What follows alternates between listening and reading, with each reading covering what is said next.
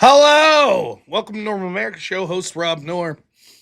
You know, about 3 seconds before I came on, I felt like I have to sneeze. Now I'm fighting it back. I don't want to sneeze on air.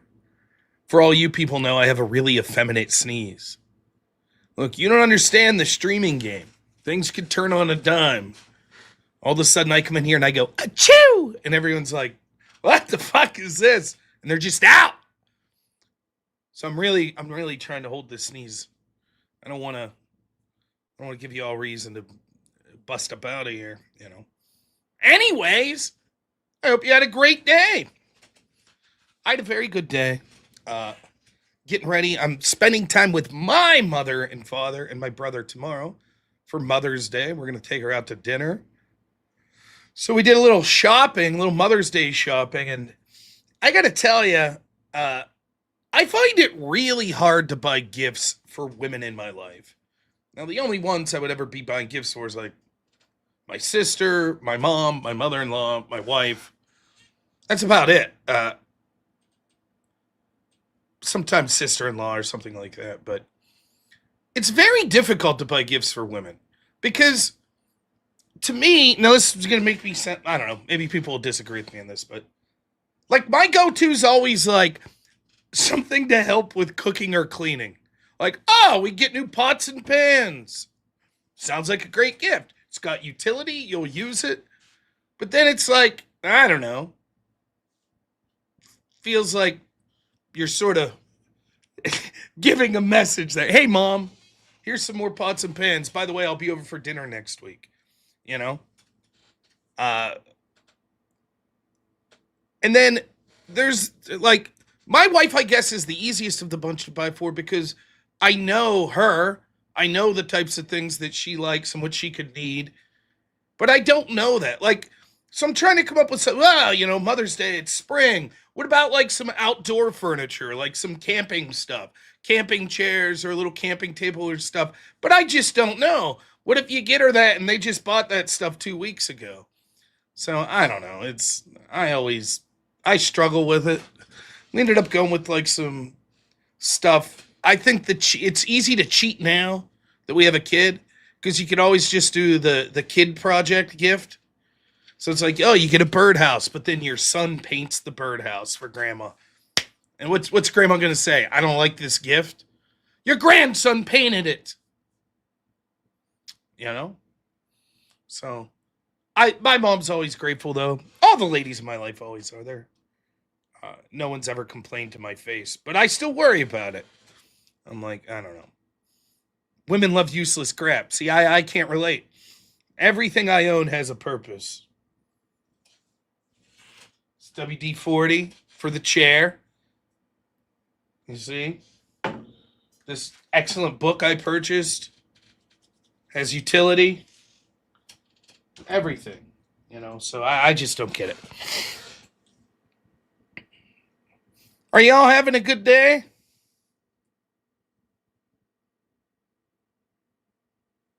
Because I'll tell you who's not. The Democrats are having a bad day. And in fact, just lefties in general in the Western world. At the very end of the show last night, I was reading some of the election results there in the United Kingdom. Now, it's just the local elections. Their system hardly makes sense to me, even though I try to follow it. But suffice it to say, it's not the same as like sort of the elections that would determine the prime minister. But Labour, the left-wing party, got crushed, except the Green Party. And then Reform did quite well. I'm a Restore Britain, the Rupert Lowe. I think that's the party to go with. Nonetheless, nice to see the lefties getting their ass kicked. 2 job interviews, Snake Driver. That's excellent news, man. Hopefully one of them work out for you.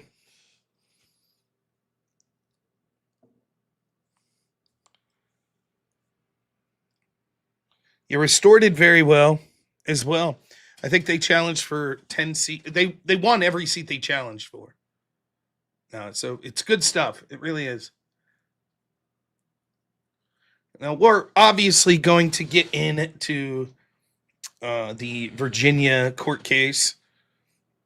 But first, to talk a little about the UK,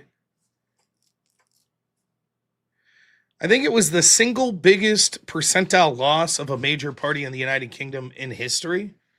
So Labour lost 80, last I checked, 83% of the seats they were defending, which is insane. I mean, you won't ever, it's going to be hard to top that number anywhere for reputation of a major political party. 83% of incumbents losing. That's crazy. And it really just goes to show how much, and I saw Sargon of Akkad was putting out something from Diane Abbott that was like, who I believe is Labor, and she was like, look, in 2025, when the Tories got their ass kicked, the Labor Party was like, we have a mandate. We're so loved. That wasn't the case. It wasn't that Labor won. It was that Tories lost. People were tired of them.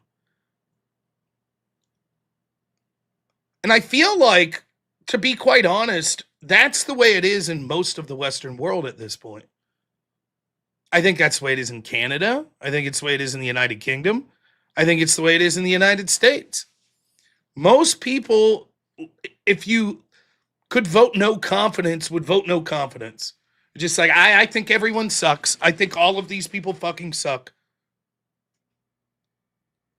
Nigel Farage is, basically the leader of reform. I don't know if he's the technical leader at this point, but that's his group. And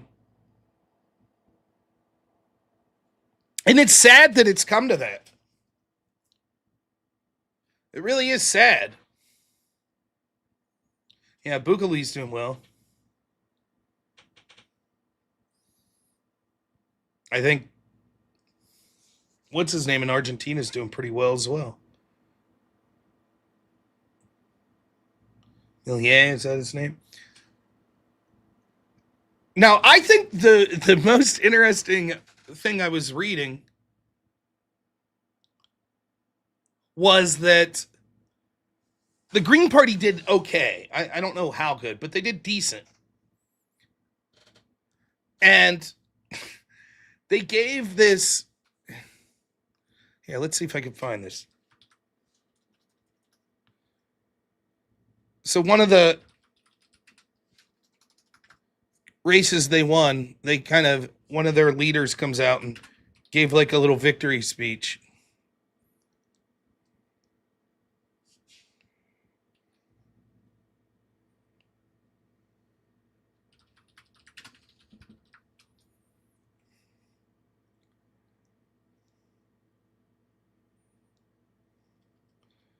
So this is the United Kingdom, I remind you. England. Tea. Bad teeth. Fish and chips, right? Isn't that what they say in Snatch? Here's the Green Party's victory speech. You ready? In the United Kingdom. আসসালামু আলাইকুম আমি সবাইকে অনুরোধ জানাচ্ছি আমার Bangladeshi community যারা এই new হোমে বসবাস করেন সবাইকে Now, I didn't catch a word of that.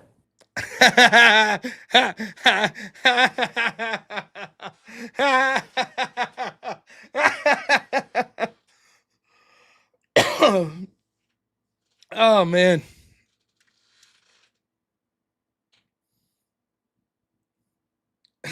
This guy's face sums it up. I didn't catch a word of that. No shit. Really?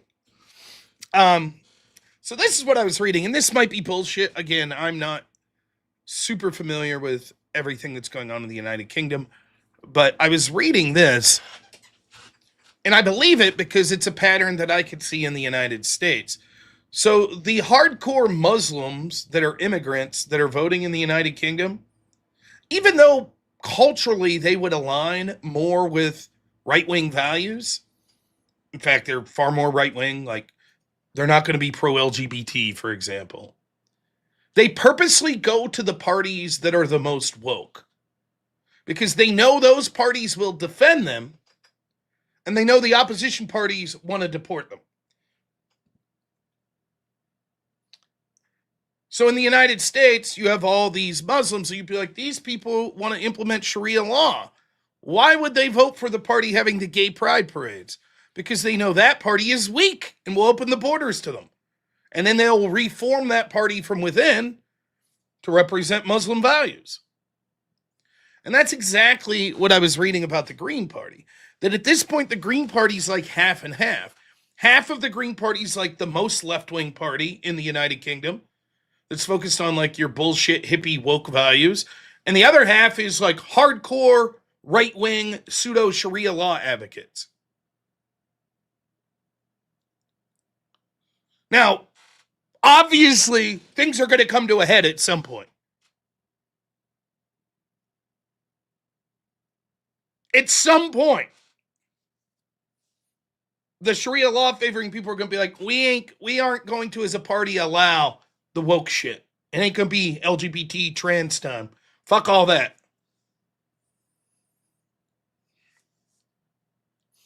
And so I saw this one interview. They were interviewing this guy. They're like, what do you think about like one of the major issues for the Green Party in the United Kingdom now is being pro-Palestine? Like, how does that translate to domestic issues in the United Kingdom with all the issues we have? And they're talking to this dude who's been like Green Party for 20 years. And he's like, well, yeah, there's some changes to our party. No shit. You don't say. Really? Tell me more. So obviously it was a big night for reform. Restore did very well, better than expected. Labor took a historic loss. So pretty good shit, all things considered. But we'll see more to come out of the United Kingdom there in the days ahead. Now, you all's job tonight, here is the bargain I have for you all. First off, look at this dude leading the way. Balder Asregard, always a pleasure to hear from you. Gives 20-somethings. I now know how much 20-somethings is worth. $2.16. And thank you so much, man. Appreciate it.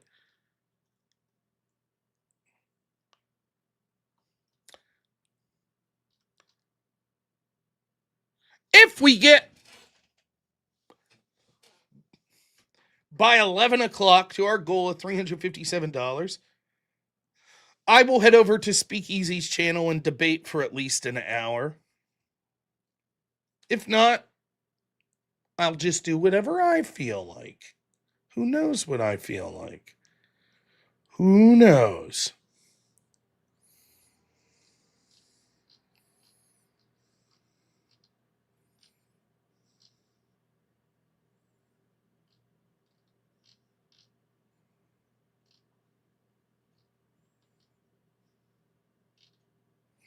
So, 357, is that how much Ladies of the Night cost? Come on. I'm happily married, man. The only lady of the night I have is my dog Dorothy that gets up in the middle of the night and makes me take her outside to go to the bathroom. But it's worth it because she's a cool-ass dog. Balder Asregard gives 50-somethings. Thank you so much, my friend. Really appreciate it.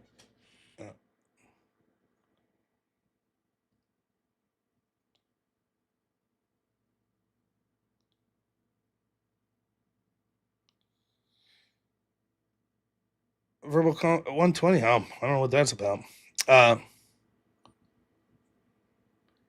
So it's just a hilarious day for the Democrats here in the States. Now, I'm going to use a word here. Let me preface this by saying, I'm aware that there's some smartass in chat that's going to go,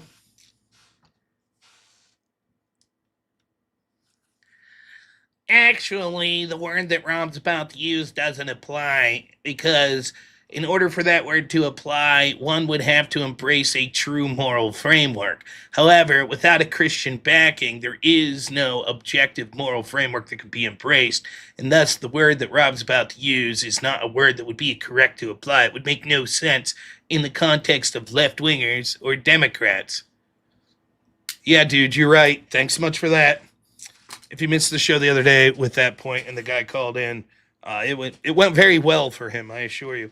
Anyways, the hypocrisy of the Democrats today is just fucking astounding. as always, absolutely astounding.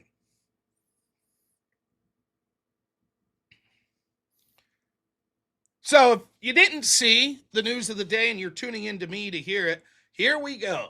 Now, about a week or two ago, we had talked about in the show how Virginia redistricted their map. So, in fact, let's go back even further. Texas decides they're going to redistrict.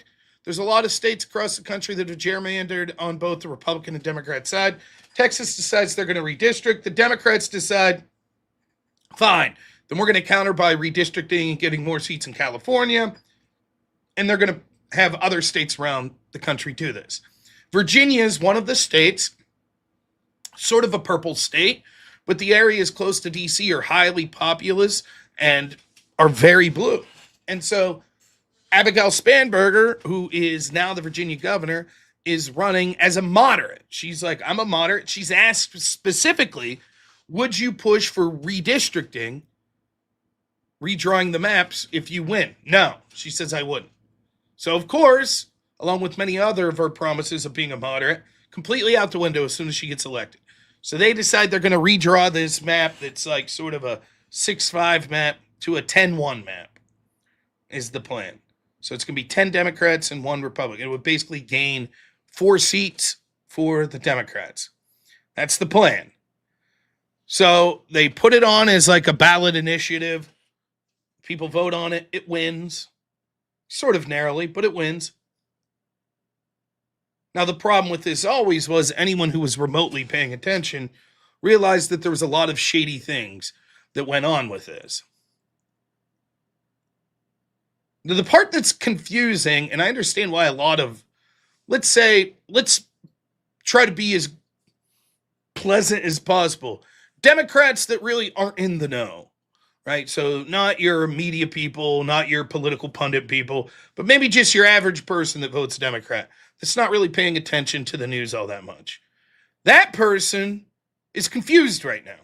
Why is it that Louisiana is allowed to redraw their map? Why is Tennessee allowed to redraw their map? Why was Texas allowed to redraw their map, and even California, but not Virginia? In fact, didn't the Supreme Court just rule that they were allowed to redraw maps? Well, no, that's not what the Supreme Court ruled. But more to the point, all of those are irrelevant. Virginia is held accountable to the Constitution of Virginia, of the state constitution. Now, if you followed Law and Order, the show I do with attorney Ryan Mullally Monday, you'd sort of got your answer of what the Supreme Court was saying. So, roundabouts 2019, the Supreme Court weighs in on gerrymandering, and basically he's like, look, there's a lot of shitty reasons that states gerrymander, and Republicans do it and Democrats do it, but we, as the Supreme Court that's supposed to interpret the Constitution, we don't see a place for us to weigh in on how the states are drawing their maps, except through legislation like the Voting Rights Act that had to do with race. At least that's the way it had been up until the decision there last week. And the reason that decision was so huge was it said that you no longer could have an exception for challenges based on gerrymandered maps based on race. You couldn't do that. Great. Now we know that there's a bunch of districts that were drawn based on racial concerns, and so now all those states are like, great, we want to redraw the maps because now it is unconstitutional to use race as a factor to draw those maps.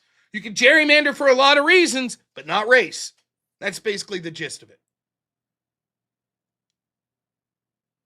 The problem is, many of these Democrat states blatantly announced that race had part to do with their gerrymandering. But that's a story for another day. The point here is, the thrust of what the Supreme Court's saying is, we can't really get involved at the state level. That's not really our place. So if Texas decides to use a criteria that's not like discriminatory race or something, they can basically draw the maps however the fuck they want. But the same's true of blue states like California. They can basically draw the map however they want.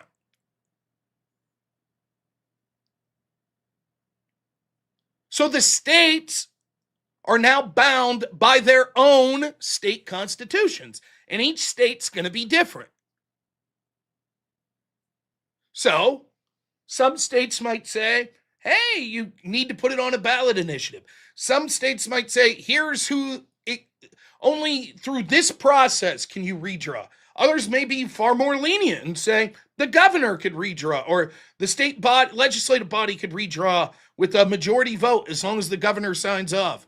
Other states might say you have to have a certain time frame that it takes to be able to do this. So you propose it and then it has to take 60 days, 90 days, etc., etc.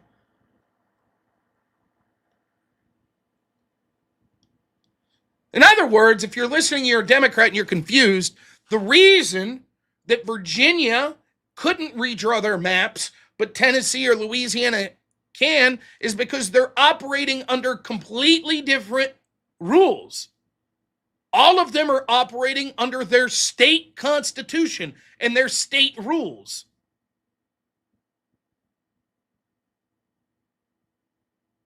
That's the point.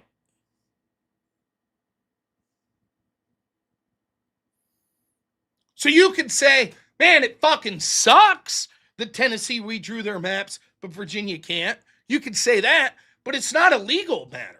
It's not, well, legally we should be allowed to do it because they were allowed to do it. And by the way, legally, Virginia is allowed to redraw their maps. The problem was the way they did it. Now, if they do attempt to redraw again, it's going to be too late for the midterms.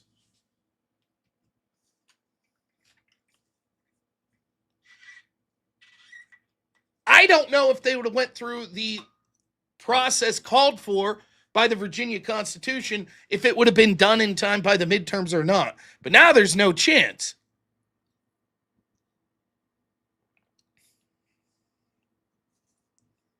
One second. Did I not shake this? You got to shake up the... So what happened? Well, a couple weeks ago, a lower level court in Virginia was like, yeah, this is illegal. It's not constitutional based on the Virginia Constitution. Then it goes to the Virginia Supreme Court. And they're going to hear this case. Everybody knew it would eventually get there. So the Virginia Supreme Court weighed in today. And they ruled, I believe, in a 4-3 with 3 Democrats dissenting. And I believe a Democrat on top, a Democrat-appointed judge on top, who wrote the decision. And the decision said, for a litany of reasons, that this was not constitutional.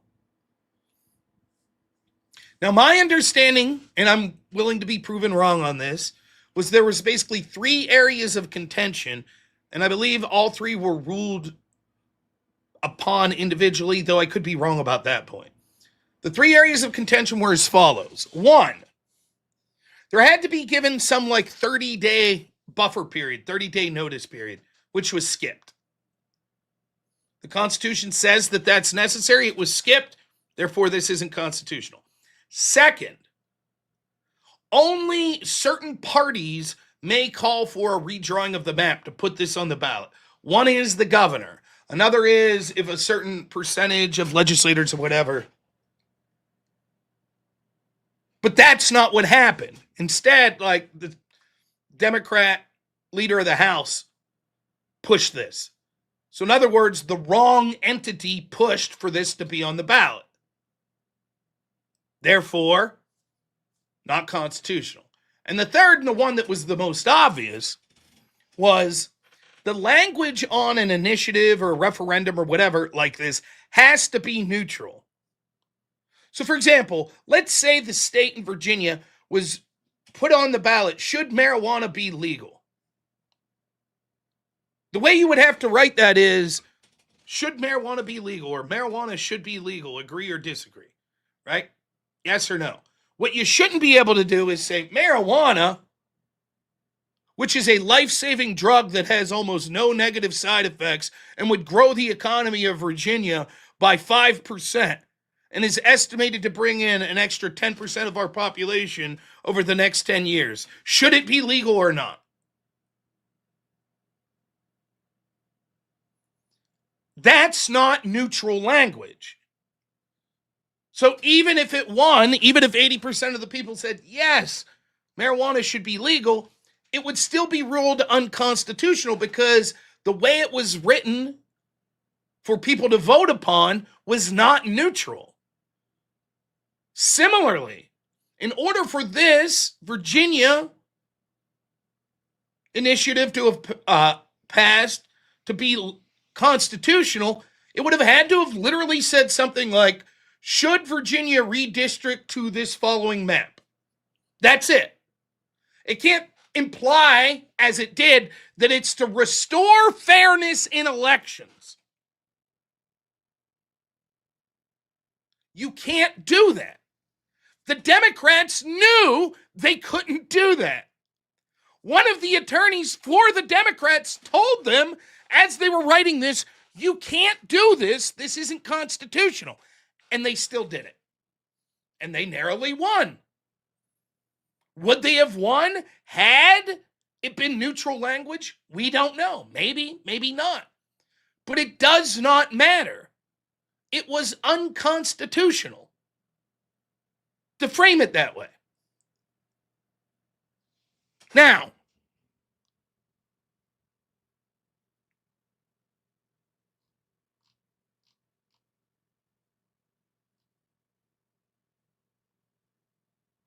the first argument that comes out from the Democrats are apoplectic over this. They're just like, what the fuck?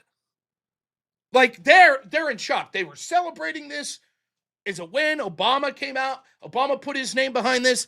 They estimate that it was between $40 and $70 million that Hakeem Jeffries personally put his war chest, his PAC behind.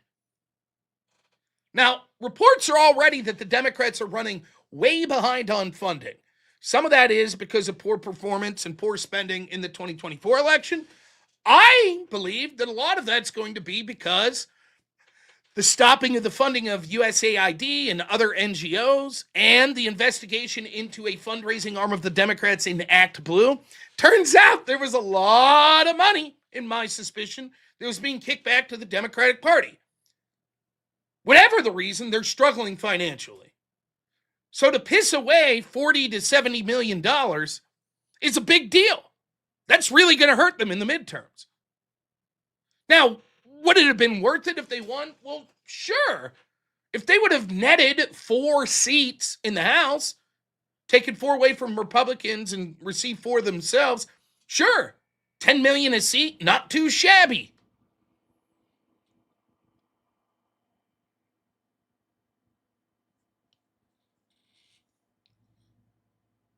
So they're devastated. This is between this and then the Voting Rights Act ruling by the Supreme Court that said you can't gerrymander based on race. This is basically going to cost the Democrats at minimum 10 seats because they lose the 4 whatever they would have gained here. They're going to lose seats in Louisiana. A couple other states, Tennessee, are already redrawing. And that's a big deal.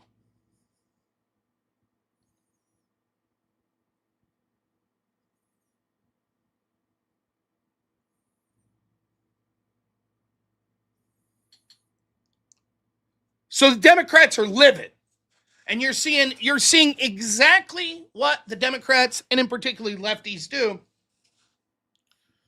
when they lose through the legal process, whether it be they lose the election, they lose the court case, they lose their fucking minds and say, we need to radically change the system, pack the courts, maybe violence is necessary, maybe we impeach the judges.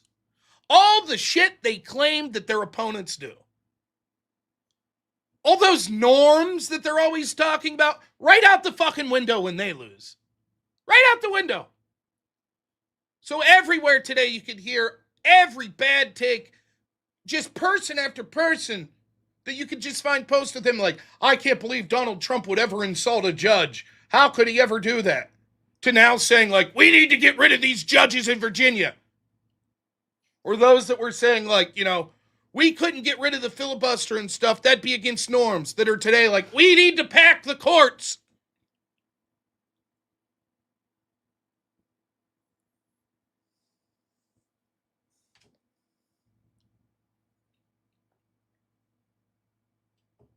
So the first argument that they made, Tim Kaine, former VP candidate, formerly politician there in Virginia, I believe, as well. Tim Kaine on VA Supreme Court. The timing of the ruling speaks volumes. If the Virginia Supreme Court had legitimate concerns about this referendum, the time to stop it would have been before 3 million Virginians cast their ballots. And this is the most common argument that you're going to hear. Other than violence and pack the court. Which is, look, this is clearly political on this court side, because if this was something that was unconstitutional, why didn't they suggest it as soon as it started to go up for votes? Why didn't they say, no? And then maybe the Democrats would have had more time to put it on the ballot in a way that was constitutional. Well, you're going to hear that a lot. And most of the people that are telling you that have not bothered to read the decision. Section B from the decision.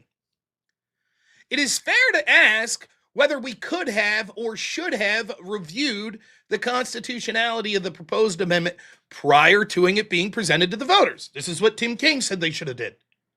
But it is not a question the Commonwealth should ask. In other words, the Democrats that propose this, they're not the people to ask that question. Why?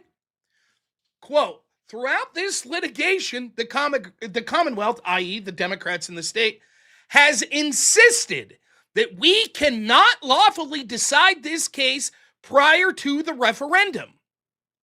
In its motion for a stay in this case, the Commonwealth argued that longstanding Virginia precedent in Scott v. James was, quote, virtually indistinguishable from this case, and that it clearly held that, quote, courts cannot interfere to stop any of the proceedings while this permanent law is in the process of being made. And only upon the completion of the proceedings, if the validity of the amendment is assailed on the ground that several provisions of the Constitution have not been complied with, then the courts can pass upon the validity of the amendment. In other words, it was the Democrats' position that the court had no right to decide on the constitutionality of this until it was voted on, which is exactly what happened. Now they're pissed off and say the fact that the court listened to what we demanded they comply with proves that the court's political against us. Goes further. Having successfully insisted over the objection of the claimants that we postpone judicial review of the constitutional amendment until after the election process, it might be tempting for the Commonwealth to think that the final vote implicitly stacks the deck in its favor. Perhaps enough so that the exercise of any judicial review could be viewed as an ultra-virus effort to overturn the will of the people. If this supposition were true, that Scott forbids pre-election challenges and that the will of the people forbids post-election challenges, then the judicial review of allegedly unconstitutional procedures used to adopt a constitutional amendment would not exist in the Commonwealth of Virginia. Now, what they're saying here is this. Listen, we listen to the Democrats. All right, fine, you're right. We'll wait until it's voted upon before we rule whether or not it's constitutional. But they say, here's what the Democrats are going to do. They're going to say, aha, the court is overruling the will of the people. The people voted for this. And now it's pure partisanship. The court's bad. They're partisan actors taking away the will of the people. And the court's like, but if we accept that, here's what it would mean. Any amendment or policy that was put forth The court wanted to decide if it was constitutional or not, would in effect never be able to be challenged. It's unconstitutional because you wouldn't be allowed to challenge it before the vote. And after the vote, if it was voted in, they'd say, well, you can't challenge it now because it's the will of the people.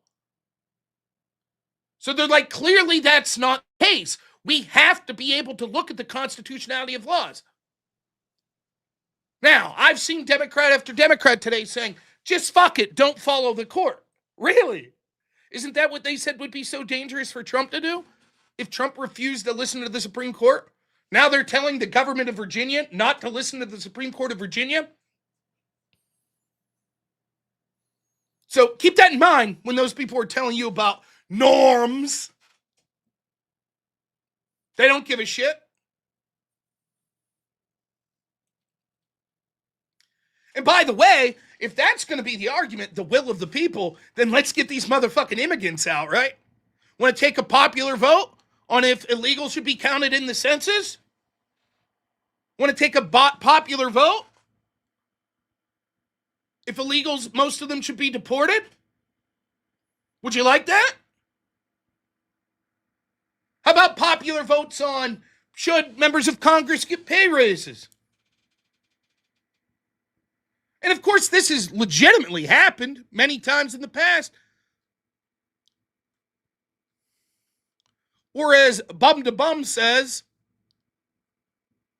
fuck you like 30 times. As in response to this, my favorite part of democracy, with 32,000 likes, by the way, my favorite part of democracy, the majority voting for something and it's still not being implemented. This guy says, fuck you. Save Our State initiative was a 94 ballot initiative to establish a state-run citizenship screening system and prohibit undocumented immigrants from using non-emergency health care, public education, or other services in the state of California. Voters enacted the proposed law at a referendum on November 8, 94. The law was challenged in a legal suit the day after its passage, with almost all of the provisions found unconstitutional by federal court November 11th. July 99, Governor Gray Davis halted the state appeals ruling, killing the law. How about gay marriage? Same thing. Was voted upon. The people said, no, we don't like it. Court said, nope.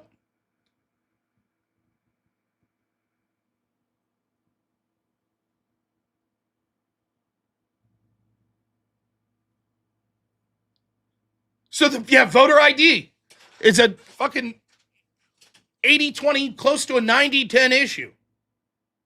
That's what the people want. Do you think the Democrats... So I just love how this happens. All of a sudden with the Democrats, the will of the people is all that matters. Pure democracy. Okay, we can do that.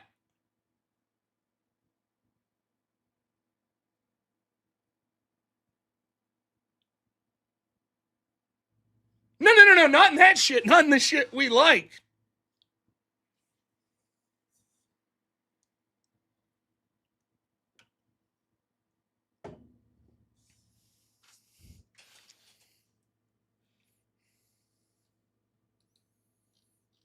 Next argument you're likely to hear.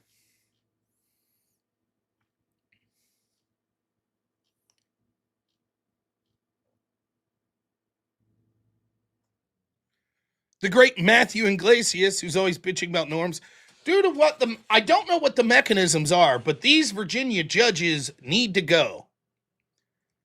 We got to impeach them. We got to get rid of these judges. Now, this guy doesn't know shit all about this case. Here's a guy that pisses and moans constantly. If Trump says something that could be considered unflattering to judges against him. Imagine if Trump came out and said, we need to impeach Jackson and Sotomayor and Kagan. This guy'd be the first guy writing, oh my gosh, this is a threat to our rule of law. It's a threat to democracy.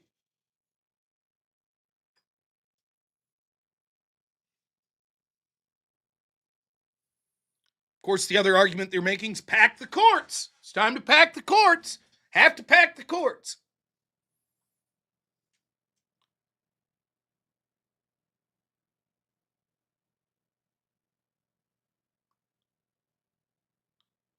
This is they're telling you exactly what they're going to do. They're going to impeach judges. They're going to remove people's license to practice law. They're going to arrest people connected to Republicans and Trump. They're going to pack the court. They're going to make D.C. a state. They're going to make Puerto Rico a state. They're going to ensure that voter ID can never pass. They're going to open up the borders. They're going to then, once they have that set, give amnesty and voting rights to illegals so that they have a nice new crop of 30 to 40 million voters. That's what they're going to do. If they can't win the legitimate way, well then, we'll just change the rules.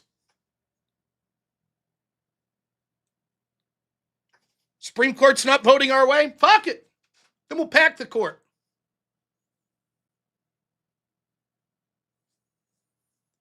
Judge ruled a way we don't like? Fuck it. Impeach that judge. Get rid of him. Now, I know if one of them are here now, but what about all the crazy shit Trump says, blah, blah, blah? Okay, even if I'm willing to concede, which I'm not, that Trump's doing that much crazy shit as they are, I haven't heard Trump, for example, say he's going to pack the courts, even though the courts have ruled against him. Tariffs, huge part of his agenda. Courts ruled against him.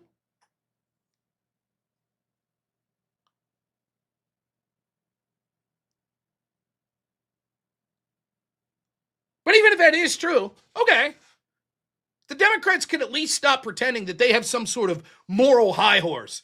Trump's the one he's so violating the norms of our country. Motherfucker, every time you guys lose, you riot in the street.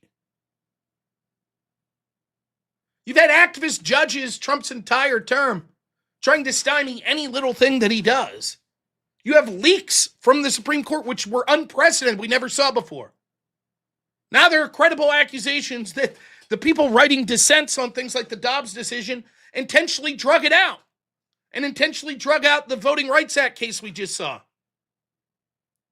So it wouldn't affect the current election, and so public pressure could maybe pressure these justices, even when there were people protesting outside their homes, even when there was an assassination attempt of Kavanaugh. Continued it up.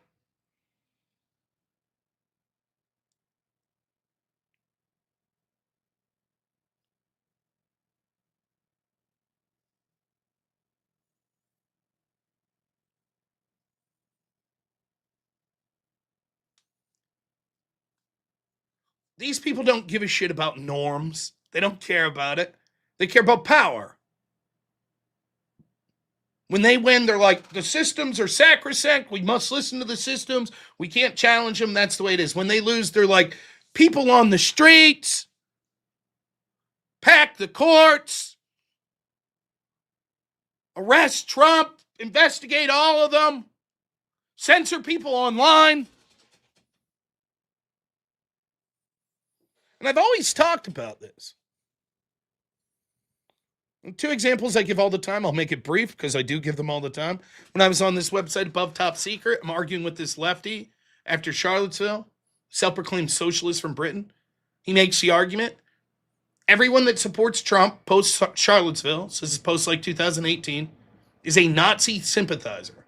Every single one. And we have to stop them by any means necessary. What does that mean, you ask? Well, we shame them. If that doesn't work, we censor them. If that doesn't work, we jail them. And if that doesn't work, we kill them all. That was this guy's argument. And when will it be necessary to kill every Trump supporter? Remember, 70 to 75 million people. When will it be necessary to kill these 70 to 75 million people? This is an argument I'm having in 2018. He says, if it looks like Trump's going to get power. And I said, what's that mean? If he's going to win the 2020 election.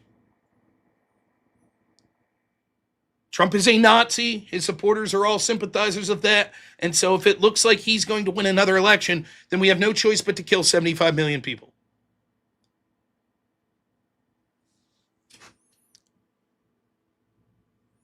That's the argument. Put in a more recent context,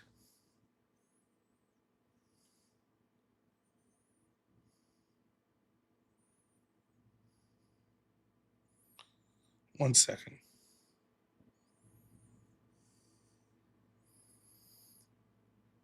After the assassination attempt of Trump, over on Destiny's Reddit.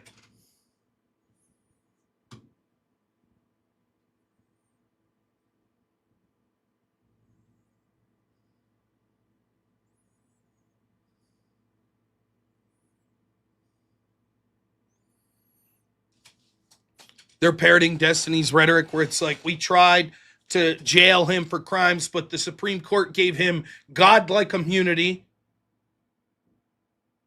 He's Supreme God Emperor at this point. And so they were like, this is what Destiny's Reddit was saying. We tried to beat him at the ballot box. We couldn't. We tried to beat him through the courts. We couldn't. Well, now it's time there's an answer to that too. Implying that's what's going to happen. He's going to get assassinated then.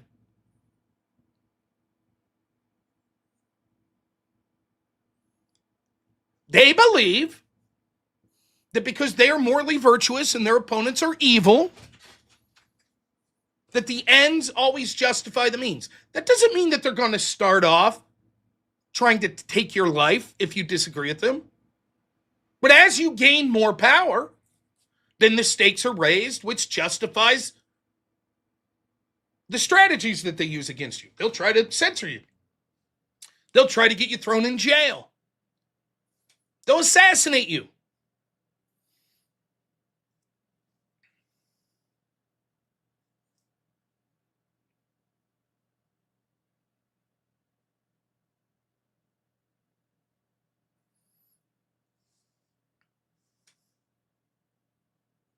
And so, what do we see happening here? These judges, they did something we don't like. Impeach them. Pack the court. Ignore the ruling. Or, darling of the left, Hassan, says, the Virginia Supreme Court denied the results of the redistricting referendum. SCOTUS gutted the Voting Rights Act, and Tennessee carved up the last Dem district, destroying black voter power in the state. Those who make peaceful revolution impossible make violent revolution inevitable. Now, of course, irony of ironies, Destiny, who's always at loggerheads with Hassan, supposedly they're completely different. Hassan's this violent maniac. That's almost line for line what Destiny believes, what he's told me. Rioting is the other side of the coin to voting.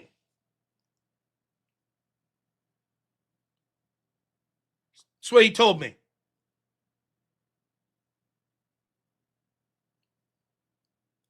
He was just with Blair White, debating him here the other day. Violence should be expected because of Trump's rhetoric.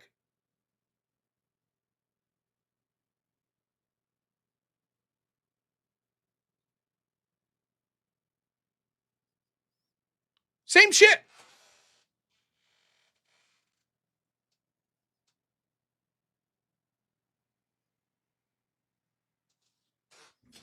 Same shit.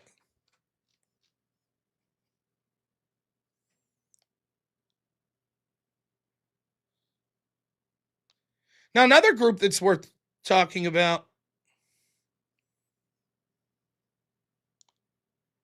is people that say, if the court rule against you, that proves that you're illegal. You committed an illegal action.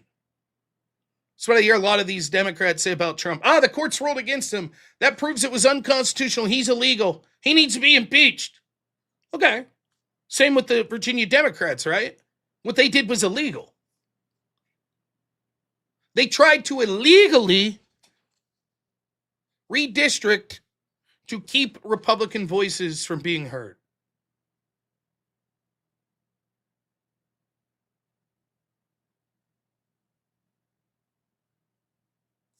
Is that it? People like Pisco, you can't vote for people, right, that are blatantly unconstitutional. That's what he said about Trump.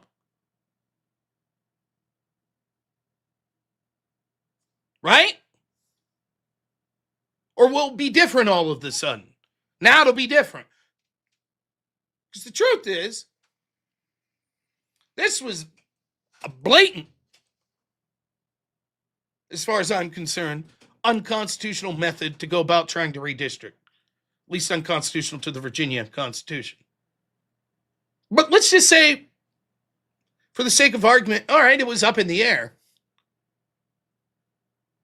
I don't think that we should have the proverbial political death sentence. In other words, well, you have to be removed from office if you enact a law that's later found to be unconstitutional. Of course, there are levels of this. Like if you enact a law that's like, we're allowed to enslave 95% of the population, okay, that's a little different. But this shit happens. Legislative bodies, executive bodies push through things that later are told by their courts, no, you can't do that. That's unconstitutional. I'm willing to accept that. But not people like Pisco. They weren't. They said, no, that means that you broke the law. You broke the law and that you removed them from office. Okay.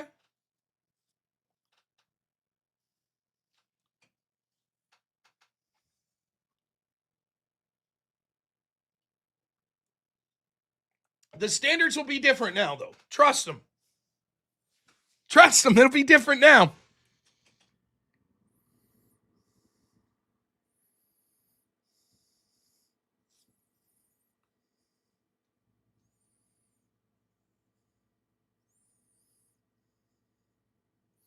So it's a very bad day for Democrats. If you go over to Blue Sky, they are having the worst of times, I assure you. And it's wonderful to watch.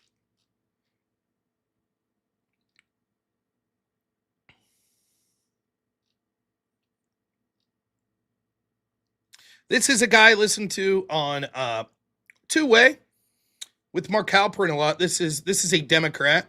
His name's Dan Turrentine. I think two-way and Mark Halperin's a great place to listen to try to get all sides of an argument. Dan is a Democrat. This is him about a week ago, before this court ruling. Listen to what he says.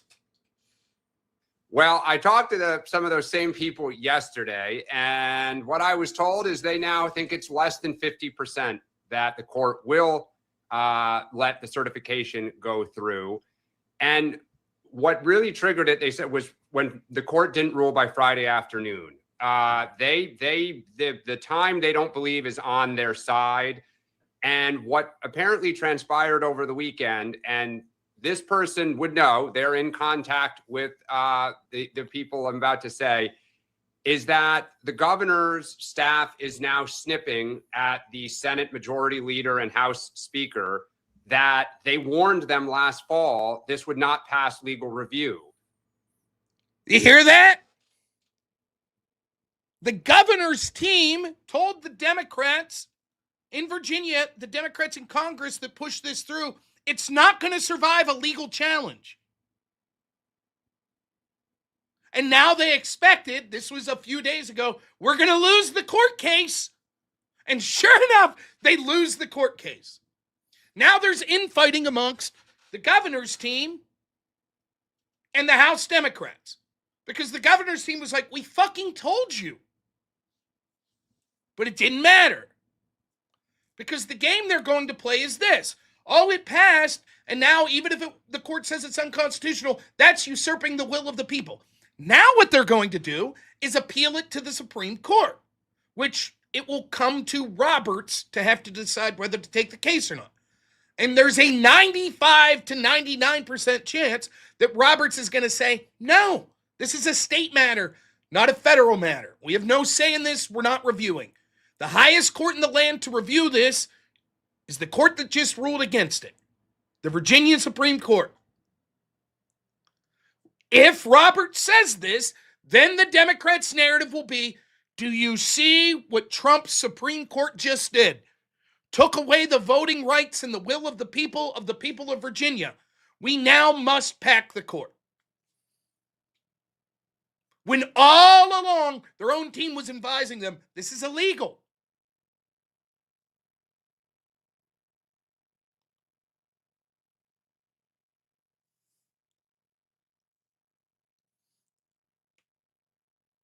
That's what's coming down the pipe. Their own people knew that it wasn't going to pass judicial review.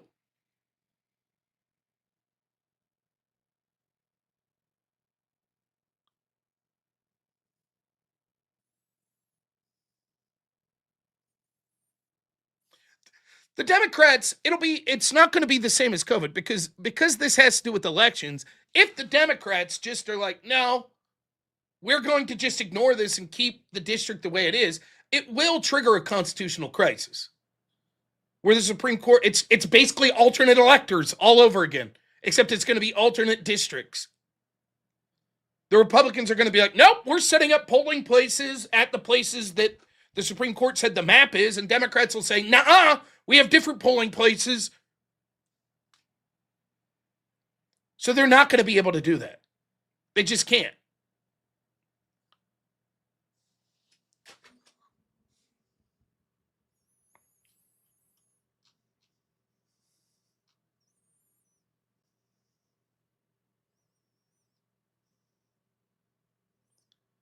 This is Tim Anderson. He's an attorney. Here's what he says on X. I thought this was good. He says, many of you on the left are commentating that the decision was a 4-3, as if the math somehow changes what actually happened. 4 justices on the Virginia Supreme Court canceled the votes of every person who voted yes. All the money, all the effort, canceled. I know it's easy to blame the court for what happened today, but here's the absolute truth. The Virginia Democrats broke the law. They did it openly, blatantly, and with complete disregard for the consequences. They believed they were untouchable because they controlled the executive branch and the legislative branch. They acted like mob bosses with no accountability. But in a government with checks and balances, the courts always have the final say. Your vote was not canceled because 4 justices woke up and decided to invalidate an election. Your vote was canceled because Virginia Democrats put the court in a position where the law is required intervention. You should absolutely be angry that your vote was taken away, but be angry at the people who ignored the law and caused this mess in the first place. If Democrats had simply followed the Constitution and done it correctly, none of this would have ever happened. That's the absolute truth.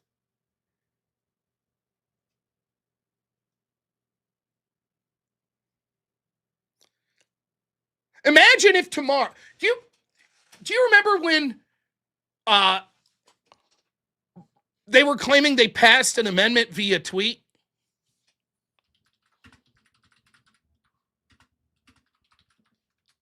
Under the Biden administration?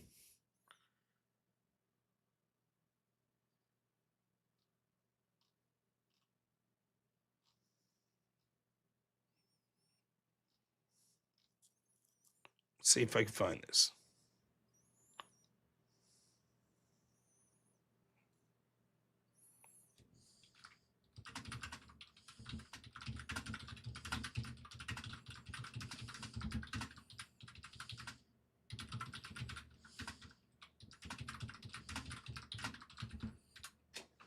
It was one of the most laughable things at the end of the Biden administration. Biden claimed it, and then all of these so-called legal experts were like, sounds great.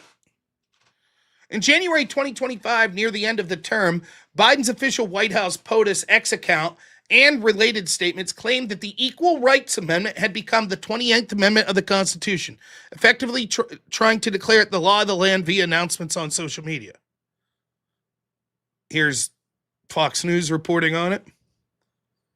Biden's official X account draws mockery with reference to constitutional amendment that doesn't exist. The tweet from the POTUS account drew heavy criticism and triggered a community note. Here's his post. Today I'm affirming what I have long believed and what 3/4 of the states have ratified.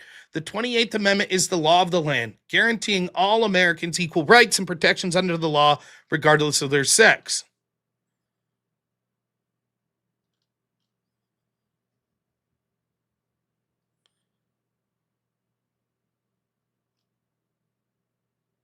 Citing the Bar Association in the statement, Biden argued the ERA had cleared all necessary hurdles to formally be added to the Constitution.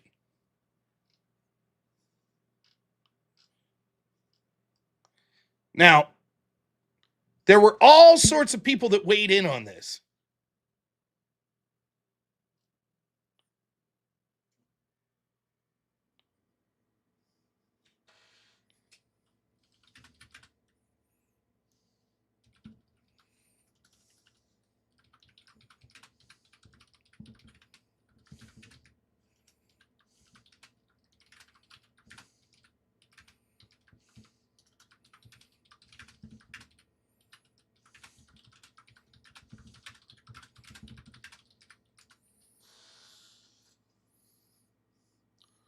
And then I'll find you some of the posts of some of the people, hopefully, where you had all these people, your Lincoln Project and Bulwark type people. They're like, well, there it is, Equal Rights Amendment. Now it's the law of the land, as if he could just declare it on social media.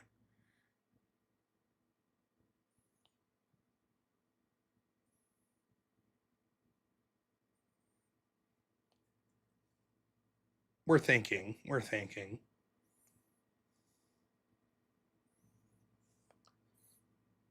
Now, I bring this up for a reason. We'll talk about it in 1 second here.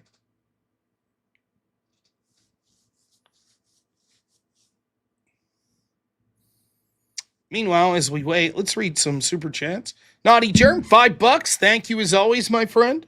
Always a pleasure. Birdie the Dog, $10. Says thanks for the show, Rob. Of course, thank you. Beatrix Rumford, $10. Thank you so much. Car Camp, $20. Thanks, man. Says Rob. You're a swell freaking guy. I'm glad to watch you. Keep up the good fight. Wishing yours the best future and God bless. Get some whip song, not one setback. Thank you so much. Really appreciate it, man. Psycher Carrig, $2 says left doesn't believe in norms, they believe in power. Yep.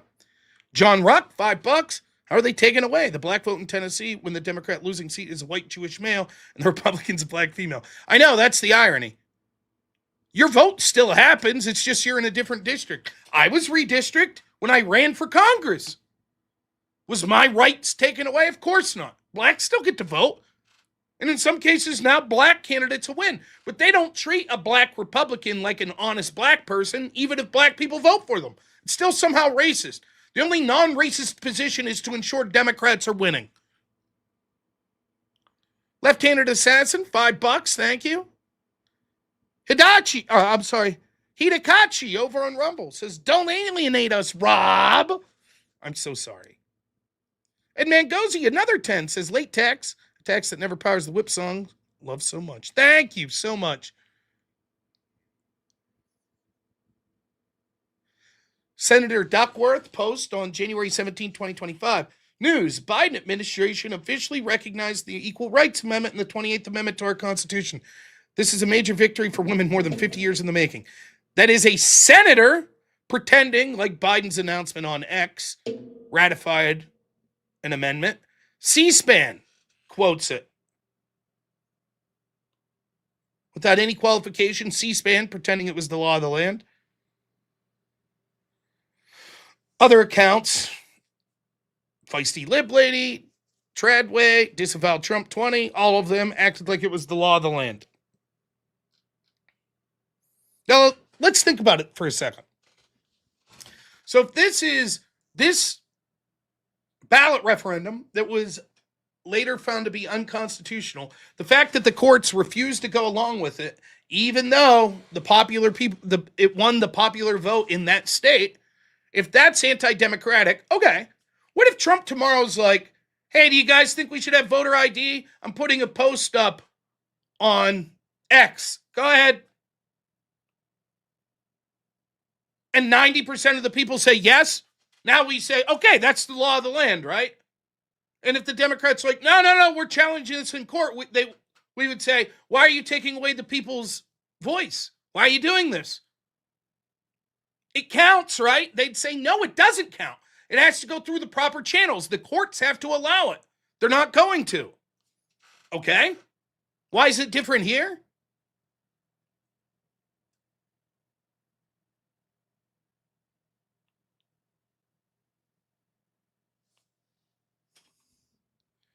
For Tom, $5 says, do you think the media fear-mongering of the hantavirus, oh shit, is a desperate attempt to push us into a COVID-era government policies and politics? Could be, or it's at least a test run to see how far we've gone.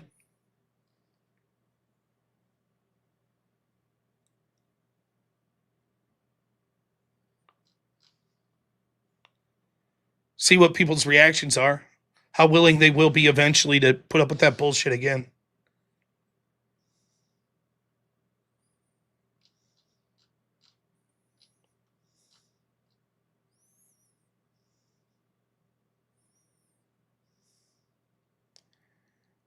Brianna Lehman says, sorry, wrong post.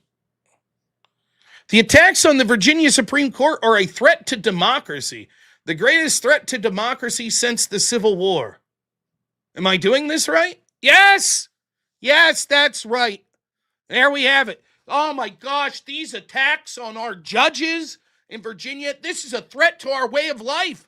It's a very threat to democracy. This is the worst day since Pearl Harbor. Right?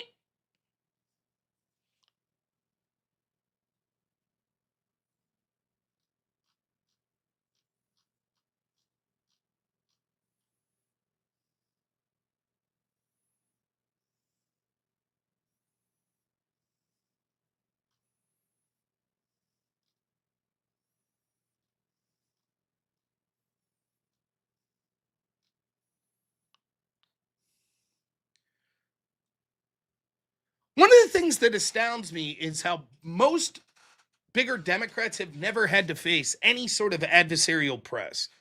For years, the press has just been on their side. They'll have a token, difficult question here or there, but most of the time, you remember Katie Porter, who's the favorite to win governor in California? Remember the interview she had where they were like, how are you going to get Trump supporters? And she was like, I'm done here. I'm not going to listen to these hostile questions. They can't handle it. They really can't. This is different, but it involves Hakeem Jeffries. Now, you'd be forgiven for forgetting that we're still in a government shutdown, the DHS still not being funded, Secret Service, etc., not being funded, even after another attempted assassination. So, Hakeem Jeffries, before he was crying today about losing this court decision, he goes on and talks to Caitlin Collins. And he's going to complain that it's all Mike Johnson's fault. The Democrats that are shutting down the government and continue to blame the Republicans for their shutdown, he's going to explain to Caitlin Johnson here, or Caitlin Collins, I'm sorry, I believe that's who this is, how that son of a bitch, Mike Johnson, won't even come to the table to talk to him. Listen to this. Said that Mike Johnson's not willing to sit down and have a conversation. Y'all did have a phone conversation, I believe you said earlier today. Who initiated that call? Was that you or was that Speaker Johnson? It was a call from Mike Johnson. It was very brief, and it wasn't a substantive discussion in terms of finding a path forward. But was he calling to talk about the government shutdown? I mean, you could say that that was in the ballpark, but, you know, it was a private conversation that will remain private. However, nothing meaningful came out of it, again, because Donald Trump has not given Mike Johnson permission to enter into a bipartisan negotiation. Caitlin, I mean, House Republicans have been literally on vacation for the last 5 weeks. They've canceled votes 5 consecutive weeks in a row. They are uninterested in doing anything other than jamming their partisan Republican spending bill down the throats of the American people. And as Democrats, we've made clear, we will not support a partisan Republican spending bill that continues to gut the health care of the American people. Now, interesting 30-second answer there. Let's hear what the initial point was again, in case you forgot based on his answer. Said that Mike Johnson's not willing to sit down and have a conversation. Y'all did have a phone conversation, I believe you said. You said he's not willing to have a conversation. But didn't he call you today for a conversation? Well, yeah. And didn't he want to talk about the shutdown? Well, yeah. But he didn't want to do what we wanted. So I'm going to say he's unwilling to talk about it. By the way, this is an old tactic used by Democrats for a long time now. Eric Holder, one of the statements that pissed me off the most from him, and there's many, was he said famously, the American people are unwilling to have a conversation about race, said Eric Holder. That's not true. I'll have that conversation all day. So will millions of other Americans. What Eric Holder really means is the American people are unwilling to capitulate to me and what I think should happen involving conversations on race. That's what he really means. So if you don't agree with them, if you disagree with them, that's because you're unwilling to talk to them. You're unwilling to compromise. You're unwilling to have a conversation.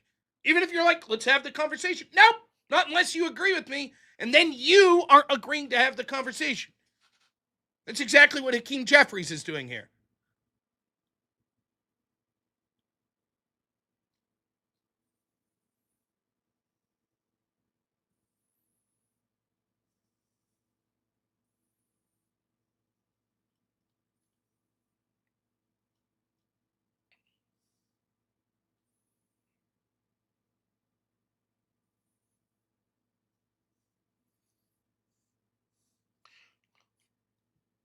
Here's CNN talking about the redistricting today.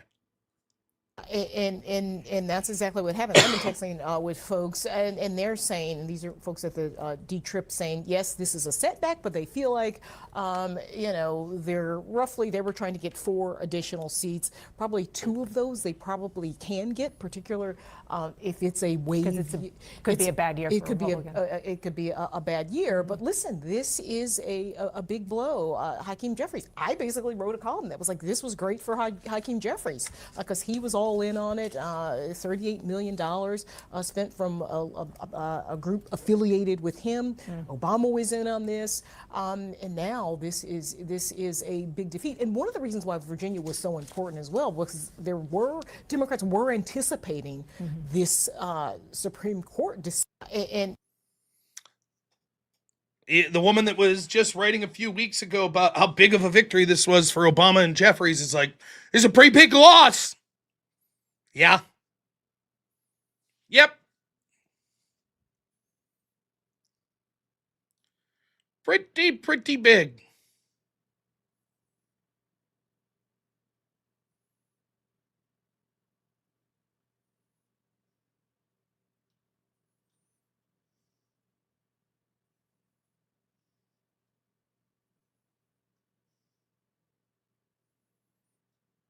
All right. A little bit more on this.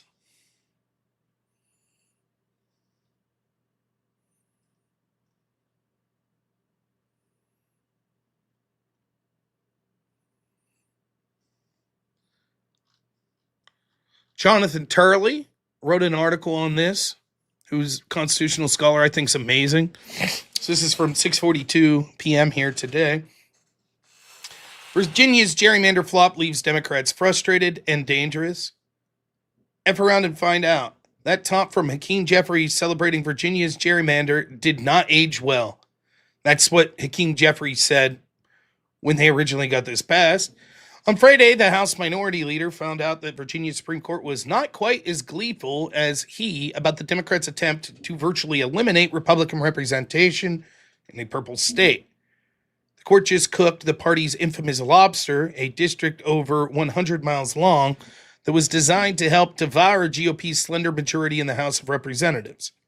It also cooked the ambitions of Governor Abigail Spanberger and the Democratic establishment, which tossed aside any pretense of principle in a raw political gambit. The resulting faceplant is nothing short of legendary. Spanberger's Democrats have succeeded in alienating half of the state. For the governor, the court's decision was particularly embarrassing. Before assuming power, Spanberger denounced gerrymandering as detrimental to our democracy and weakens the individual voices that form our electorates. She ran as a moderate, but Spanberger immediately turned sharply left once in office and called for the most extreme gerrymander in the nation. The court found that the effort was not only unconstitutional, but wholly unprecedented in Virginia's history. It characterized the state's position as a story of the tail wagging the dog that has no tail. While some of us had previously expressed skepticism over the rushed effort to circumvent the state constitution, the media almost exclusively relied on liberal experts who predicted the new districts would be upheld. It was a calculated risk for Democrats who have now burned their bridges with Virginia conservatives and Republican voters. As Winston Churchill said, nothing in life is so exhilarating as to be shot at without result. Exhilarating and unforgettable. In a purple state where politicians often require crossover votes to prevail, the redistricting push was not just partisan, but personal for voters. National Democrats will soon find out whether Jeffries was right to prematurely celebrate a victory that seemed to secure his anticipated elevation to Speaker of the House. The party is facing a potentially catastrophic reversal of fortune.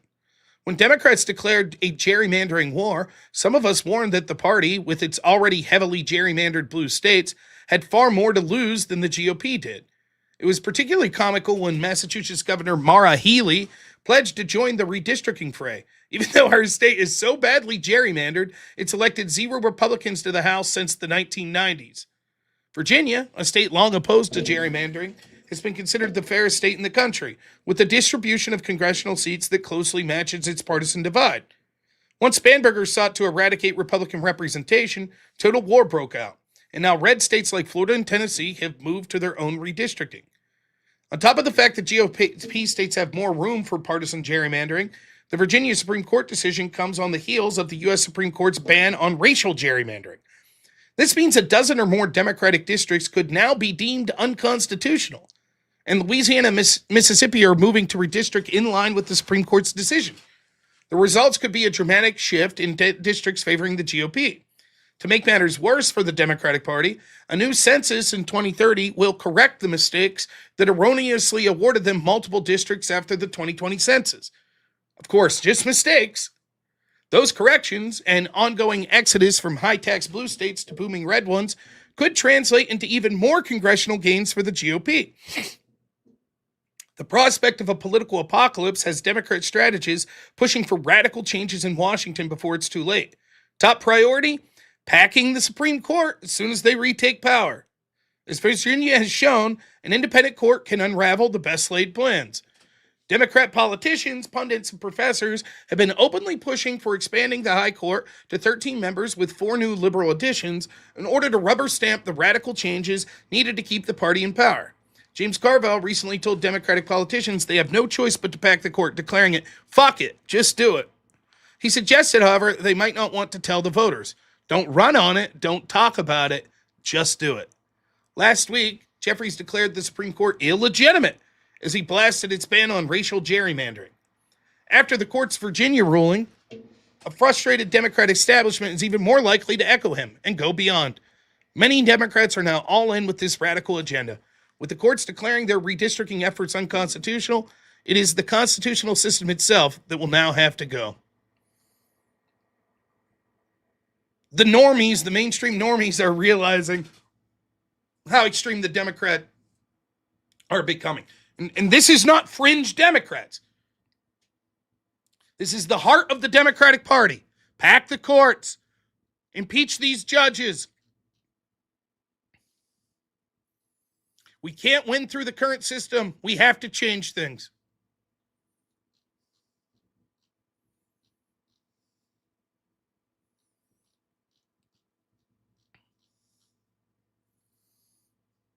Psycher Carrick, $5 says, now these black votes won't count. Yeah, that's what a losing vote means, you fucking idiots. Yeah, I live in a blue city and I often lose too. Your point? Right. Again, it literally is just, it is only not racist if the Democrats are winning. The districts have to be drawn so Democrats win. If they're not drawn so Democrats can win, even if it means that black Republicans win, that's somehow still racist. Creamy, thanks for the buck, man. Really appreciate it.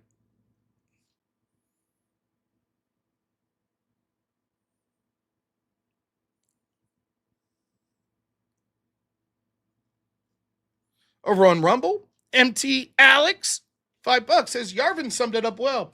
The right, yeah, this is a great quote. The right cares about power in the way a wine snob cares about alcohol. The left cares about power in the way an alcoholic cares about alcohol. That's exactly right. It's very well said. And then Bry, $5 says, today was a great day. I live in Shenandoah Valley in Virginia. My district was going to be part of Alexandria, which is 100 miles away. So my community will not be represented by DC liberals. Cheers. And good for you, man. It's great to hear. Balder Asregard, thank you so much. Gives 100 things. Thank you. Really appreciate it, man. Now, I'm going to go to the restroom real quick. I'll play a little tune. We're going to be talking about the economy when I get back. So I remind you a message from my friend Coach Mim. Make sure you're looking at crypto. Be right back.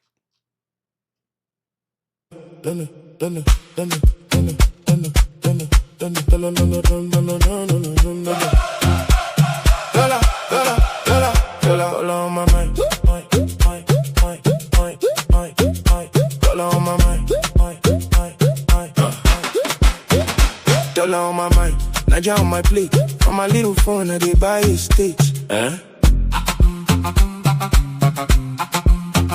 Study with small change that I bundle. Now my wallet heavy like Toyota Tundra. Neighbors in my house say, who be this uncle? I say, na small internet also no wahala. I shout, yes sir! When the chart go higher, eating fried plantain with American swagger. My mama asks, you sure say this thing legal? I say, mommy relax, I be digital eagle. Cryptocurrency, turn me to big baller. From one small room to mansion with crawler. New thunder outside, see the paint color. Everybody shout, I'ma send me the dollar. Cryptocurrency, money just a shower. 100,000 plus every blessed hour. I dey thank God, I dey thank my root. And now why my laugh on they sound like power. My guy dey vex say, teach me that thing. I say, first buy data make a hearing. He say, Omo, you can't dey speak for him. I say, bro, na accent of the winning team. I dey drop suya, but I talk like cowboy. Howdy, partner. As I count my coins, I stay at the jail, look me like I be envoy. I pay outright, man, no fee, I enjoy. Cryptocurrency, turn me to big baller. From one small room to mansion with crawler. New thunder outside, see the paint color. Everybody shout, I'ma send me the dollar. Cryptocurrency, money just a shower. 100,000 plus every blessed hour. I dey thank God, I dey thank my root. And now I my laugh and they sound like power. From Okada to Tundra, from neighbor generator to solar. From who you be to saw, we hell ya. Or become my coin to Zangala, Zanga. Cryptocurrency, turn me to big baller. From one small room to mansion with crawler. New thunder outside, see the paint color. Everybody shout, come on, send me the dollar. Cryptocurrency, money just a shower. 100,000 plus every blessed hour. I dey thank God, I dey thank my root. And now why my laugh when they sound like power.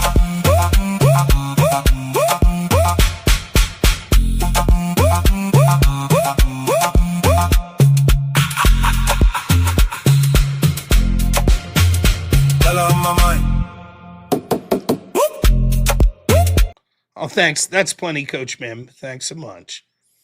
How about we talk about the economy, folks? Listen, the economy sucks, but it could be worse. I'm not a fan of this attack in Iran. Right, I'm not. I don't think it's the end of the world. I don't think it's a reason to vote Democrat. I don't think it's a reason to just be like, that's it, Trump's the worst, any of that shit. I still think there are positive things going. Just the stories we see today. Now, you'll notice I didn't take the bait, but there was at least one person on Twitch and one person over here on YouTube.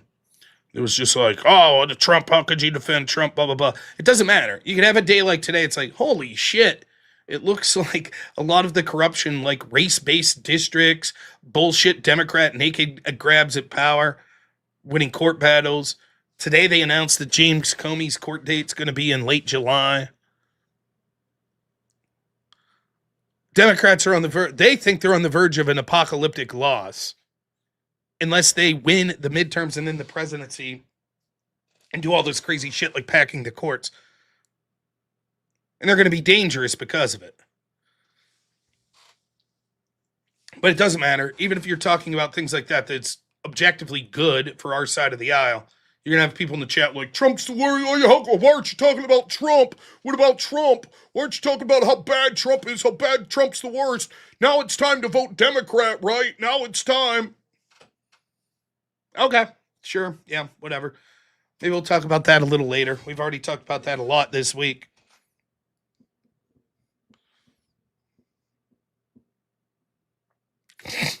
But the economy is on people's mind, and it is undoubtable that the conflict in Iran has caused gas prices to go up.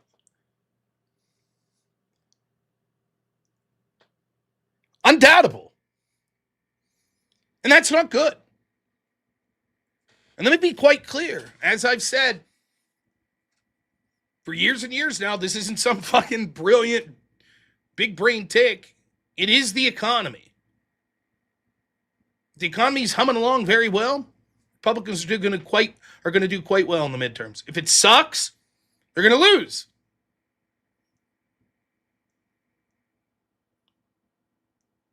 Simple. That's the biggest issue. Now, that's not written in stone. There could be other things. You know, there could be an assassination. Someone could, Trump could die of old age or some illness. There could be alien disclosure, aliens attack. Who knows? Obviously, there could be other things. But so when we look at the economy, right now, things are worse in the economy than they were 2 months ago, largely because of the increase in energy prices. And we'll see what it looks like when we get the total numbers. But as of right now, the most recent we have, real wages, which is the increase on average that people have had in their wages, minus inflation, is still positive. It's about 1.3%. That means that on average, households have 1.3% more than they did when Trump came into office. More purchasing power. Now, it doesn't feel good because the economy was so fucked up under Biden, where we had negative real wage growth. Over 4 years, your purchasing power declined under Joe Biden.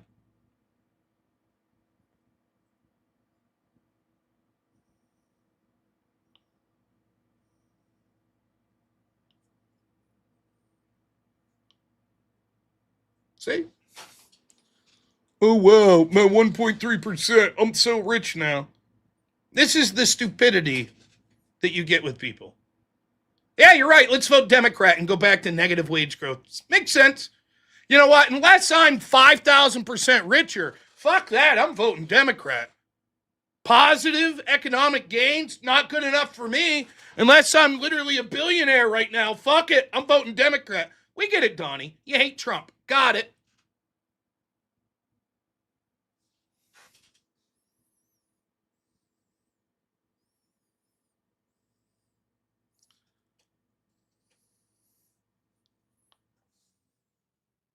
So, now this isn't, when you saw how good things were under Trump before the attack in Iran compared to now, yeah, it looks worse. But it's still better than it was under Biden. The inflation numbers were fucking nuts under Biden. Some things like some staples we were seeing increase 100, 200%.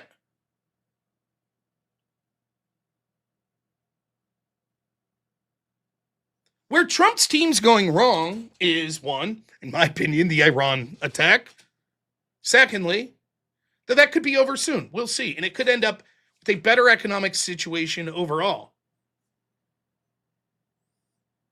Well, good. I'm glad you won't vote Democrat, but that's not what the Trump-hating right-wingers are doing now. They're voting Democrat.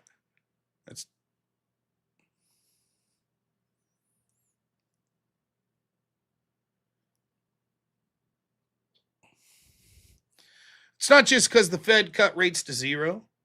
It's part of it. It's also because of the lockdown strategy, all of which the Fed cuts, the lockdowns, etc., was completely endorsed by Joe Biden and almost every Democrat. It's also because of the mass money printing, all of which was endorsed. I'm not saying the Republicans didn't do a poor job anyways. They did. But remember, the Democrats' criticism was, we must print more. We must lock down more.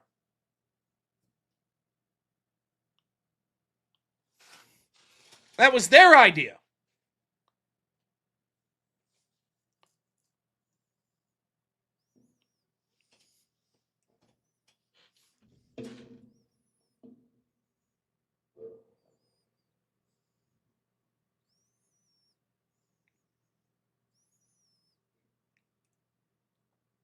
I think that one of the things Republicans need to do a better messaging on is the same mistake that Democrats are making. Just because the economy is trending in a positive direction somewhat, you need to acknowledge people are struggling. There are people that are so far behind the 8 ball after the 4 years of the Biden presidency that a 1.3% gain is not going to cut it for them. And not everyone gets that 1.3% gain. That's the nature of an average.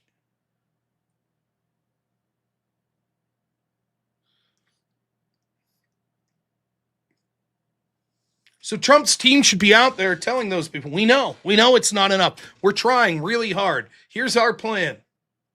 Ultimately, once we control the straits and our allies do, energy prices not only are going to go back to levels they were, but they're going to get lower because we're going to have more access to energy and there's going to be a higher demand for U.S. energy. Tariffs, etc., brought trade deals that will be positive and yield results in the coming years.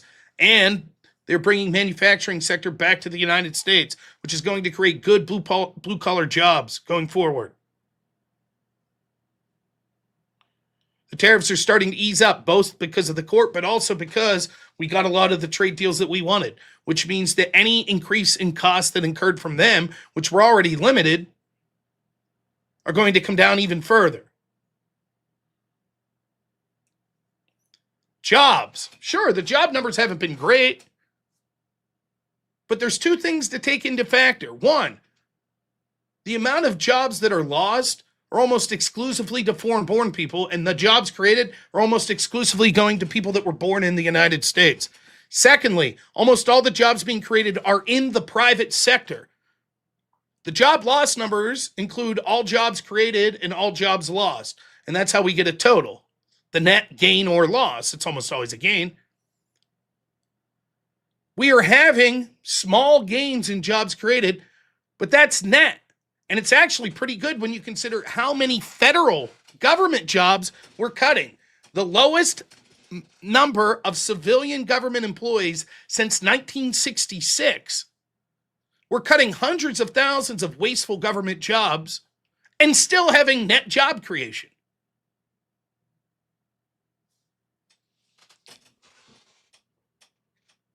Job numbers came out today. Last month's numbers were revised upwards. And the amount of jobs that came out today beat expectations pretty significantly. Here's CNBC on it.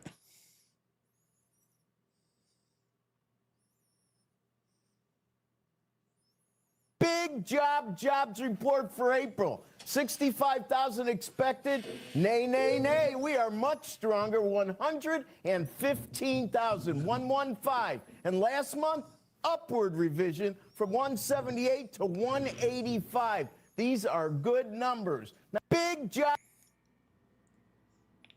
Beating expectations. Last month, higher than they reported.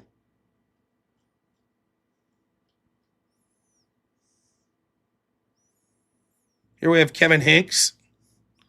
He's going to further talk about what I was talking about with the federal jobs. This is a payroll for the last 2 months dominated by private payrolls. How do I know, Nicole?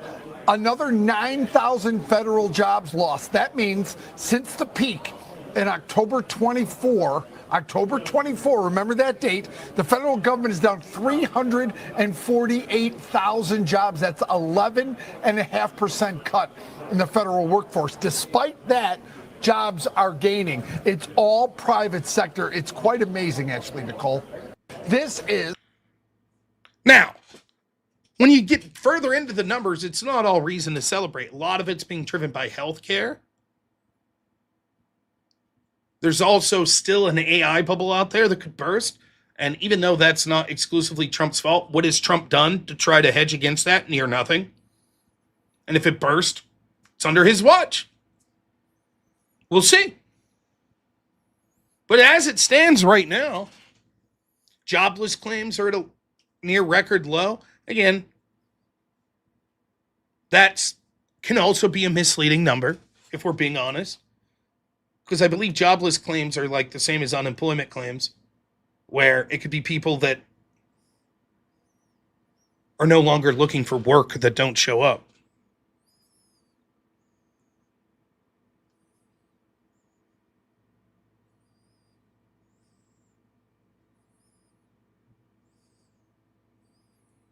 Now, I understand there are a population of people. Donnie hates Trump. No news will ever be good enough. He doesn't care. Booger Bandit sounds like a groiper. It wouldn't matter if we have the greatest economy ever and that we're mass deporting. None of this would matter. All that matters is Israel. I get that. Those people aren't going to be happy. They're bound and determined to lose in perpetuity, to have open borders, to have Democrats win, to have them declare D.C. a state, to have them declare Puerto Rico a state, to pack the Supreme Court, to increase abortions, to reinstitute DEI agenda, to keep pushing the trans bullshit. That's good for them and the people they follow, because that gives them what they want most, which is the ability to bitch. That's what they want. They don't ever want to win. They want to be able to bitch. What would they talk about if a groiper president won and was just like, okay, we're not with Israel anymore. What's your plan in the economy and stuff? Oh, we don't have one. We don't really give a shit about any of that. Then what would they do? Well, I tell you what they would do. They would start bitching and say that any losses based on that groiper president was because they secretly sold out and were also paid by Israel. That's all they know. That's all they're capable of talking about 24/7. It won't matter. They'll say shit like, no one's being locked up. The job numbers are terrible. And then if people get locked up and the job numbers are good, they'll go, who cares? Israel. Israel. That's all it's about. It's Israel. I get it. So for those people, hey, I'm glad you still watch. I really am. There's nothing to say to you. Great. Go vote Democrat. Sounds good. I'm tired of wasting my breath in an attempt to convince those people that are dug in that much that there's any attempt to waste my breath. Maybe I'm wrong. I'm convinced that that's a small portion of the American people. Maybe I'm wrong. And it will be a bigger portion.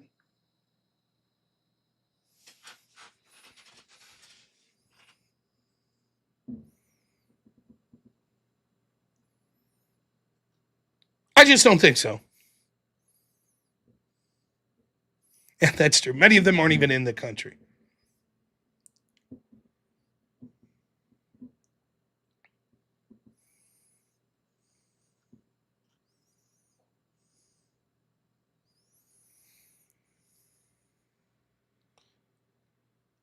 But I suppose it's worth talking about for a second here. Psycher Carrick, $5, thanks. Says most people don't want to hear it, but it's going to hurt before it gets better. I've been ready for it for years. It's needed. I worked for Millier and it worked. I thought you said you worked. It worked for Millier in Argentina. Yeah.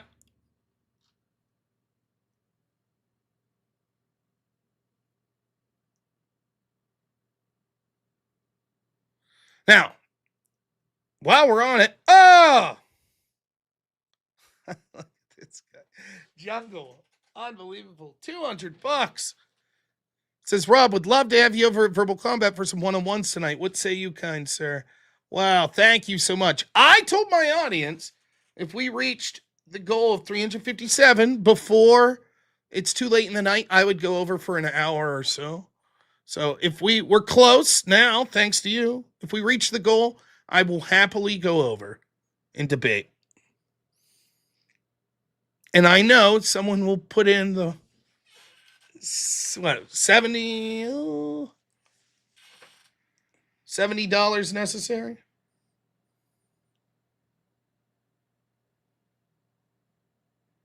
Now, I do want to talk about, before I head over there, if I do head over there, there is a big sort of civil war occurring in the America First faction.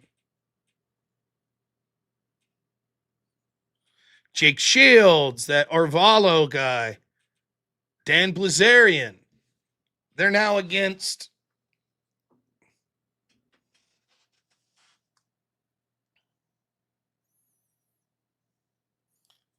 Nick Fuentes.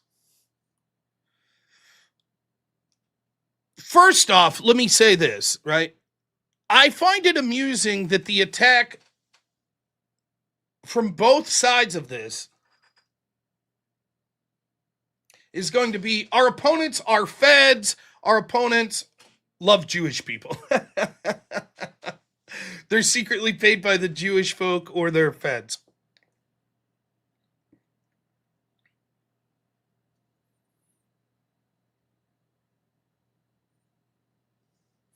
Yes, we've seen Matt Shine. I saw you ask this many times. Of course, I'm supporting Vivek over Amy Acton.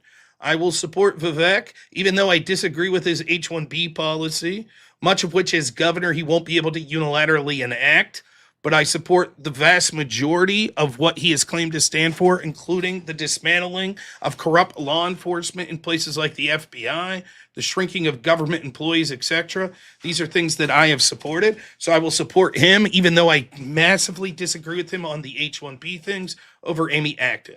I understand the other's position is we hate Israel, so we'll vote for the Democrat progressive Jewish lady to show how much we hate Israel, to stop the Republican guy because he wants H-1Bs. So we'll vote for the woman that will vote to help let illegal immigrants and legal migrants come in.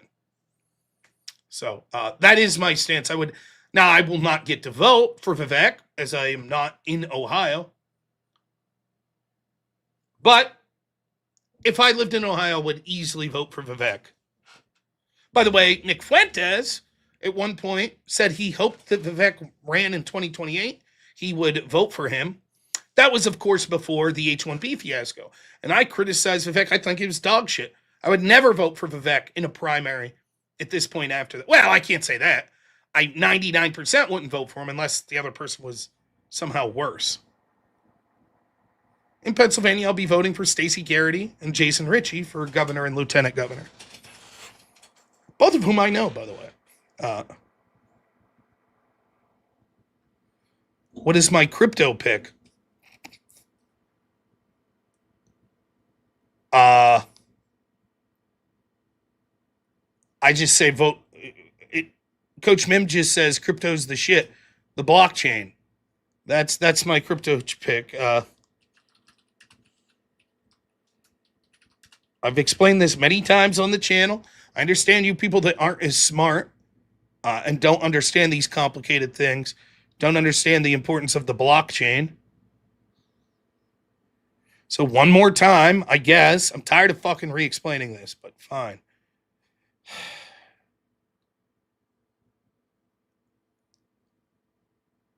The reason you need to be in crypto is because of the blockchain. Now, what this is this is the blockchain. And this stays in front of your money. And when they try to come get your money, it attacks them. That's why crypto is so secure, because of the blockchain here. So when you call your crypto dealer, they send one of these to you, like through FedEx or something, and then you put your money, in a secure place with the blockchain. So there you have it. Oh, my good friend Avarice gives $100. Says to join Verbal Combat as per Jungle's request and whip songs. Never forget whip songs. Whip songs. All right, I'll go over to Verbal Combat. Now, I just want to be clear about one thing. Win, lose, or draw, I'm not staying at Verbal Combat all night for two reasons. One, it doesn't end until like 6 a.m. my time, and I ain't staying up that late. Second, I don't think that people want to see the same people winning over and over and over. I don't think they want to see that. So I'll stick around for a little bit, and then if I lose, then I'm out.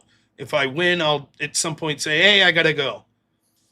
The more money you guys donate, though, the longer I'll stay. Hey! What's up, $2? Says best commentary on YouTube. Thank you, Rob. Thank you. But I'll finish with this Nick Fuentes arguing with other people. I'm not here to tell you Nick Fuentes is a Fed.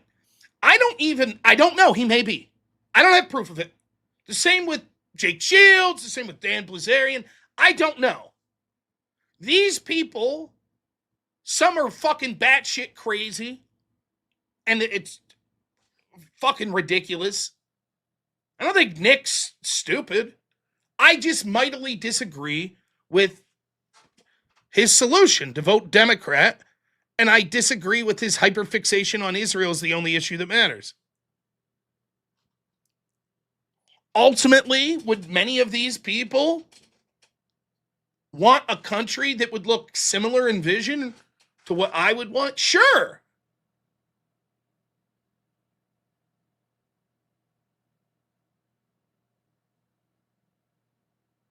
I don't have to think. If I think Rayups is a Fed, I don't have to accept that Fuentes is one too. Now, there's a good chance it's similar situations.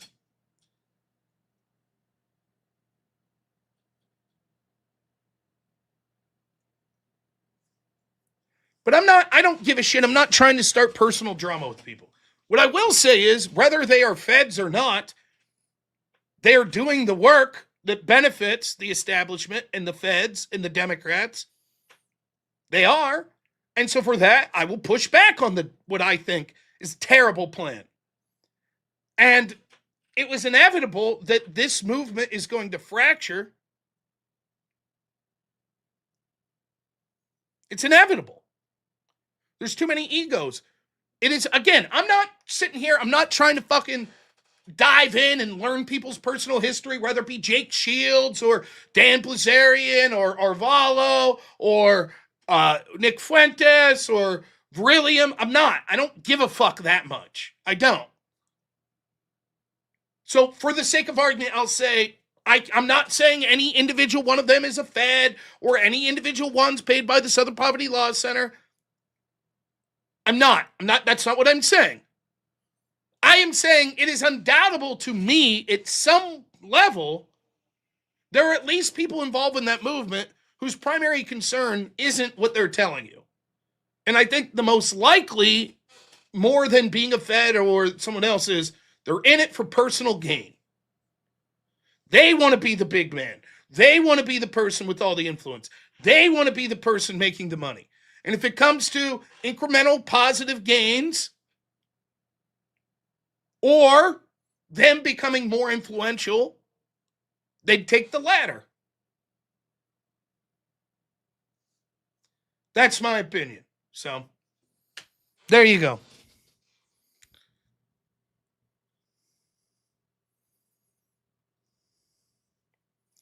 All right. Remember, the more you donate, the longer I'll stick around. Otherwise, if we don't really see much donations, I'm going to try to leave within the hour. Check, check, check.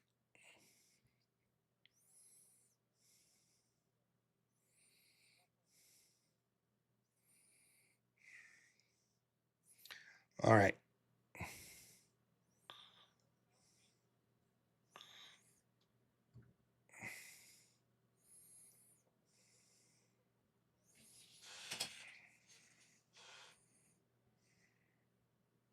Away right now.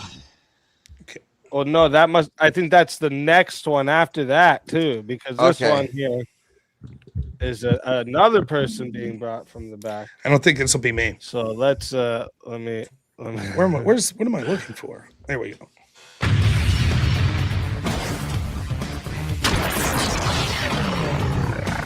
Time for 1v1.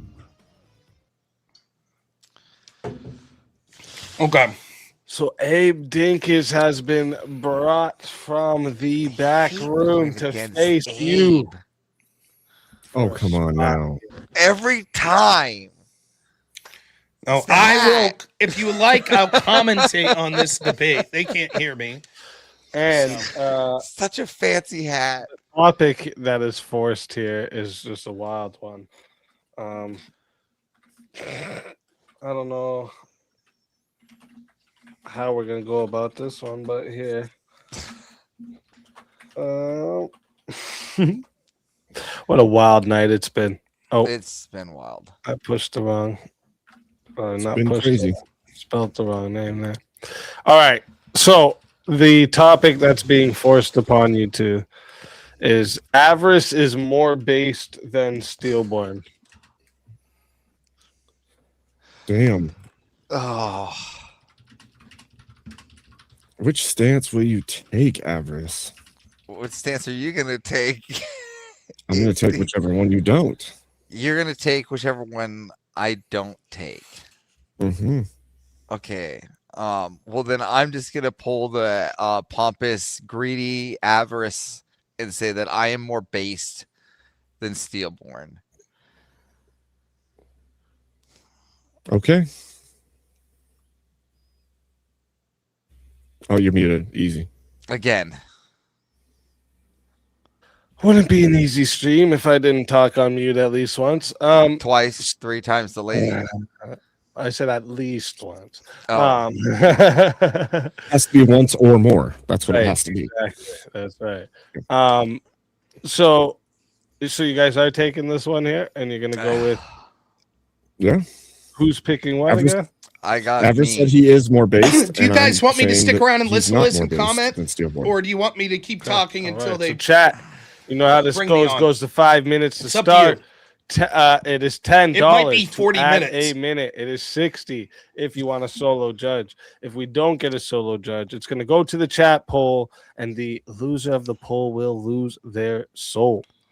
Fighters, good luck to the both of you. Let's get it. This one's really difficult because I have to talk about myself while you get to talk about someone completely Well, different.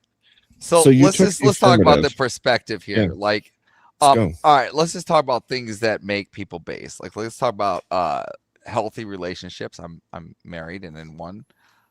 Children, I have one and more on the way. We're actually scheduling those.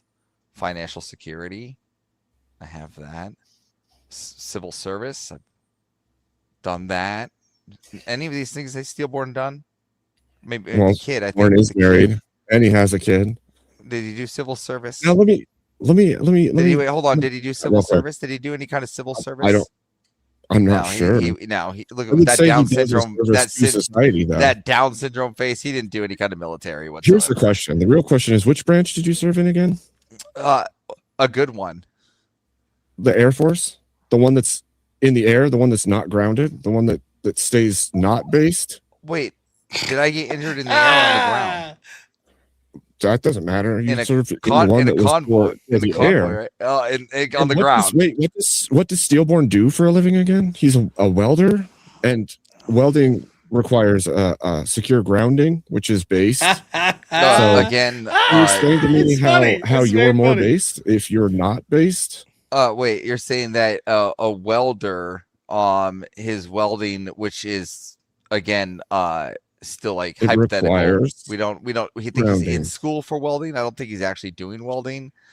But that's why neither here. I think it's school for welding. When somebody's morally down to But- earth, you would say that they're grounded, right? They're well Again, grounded. but what does they're welding well-based. have to do with being morally down to earth? Here we're talking about, and then on top of it, all right, Avarice doesn't get it. When Steelborn, all right, uses rhetoric, he takes my rhetoric, all right, he uses my arguments. He doesn't use his own. What are you even talking about right Yeah, now? so, like, you when heard he him run- yeah, debate he and runs- yourself debate because there's a difference. No, so he runs heaven maxing, right? You Which is use my absolute argument.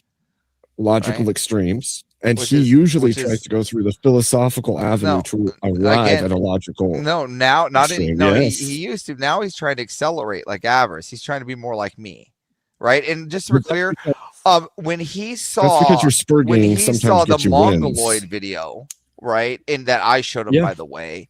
Yeah, it right? inspired him. It inspired him, which means it was I Mhm. inspire him, which is I'm more based because I'm his inspiration. Well, you didn't make the video. You just showed him a video of somebody else. They inspired he gets him, not inspired you. by the way I run the acceleration. He uses the way the video is inspired by the video and the way that I accelerate things. He uses that inspiration for his He likes the arguments shock now. factor. You're right. He likes the Okay, shock so you're factor. proving that he is just showing that he's taking after me, the more based person.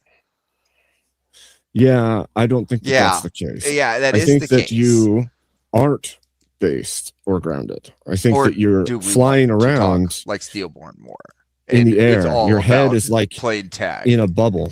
and I'm just I gonna like play what tag, the what same Abe's argument. doing. Again. It goes circular Well, with no, God and no, around. he doesn't require tag actually. It's- Although it just- I it haven't just seen goes you with do a God, good tag argument circular either and recently. around. I'm not so, gonna play tag because I don't play silly little arguments. you- I don't play silly little arguments. time. heaven maxing is a silly argument. That and is you an know it. actual true and fantastic argument. It's actually Oh? here's a question. Oh, And here's no. what I'll say If you were is that based, heaven Avarice, if you were maxing, based, heaven wait. maxing has If you were turned those based- single mothers to rethink No. their abortions If you were more. based- Hold on, more than his little silly little tag has ever done. If you were based, Avarice, No, what you explain would to me say how. is, Explain to me one how man turning the creates mothers. the machine. One Explain man to me how creates the turning machine. abortion around on mothers that abort to make them realize what they're doing is crazy. How that is not based. Because the logical extreme that continues from your argument is ending all life again, on Earth. it's Just end it to all. make One those man can end it ladies- all, it's to and make- then nobody has to It's eat to the sin make but those that man. ladies. Is to make those ladies reposition their ideas on wanting to abort children. And when has that happened? I just accelerate their ideas. It's happening all the time And on when has panels. that I have happened? clips of it. Go to my clip channel. No, you make the arguments with them. I make but the that doesn't argument. I change their change these worldview. ladies' minds. I've changed their ladies' mind. Go to the TikToks I've invaded. There's clips of that. There's clips of me on Confluence's panel with two chicks that thought that was crazy that they'll Regardless. never abort again because they heard that Okay. argument. Great. Regardless, So it's done more than his unfounded silly because little it's an tag. impossibility to.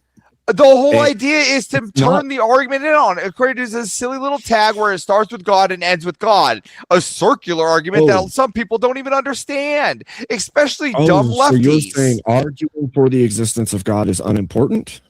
No? Again, See, no. that's why he is more base than you, because he will Again, argue what for the I'm existence of God. saying is that playing tag is not a good argument. When I argue with better logical arguments, even better godly arguments than playing tag.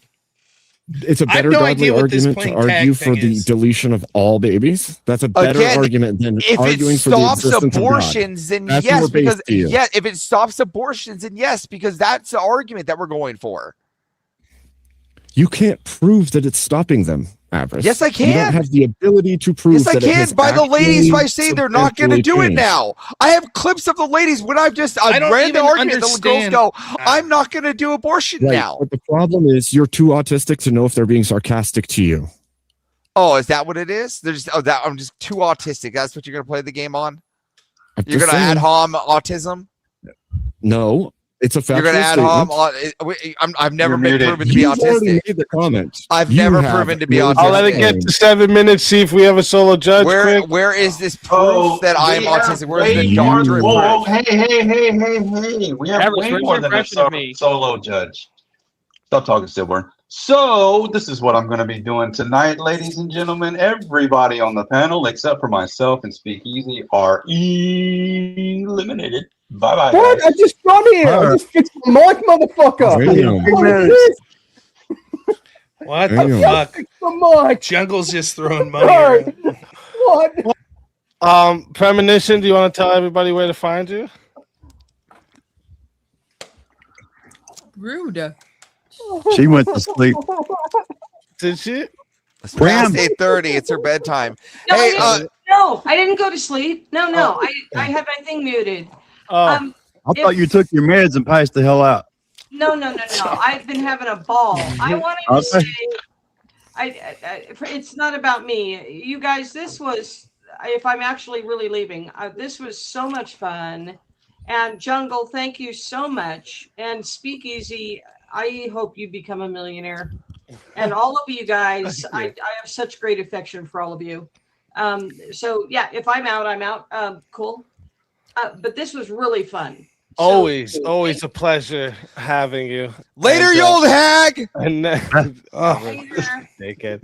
Unless you Until deny the next moon landing, then time. she gets very upsetty with you. Until next time, my friend.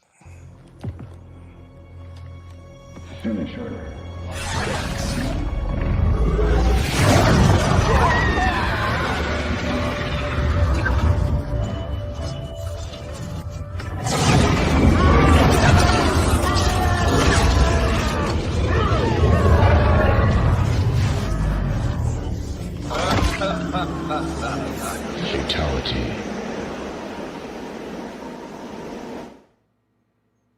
And I'll say my thing after so that this is quicker. So, Avarice, tell everybody where to find you.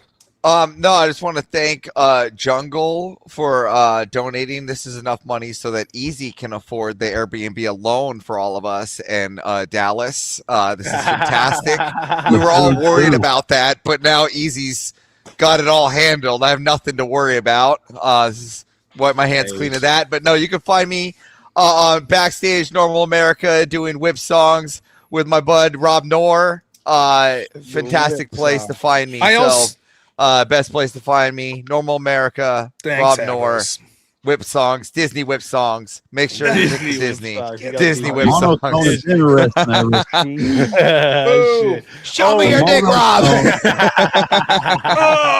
Always a pleasure having you. Until next time, my friend. Just so you know, I will be brought up, I think, to debate someone. So is mine. Yeah, I know how to holler at memberships. I'm going to wait and read donations Tell until later. everybody in the Here you chat go. where I'll to read find yours you, while this is Steel going Boy. on. Creamy, thanks for the membership. I love you, Rob, don't but hear some you, in chat motherfucker. don't love. Thanks, Creamy. Neo looking ass motherfucker. Muted on the StreamYard. Yes, Damn, that's a looking fucking ass L for me. motherfucker. Total fucking L. But yeah, you can find me at Steelborn on YouTube and on X. I'm in the Discords. You want to hit me up for a debate about tag Avarice? I'm fucking right here. I ain't running. Didn't even get that impression from Avarice. So real quick, you gotta kill as many babies as possible to get them to fight, to get them to heaven, bro. We're gonna maximize the souls in heaven. There we go. There was my impression of Avarice. Shit. And speaking of souls, Your soul is mine.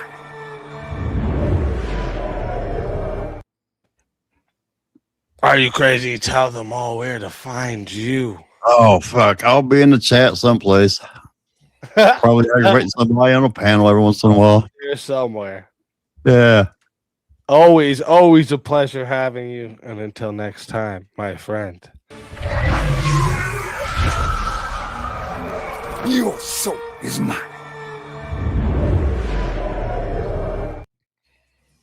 Oh, hey, it's me. Tell everybody in the chat where to find you.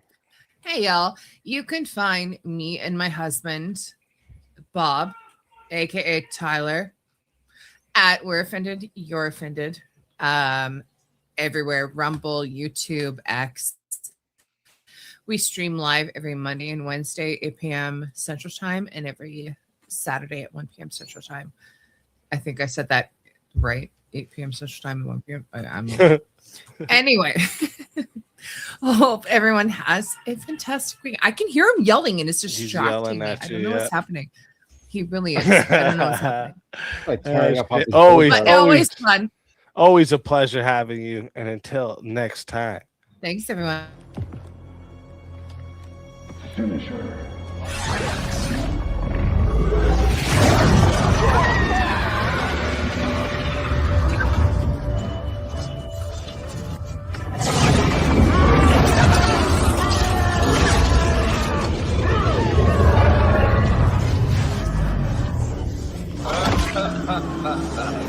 Fatality.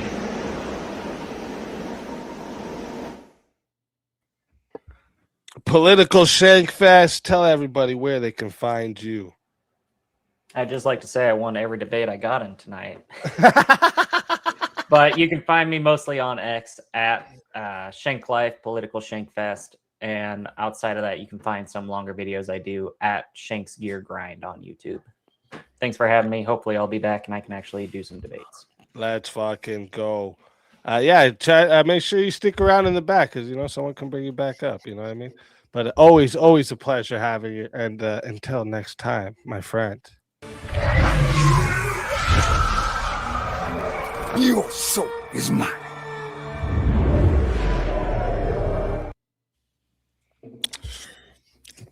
Tell them where they can find you, babe. Look, there's a tiny bit of exposition here, real quick, for Avarice. When you're welding, you have to ground something. Something that is grounded is based.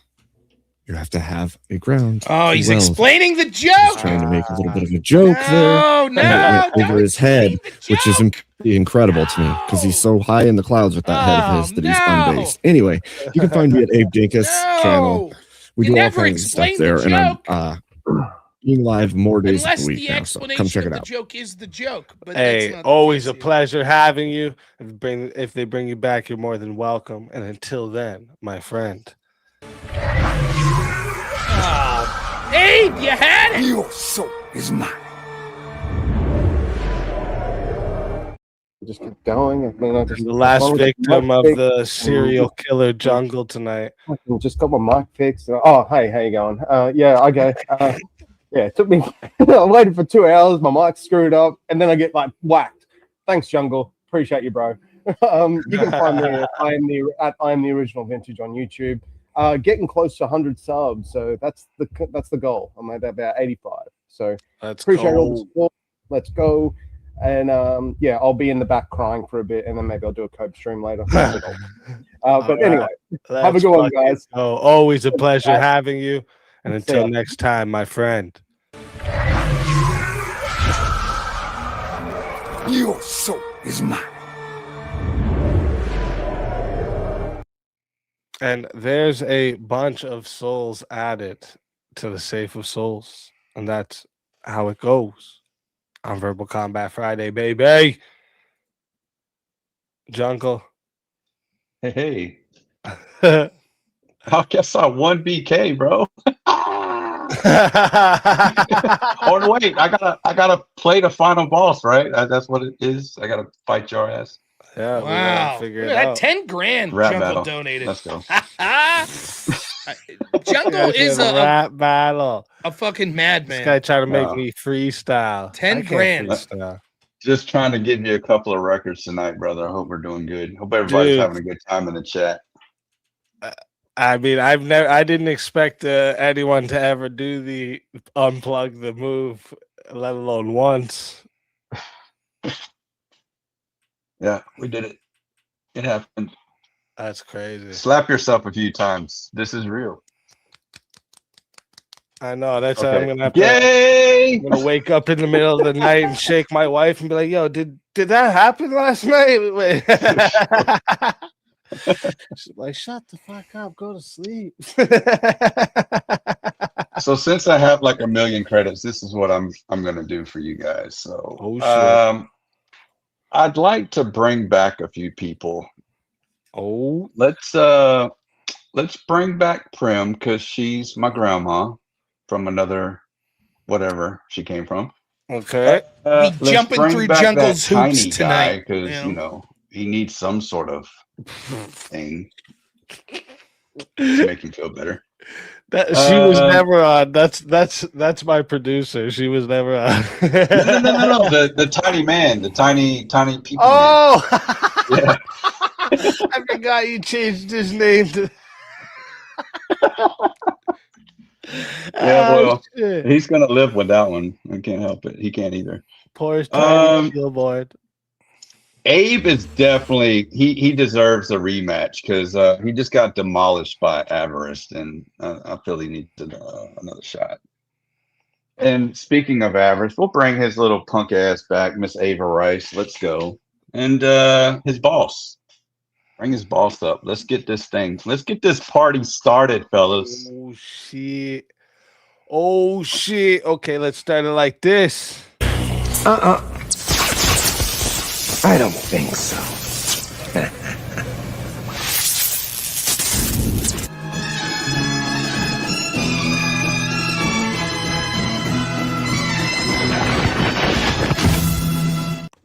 First, we got Premonition. Thank Welcome you. back. Thank you. I need all the help I can get. Tiny man. I'm on Down syndrome. I appreciate I appreciate the tree man being nice to the different able. Hi, Average. I'm Steelborn. Welcome. Why do I sound like the fucking guy from Silence of the Lambs? Abe, welcome back. Thanks, Jungle. back. I'm gonna cut you off, Abe. I forgot somebody. Original Vintage. Bring his punk ass back so we don't have to cry on his coat screen. I don't think so.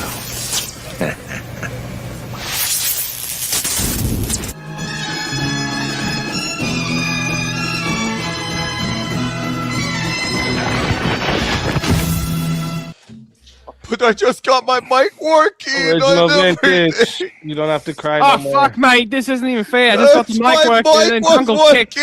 Yeah, my mic's not working, and they brought me It's back. not I'm not working. even paying attention to the stream. Does he even know that Crikey, he's mate.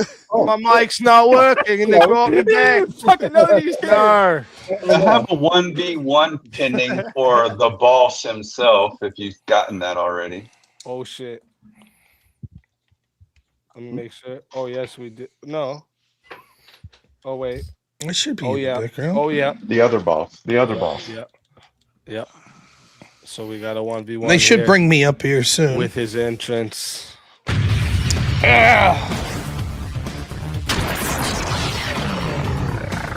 Time for 1v1.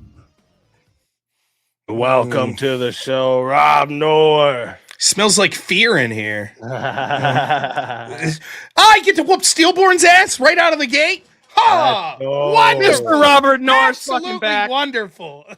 Great to be here. That's Thank you, good. Speaking. Thank you, Jungle. Having a party over here tonight. Happy to be part of it, man. I'm very happy to be here. Oh shit. Okay. And then the forced topic. Oh my gosh. I don't know who's gonna take what side of this. I need some of that nicotine here. Oh my lord. I don't even know how to even argue What? any side of this. Nick Fuentes deserves an Emmy.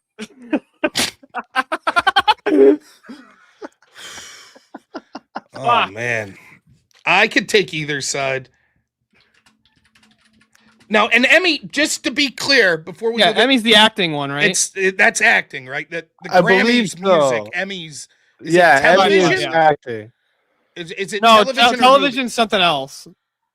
No, I'm No, wait, looking at- no, I think Emmy is TV. Yeah, and then Oscars is are movies. movies. Right, So- right, yes. Okay. All right. I could argue either side of it. It's for television or Oh, so there's arts and sciences I'm looking at here. The Academy of Television Arts and Sciences. That's who they're presented by. okay. Has I could take either side. I'll say no. Okay. Are you gonna take the other side then? Yeah, I'll Rob? say sure. Nick All Fuentes right. deserves an I Emmy. know this is a funny one. So chat. We're starting this one at 10 minutes. If you want to add time, it is $10 to add a minute. It is 60 if you want to be the solo judge. And if we don't get a solo judge, it goes to the chat poll, and the loser of the poll will lose their soul.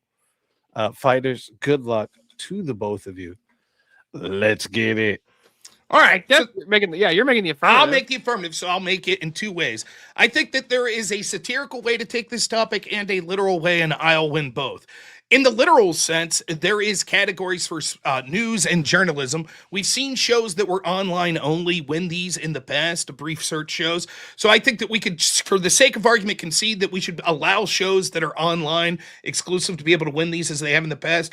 Nick Fuentes, like him or hate him, is some of the most watchable shit that's out there. Like, Oh, yeah, it's hilarious. it is an absolute, it's either a train wreck, it's informative, it is seriously the cusp of what young people today of a certain political persuasion are looking, and therefore he deserves this reward because it's something that is that important. The other thing is he deserves an Emmy because he's fucking acting when it comes to so much that he's talking about, and so it applies in a satirical sense, because I think the gist of the topic is satirical, that it's like, is this dude just fucking acting? Is he a fed? I'll say sure. So I All think right, it applies so- in both senses. So I'll give you my basic counter here. The Emmy Award is worth basically nothing today. It's not actually given to people who are great actors, who produce great shows, who produce great media. It's given to people who talk the liberal talking points, and they do the Trans Day of Visibility shit on their TV shows, and they have the My Two Dads on their TV, right? That would be an insult to give Nick Fuentes an Emmy, right? That'd be like being like, hey, you far right guy, you right wing commentator, we're going to give you this big liberal sticker and go, here you go. We approve of your messages. It's like giving an Emmy to Nick would be essentially be insulting. It'd be like walking up to you or Andrew and be like, hey guys, you want the Nobel Peace Prize for gender studies? Okay. Ridiculous. But the idea is the Emmy supposed to be for the most entertaining in category, right? So the children's show Emmy theoretically stands for the best children's show in the category. You would agree with that, right? No, I don't think it stands for the best children's show. I think it stands for whichever one totes the party lines the best. No. That's how it plays out. It's the equivalent of saying like the MVP in the in the NFL. It's supposed to be the most valuable player, right? But oftentimes politics could be involved. It just happens to be the fact that like whenever a football player decides to be like, yeah, Taiwan is owned by China. It's like totally get it. But what it's supposed to stand for is something different. I agree with you, by the way. The way it practically plays out is that it's woke towing the line bullshit. But what it's supposed to stand for is sort of the most outstanding in that category, correct? Well, why is that what it's supposed to stand for? Because so you would agree with me, the Emmys are a social construction, right? It's like it's just whatever we deem is whatever's the best, right? And if what we deem is the best media, if what our mainstream overlords deems the best media is all the fucking woke shit, why would we want to give the woke award to one of the most right-wing? Well, I will explain, but you're unwilling to concede that it's supposed to stand for the best in that category. You won't even concede that? I can actually just concede that that's I think I can. You should, because if you don't, it should be. If you don't concede that, then my next argument's going to be fine. Then this debate shouldn't be about who wins the debate. Jungle will probably give more money if you vote for me, so vote for me and fuck this guy. And you would say that kind of defeats the whole purpose. Exactly. Okay, now that you conceded that, can you tell me a show that's more entertaining? That's sort of in the category of just one person doing news, not a debate show or something like that, than Nick Fuentes in his category? Andrew Wilson Live. Andrew wouldn't take the Emmy? It doesn't matter about whether or not he'd take it. It's more entertaining. So you would say that Andrew is more entertaining in the category of news or broadcasting? Of news, yeah. When he does like the coverage of the riots and stuff like that. When we got the dumpster mow, right, the great dumpster mow of the No Kings protest, that was fucking hilarious. The appeal to the audience aside, trying to suck up. Truth is, you could take any number of shows: Nick Fuentes, Alex Jones, Andrew. How about the extravaganza? When I'm the extravaganza is not one person. You said you wanted one person doing news. Nonetheless, right? Like the Emmys could go to individual shows, right? All of these shows would be deserving. Well, if you expand it to now it's not just one person, then I would give a different answer. But the Emmy could go to the show, right? Fuentes would get it for his show. By the way, the name Fuentes is spelled wrong there, so you could argue Nick Fuentes, whoever that is, doesn't deserve shit. But we're assuming fucking shit. We're assuming. The spirit of the prompt, yeah. I say this, right? This is what I'll say. If you take it literally as talent, then Nick, along with 5 or 6 other people, would be deserving of an Emmy as well with Andrew Wilson. So that's one. And you would have to concede he's good enough in a group of 5 or 10 other people that would be deserving. You'd have to concede that if it wasn't for the bullshit what it stands for, correct? Yeah, but because that is the case, and it says he deserves an Emmy, because it is the case that just getting an Emmy just basically means you did the liberal fucking woke shit, right? We don't want our fucking right-wing commentators getting the liberal stamp of approval, which is all that it is. It's literally, dude, if you get the Emmy, it's just a liberal virtue signal to be like, I agree with all the woke stuff. And it's the same with the Grammys, and it's the same with the Oscars, right? Okay. That's all that it is. It's just the stamp of approval from the left. It's like, why would we want right-wingers getting that? I only need like one more minute. So you conceded that he would literally be deserving of it as far as what it stands for, best in category of news. No, what it should stand for. What it should stand for. Got it. So he's deserving in that sense. The other thing I'll say is this. Do you share my anger with the Emmys? Fuck them. I hate them. They're left-wing garbage. You share that? I'm sorry. Could you repeat that one more time? Do you share my belief that the Emmys, like the Oscars and the Grammys, fuck them. They're worthless left-wing globalist slop garbage? Yeah. I'd love to see them destroyed, wouldn't you? Yeah. What better way than giving Nick Fuentes an Emmy? That wouldn't destroy them. Of course it would. Can you imagine? It would just cause a civil war on the right. The left-wing heads would explode. There would be a total apocalyptic meltdown. I don't think that'd be the case. I think that they would just be like, either they would say, look, this is proof that Nick is actually a Fed. Look, Nick's changed his position, guys. He's telling you to vote for Democrats. He's come to our side. They would try and spin that shit. They would. They do that with everything. They would not, right? It is true that there'd be a lot of people on the dissident right, like Jake Shields, Dan Blazarian, and those that are fighting with Fuentes today that would say, fuck Fuentes, he sold out, which is also funny and would be another reason to give Nick Fuentes the Emmy to see that train wreck. But the Hollywood, can you imagine, like, fucking Steve Carell standing up there giving an award to Nick Fuentes for one of the best actors in Hollywood.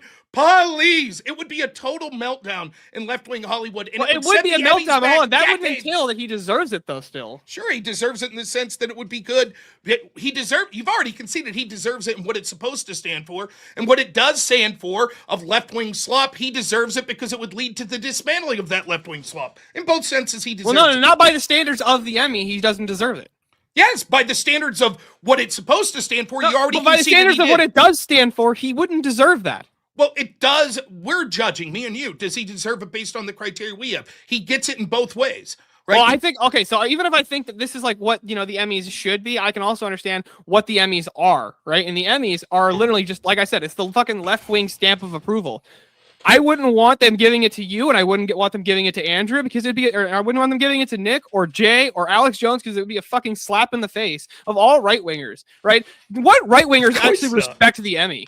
Of course not. Now, again, you've conflated what it actually is versus what you want, right? Well, yeah, That's you're two doing the different Izaki positions. dilemma. That's two different positions. One, based on what it's supposed to stand for, you already agreed that Nick would deserve it. Let me give you another example, right? Let's go back to professional football, the MVP. We could say, yes, Tom Brady was the most valuable player. He deserves to win it. If I said, yes, but he doesn't deserve to win it because the NFL plays politics, you would say, what the fuck does that have to do with deserve? You're just saying they won't vote for him even though he deserves it because they don't actually use the MVP as what it's supposed to be. They inject politics. Same thing here. You've already fundamentally conceded that Nick deserves it when it comes from most outstanding in the news broadcasting.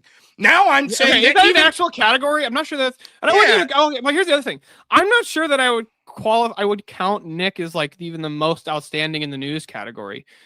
He gets a lot of shit wrong. News and documentary. Well, it's nice that you've gone back on a statement you made after we've gone more than halfway if through it was the the debate. acting category, no. Well, if it was acting, if it was like the acting, because like you agree, like a lot of these guys, like Nick, and I'm sure honestly even Andrew to some extent, they do play somewhat of a character. Like that's not normally like how they change shit up a bit, right? They have different mannerisms for when they're on their stream, right? So if you wanted to maybe do the acting category, I could see that, but like.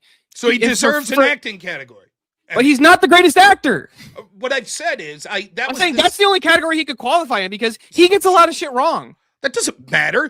Like news and journalism doesn't imply you don't get anything wrong. Well, what is good journalism if you're getting shit wrong constantly? It doesn't matter, right? When it comes to name me the journalist that's not getting things wrong. There's a difference between who makes a mistake versus is consistently wrong and fuck shit up. Okay, give me the examples of Nick being consistently wrong. Nick being consistently wrong? Nick has consistently denied the numbers of the Holocaust. Can you prove that's wrong? Can I prove that it's wrong? Yeah. It would at least be, according to the evidence that we have, factually incorrect. Now, the YouTube censors right now are like, what the fuck's happening on Speakeasy's channel? What's going on? We're just having a fun debate, YouTube censors, I assure you. We're not here to actually discuss cookies and ovens or anything of that nature. Nonetheless, the point I'm making is still applies. You've already conceded in that But category. do you agree to deserving consideration does not entail deserves the award itself? Do you think there's any streamers or anyone in like even right-wing politics who deserve it more than Nick? Sure. So then he would be I don't know. He would deserve consideration. I don't know. It's the exact. It'd be the same as if we look at the Oscars and we take it for what it's supposed to be. And you have a year where it's like you have Daniel Day-Lewis for There Will Be Blood, and you have No Country for Old Men. You could say both of them deserve the Oscar. I might say my preference would be Daniel Day-Lewis. I think he was slightly better than whatever the fuck his name was that played Anton Chigurh. But they'd both be deserving. Same thing here. I think based on who has received the Emmy in the category of news and journalism, I would argue Joe Rogan would deserve it way more than he does. It doesn't matter if he deserves it more. The question is, does he deserve? And I say yes. Nick Fuentes would be in that category. Now, if you can list a number of people who would deserve it way more than him, wouldn't mean then that I would say he maybe deserves consideration, but like. The fact that you say there are people that deserve it more than him already implies that you say he deserves it to some level. And I you would say he deserves consideration You here. conceded earlier. And I believe there could be categories where you could throw him in, But like, I'm sorry, if you're trying to put him in for journalism, somebody who's consistently wrong on journalism, you don't want to give them that award. You gave one example that you were unable to prove that he's consistently wrong, and nonetheless, the point is, do you want me to go search through all of fucking Fuentes' shit? Yeah, like, it looks like you got about 20 seconds. Good luck. Anyways, given that Rob, you've already, Rob, I apologize for cutting you off, but I don't apologize for cutting you off still. Shut up. I just wanted to point out real quick before you guys continue. I now have receipts. I did not misspell his name. That was totally Easy's fault. Oh yeah, that was for sure Easy's fault. Dude, That was me, that would have been the 100%. best argument ever if Stillborn's like, I've never even heard of Nick Fuentes. I don't know who Nick Fuentes is. But no, for two reasons I win the debate. One, you even literally conceded that he deserves it. And now you're backtracking saying, well, I'm backtracking, but the only reason is because of the numbers of the people that died there is that he's wrong. Second, you also concede that it would be deserving of it because it would help destroy the Emmys, which it certainly would. Both Abe good said, things. "Where am I? You're on the panel, motherfucker. What's wrong with you?" Abe, you're on the panel, muted with your camera off. What do you mean? Where are you? There's a guy. By the way, that was a lot of fun, Rob. It was all right. I gotta write this poll in because the stupid YouTube studio always does that to me. Makes me refresh. Make sure you spell our names right. Yeah. Stillborn and Rob Norrent. These guys? I didn't even see either of these guys debate. I'm not voting for them. I thought you were going to push me on the second argument I made that Nick's acting. I was sort of trying to have my cake and eat it too. All right, chat. I'm Look, putting did you see that fight outside of his front house, bro? He like threw that bitch into a car, scorpion style. That was fucking Those great. AI edits of that were some of the funniest shit I've ever seen. So fucking funny. Him just like judo tossing her into a car. Yeah, they It was were great. nutty. Have you seen the one where he just he breaks the ground in half and throws her into a pit of lava? Show those lefties. Chat.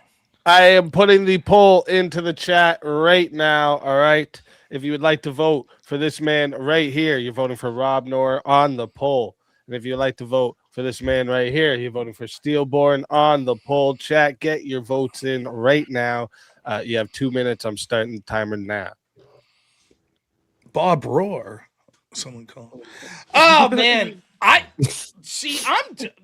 The Fuentes that's narrative Canadian Rob is Noerr. it That's is Canadian Noerr in there. The Fuentes stuff's getting out of control. There's like just today the Civil War in like the sort of America First universe is crazy.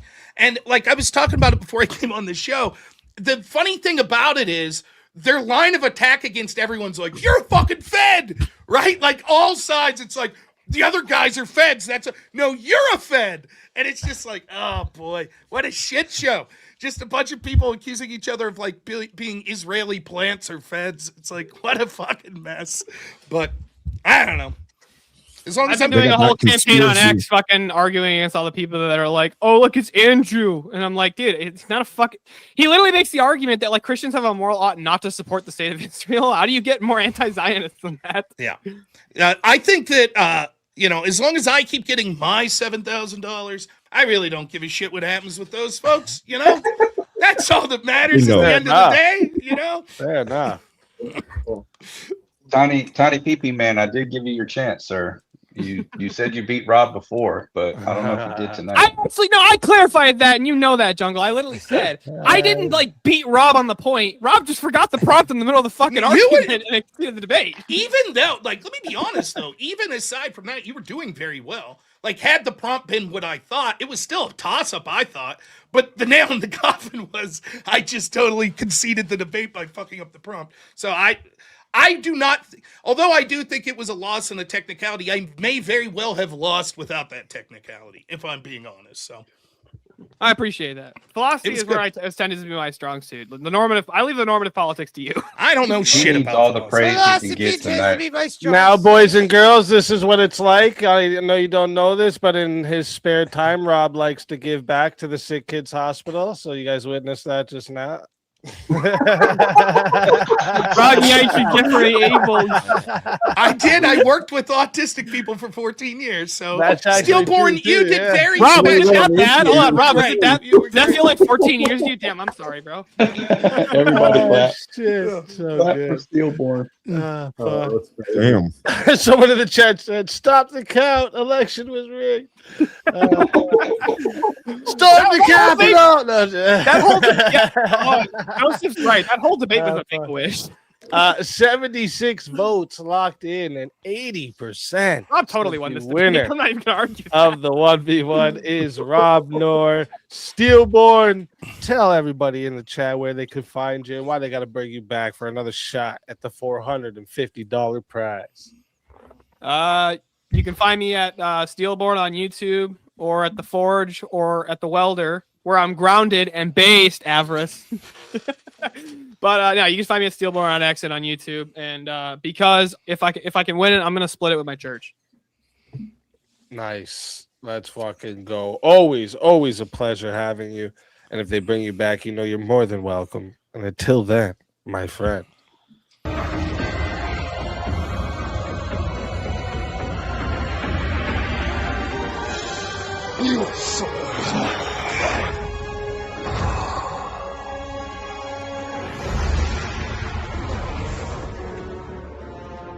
Fatality.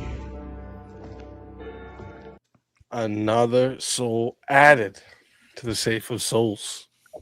And that's how it goes on Verbal Combat Friday, baby.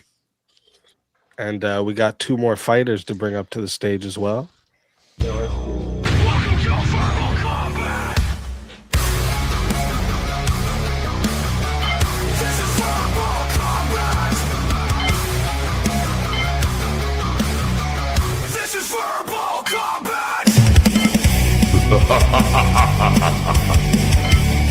Brutality. Get over here! You will never win. This is verbal combat! JS Urban Adventures, welcome to the show. What up, JS? You cold? Much. No, I'm sick. Oh, damn, bruh. I'm like freezing and I'm hot. Just got in this Take the tampon out your hole, JS. What's the crack,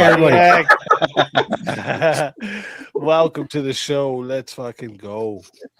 Also, by the way, Vintage, you have the wrong mic selected in the StreamYard. You're That's what using I your said, headphone mic. I said Am I really? No, I'm not.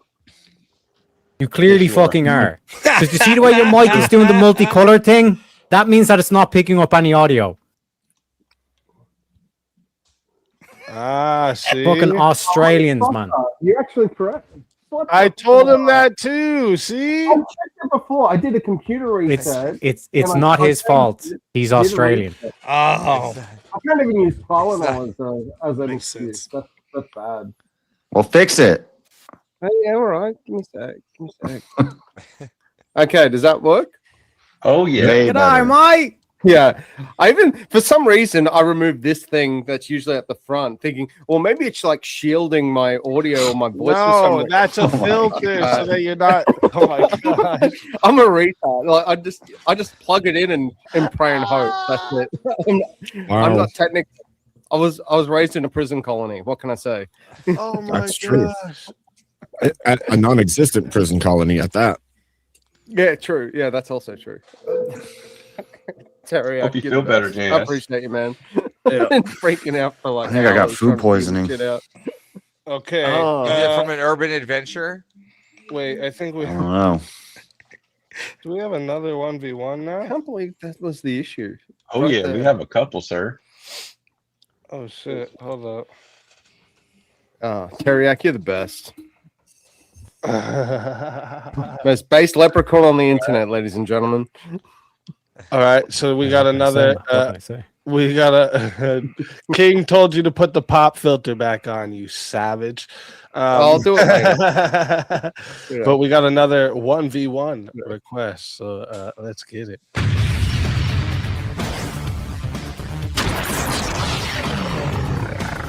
time for 1v1. Ooh. All right. On And Disney there's whip songs. Yeah. Yeah.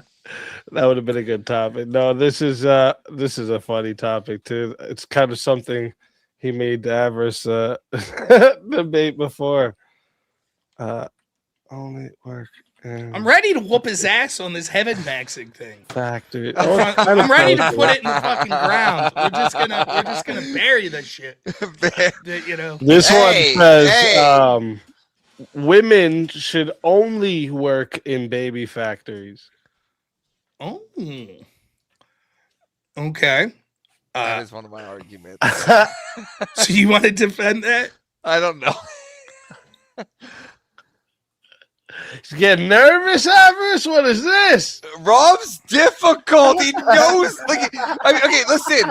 There's differences when you debate these people, but Rob's my friend. I talk to him on the phone. Rob Like is right. he knows. Smell that he fear. knows intimate information. And everybody already knows everything about Rob. So. Well, we could do a different. We could do that. Yeah, I'm fine. sure Jungle would be fine with heaven I'll maxing. If you what? want to do that, if I'm sure. I mean, Jungle's probably the one who paid for this. My guess is. So Yeah. I'm sure he would be fine with the heaven maxing topic. Is that the one you really want to continue? I definitely want to argue that one. They want to argue that. I definitely do. I've been ready. Okay, I'm prepping that one. All right. If Jungle lets us, make sure Jungle's okay with it though, because I don't want to cheat him. He's been very generous. heaven maxing it is. he Oh, says. there he is. Heaven maxing it is. All right. That's All fine. right. Here, I'll just put heaven maxing. You guys can take it away with where you want to go. Was there added time to this, Jungle? I didn't check. Oh yeah, plus 5 minutes, so 10 total. Okay. All right, so we're starting at 10 minutes, chat. If you guys want to add another minute, it is 10. To add a minute, it is 60. If you want to be the solo Now we're judge. taking it from like I'm running it. Are you trying to get out of it already? What No, are you we're doing? just taking it that I'm running it for to Protestants right here. Like, All right. yeah, All we're gonna get All that. right. No. I'm ready when you are. I'm against, Chat. obviously. Get them, chat. Extend it to the max now. Make Avarice suffer. Fighters, good luck to both of you. Let's get it. Okay. Can you define in under a minute heaven maxing? Go ahead. Well, I mean, heaven maxing or the way of which to get to heaven maxing. Yeah. Heaven maxing is just, do you tell me if I'm right, getting the most people in heaven as possible.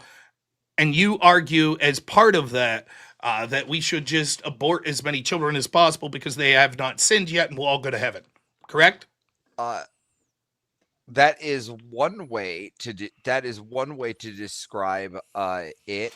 The other way would be that we want most of our souls in heaven, maximizing that.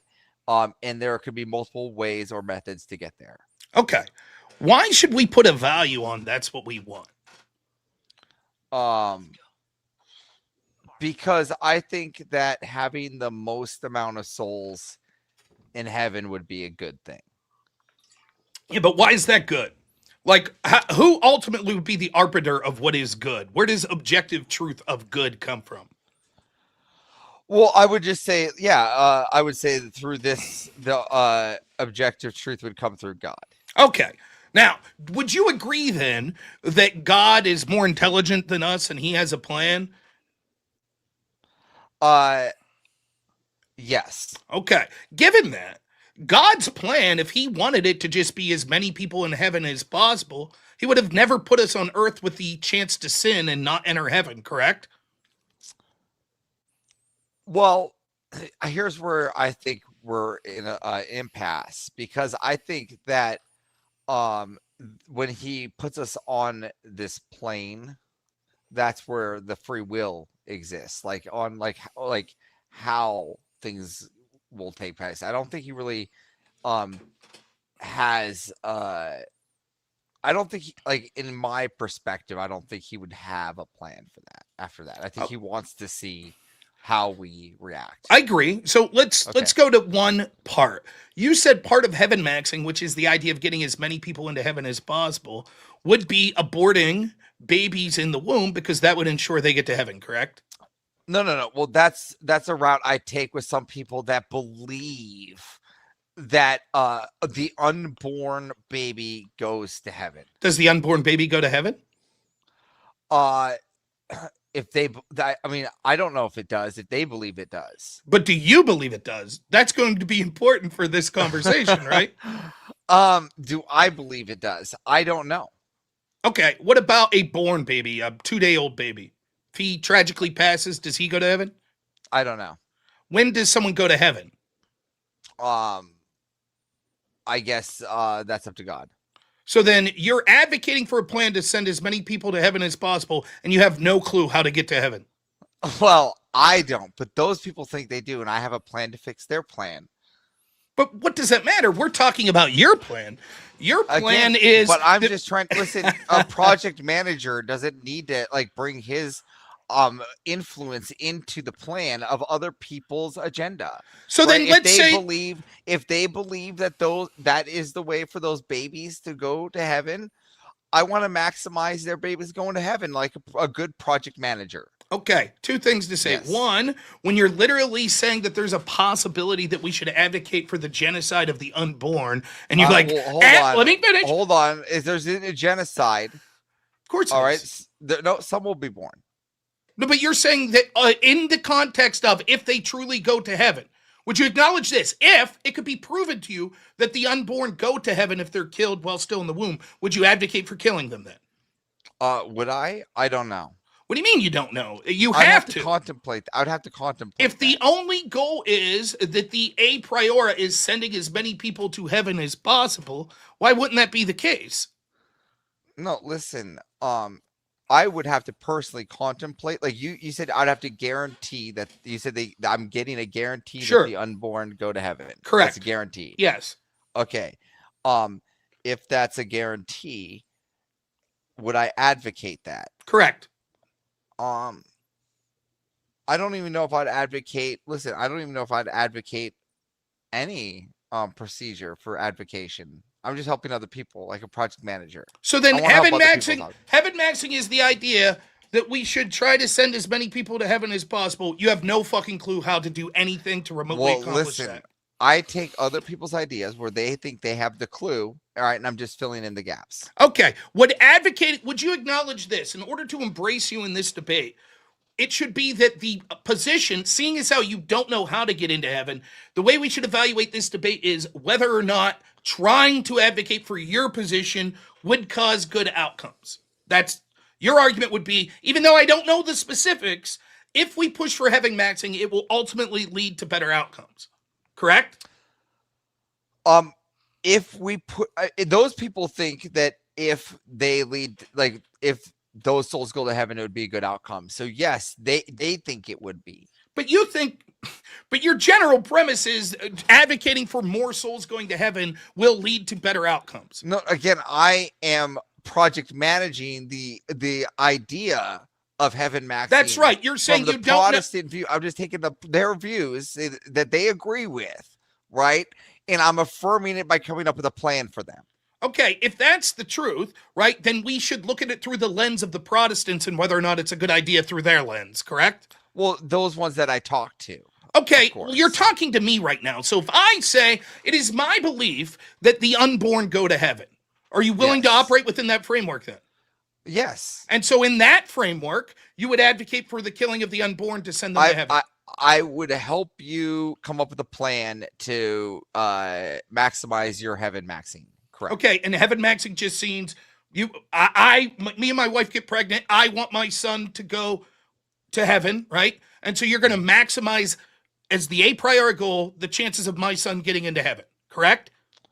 Well, if you think that's the way you should do it, correct. Then yes, that's what you're advocating for. I'm going to come up with a big plan for you and your community. I will just say an overall plan. A brief aside: if you're listening and trying to decide on how to judge this, I think you're seeing that it's quite clear that my opponent doesn't know what the fuck he's talking about. Well, what are you talking about? I'm good at coming up with plans. Hold on. I'm I understand what they want, and I'm just coming up with a plan, right? Unsubjectively. Okay, so then your plan would be a plan to ensure that me and my wife, who is And your pregnant, community. Me specifically, you're giving me advice. Me and my wife come to you, we're pregnant. We say, you Yes. say the number one goal should be getting your baby into heaven. That's No, what, no. If you believe this, right? You said No, here's my It values. doesn't matter. Wait, Here's my values, and I believe that I believe that we need the maximum amount of souls in heaven. That's your right? position. And I'm not well, what I'm saying is yes, if people hold those positions, I'm giving you the max. I'm creating the best way to heaven max for you. Okay, so just to be clear, you're not Yes. advocating that it is a positive to try to get as many people into heaven as possible. You're just saying if that's my belief, you'll help me come up with reasons for that. Well, I'm advocating on how to do that. No, I'm just being clear, because what if a person says, I disagree? I don't think that with me and my family, heaven maxing is the right way to go. You would say, fair enough. I'm not saying it is a positive or negative position. I'm only saying if you agree with it, I could help you come up with a plan to help implement it. That's your argument? Yes. Okay. Well, would you also agree that the framework for this debate should be me and you? What? No, the framework for the debate was heaven maxing. Yes, and Like, the just audit, the framework of the it. framework is, as you've said over and over again, well, so many times when I said these things, it was with the specific audience I was dealing with. So that would imply that this argument applies to the specific target that you're debating at the moment, correct? It could. Okay, I don't believe in heaven. I could be cool. I don't could believe be in heaven covered on- maxing. I win the debate. Well, no, but you couldn't believe in it, but the prompt is about heaven maxing. Right. the So fact we're that it's here deciding right now. is you now want- that it's in here. So- That it is a thing. It's there in the prompt. So even if you don't here's- believe it, it's in existence. No, it doesn't matter if it's in existence. I don't think it's a good thing. Okay, You've I don't believe in conceded your that you- hat. Does that make it not real? Let me explain Okay. how this is working. You've refused to take a stable position in a common debate tactic to try to be as fluid as possible so you can't be hampered down. So the way you've done that and saying, well, it's all variable. It only applies to people that think that this is a good thing in the first place, and I just give general advice. But I'm not personally saying that heaven maxing is a good thing. It all has to do with the person I'm debating. I said, fine, if that's the framework and heaven maxing is only good and you only push for it if the person you're debating agrees with the general principle, I say I don't. Therefore, it's not good. If No, you continue to can see how advocate you heaven say, maxing, I see how you see that, but you're just an outlier, right? Most people agree with heaven maxing. well, no. Well, First yeah, off, you're you just don't outlier. know that. Yeah, That's, so well, yes. This is like it's spread popular through TikTok now. All right, people are Or just most- talking about heaven maxing across. heaven the maxing is the concept of the Christian heaven, correct? I would say that it's the concept of the Christian heaven. Yeah. But I wouldn't say Okay. it's Are most people on earth Christians?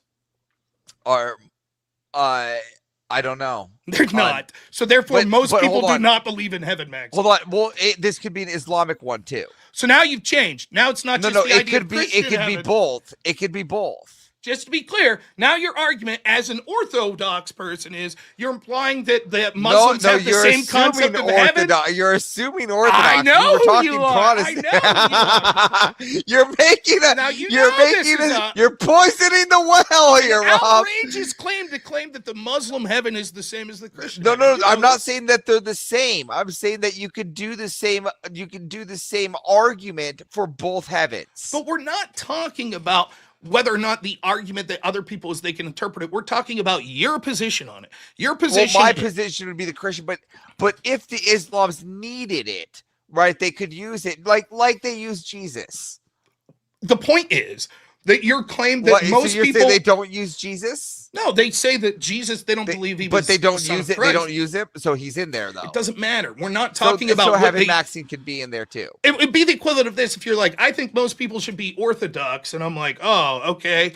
And you're I like, do think even that's the Muslims that don't believe in Orthodoxy, they should use Orthodoxy to help Islam. What sense would that make? You would Again, say, no, you're that's just blasphemous. assuming orthodoxy here. It's We were not- it talking is- Protestant. You 180 to orthodoxy here. Who in this debate is Protestant? Right? The No one. people- Okay, the next people question. listening. Next question. Are you arguing heaven maxing's only something to affirm with Protestants? No, but they're the easiest one to affirm with. But should we affirm it with Muslims? We could. What? So you would think that Muslims would be interested in your interpretation of what best gets them to heaven under their faith. They're interested in a lot of things. I don't know if they will be, but they could be. Point is, right? You've continued to, in this debate, sort of have a moving target of what you're actually believing. If the concept is that you would be willing to tell a Protestant or anyone else, I will give you advice on how to best get your child to heaven, right? And there is a 100% chance that that child will go to heaven if he is killed in the womb. That would be the most effective way to get that child to heaven, correct? If that's what they believe, then I'm just going to come up with a plan for them. Yes. Okay. I would think that is monstrous to tell people to kill people in the womb, particularly when you yourself aren't even sure if that will get that child to heaven. If you're going to advocate the killing for a life, you better be 100% positive that you're correct in your interpretation. For you to advocate for the kill, your philosophy advocates for killing for life, and you admit I don't know the result. I don't have to advocate for the reason for the death penalty to know I want the death penalty. No, that's different though, right? No, the how death is that penalty, different? because the death penalty is you calling for the death of someone you feel is guilty. Calling for the intentional death of the innocent because you think they'll be rewarded, but then saying, but I'm not sure if they'll be rewarded, is heinous. Well, they think they will be. It doesn't matter. You're pushing people to kill their unborn children. Their prerogative. Look at if all the Mormons want to shoot themselves in space to find a new Jupiter or whatever, I'm going to help them build a rocket. It's a monstrous position. You don't know if they go to heaven, and it's also anti-biblical. So, for example, Romans 3:8. This is NIV version says, why not say, as some slanderously claim, that we say, let us do evil that good may result. Their condemnation is just. I would say that your condemnation would be just, that we should condemn you, because doing evil to achieve what you think is good is against the word of God. So we're not doing evil, though. You're advocating for the murder of children. Actually, it's not murder right now. It's legally considered just the law of the land means nothing to me. The law of God does. In his eyes, it's murder. Well, I think we're at an impasse there. Because you don't agree? I mean, the law of the land is pretty strong right here. I think that's saying it. Secondly, right? It's clear that God's idea wasn't just to get everyone in heaven. God's plan, which you're saying it's hard for us to understand, was specifically to put us on earth to live this mortal life as partly a test and to circumvent a test to maybe see if we can come up with a way to maximize the souls. Untrue, as a bunch of verses. Don't know that. Listen, he just. Of course I do, because I'm reading from the Bible. Romans 6:1-2. What shall we say then? Shall we go on sinning so that grace may increase? By no means. We are those who died to sin. How can we live in it any longer? Again, over and over, there are passages that says the idea of sinning to have some great achievement or some great good is something we should avoid. So no, if the word of God is true, if the Bible is the word of God and it's true, it directly answers your position and says, no, if God put us here as a test and you're trying to cheat that test by destroying innocent life so they go to heaven, you are sinning and going against God's will. And God's will is the truth. Listen, we're not cheating the test, right? We're coming up with a plan against a new plan on the test. No, it's not a new. God allowed that child to be born, put that child here for a purpose, the same purpose that he put me for, and you, and all of us others. And the idea that someone would. What if that purpose was the SAAM 3000 or the Salvation Acceleration Abortion Machine? That would be you sinning, would be something that would be avoided. No, but what if that was the plan? That's not the plan. But how do you know? Because I read the word of God, which I think is the truth. And it specifically says, next, Romans 12:21, do not be overcome by evil, but overcome evil with good. Meaning that you fight evil through righteousness, not through engaging in mass sin. There is no more mass sin than the killing of the innocent child. Something you're advocating for. Again, do you have any proof that God? So the best argument you has is maybe God does want me to kill all the children. No, that's the best argument you have. I'm not technically killing it. The machine is. Okay, it's so taking the burden. So the best argument you have is God wants us to support this machine that wants to kill all the children. Maybe you don't have proof for it, but maybe that's the case. It could be the case. Okay, don't you think that we need something than some nebulous? I have no way of having any evidence to show this, but it could be the case. Therefore, we're going to do this.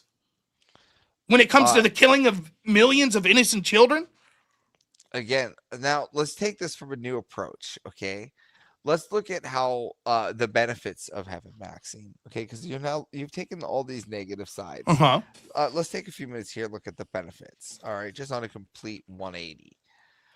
Have you ever thought or considered when you take this argument over onto like a TikTok sphere that it's just so outrageous that it actually turns the vote on the people that actually do the abortions and it makes them not want to do the abortions? How so? So let's say that me and my wife are considering having an abortion and you're like, yeah, you should because the kid will go to heaven. And all of a sudden I go, I find that repugnant and I won't have an abortion. No, well, I say we should just maximize it. We should say we should, have your wife do 7, 8, 9 abortions, right? And then there's like, that's crazy. They think that's so outrageous that they actually reconsider their pregnancy.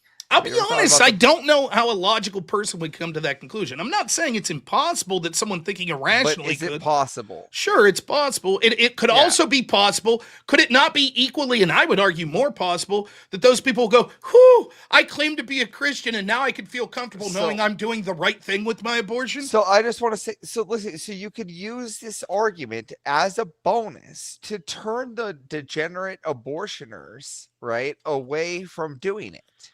No, I disagree. I disagree that would make it. It does work. I disagree. The question here is whether or not it's good on its face, not whether you could use it as a tactic to achieve some good, but you don't really believe it. That's not. That is not. There we go. Is it a tactic to achieve good? No, it doesn't, because not only the second argument I would have is I think the preponderance of circumstantial evidence is this would actually lead to people coming to the opposite conclusion more often than not. They would say, as someone who identifies as a Christian, I was worried that my child would not go to heaven. But now that I know they will, I could have the abortion guilt-free, which is the opposite of what God intended. I think that they would see the absurdity in it, like the absurdity of wanting to abort 100 plus.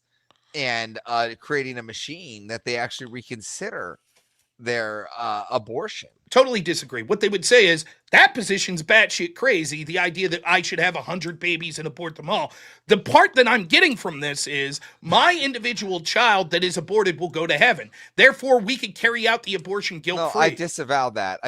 You can disavow. That's clearly. They would see the absurdity, Rob. No, they'd see that you're an idiot with the idea and you're a genocidal maniac for saying to build a machine to kill thousands, if not hundreds of thousands of millions of children.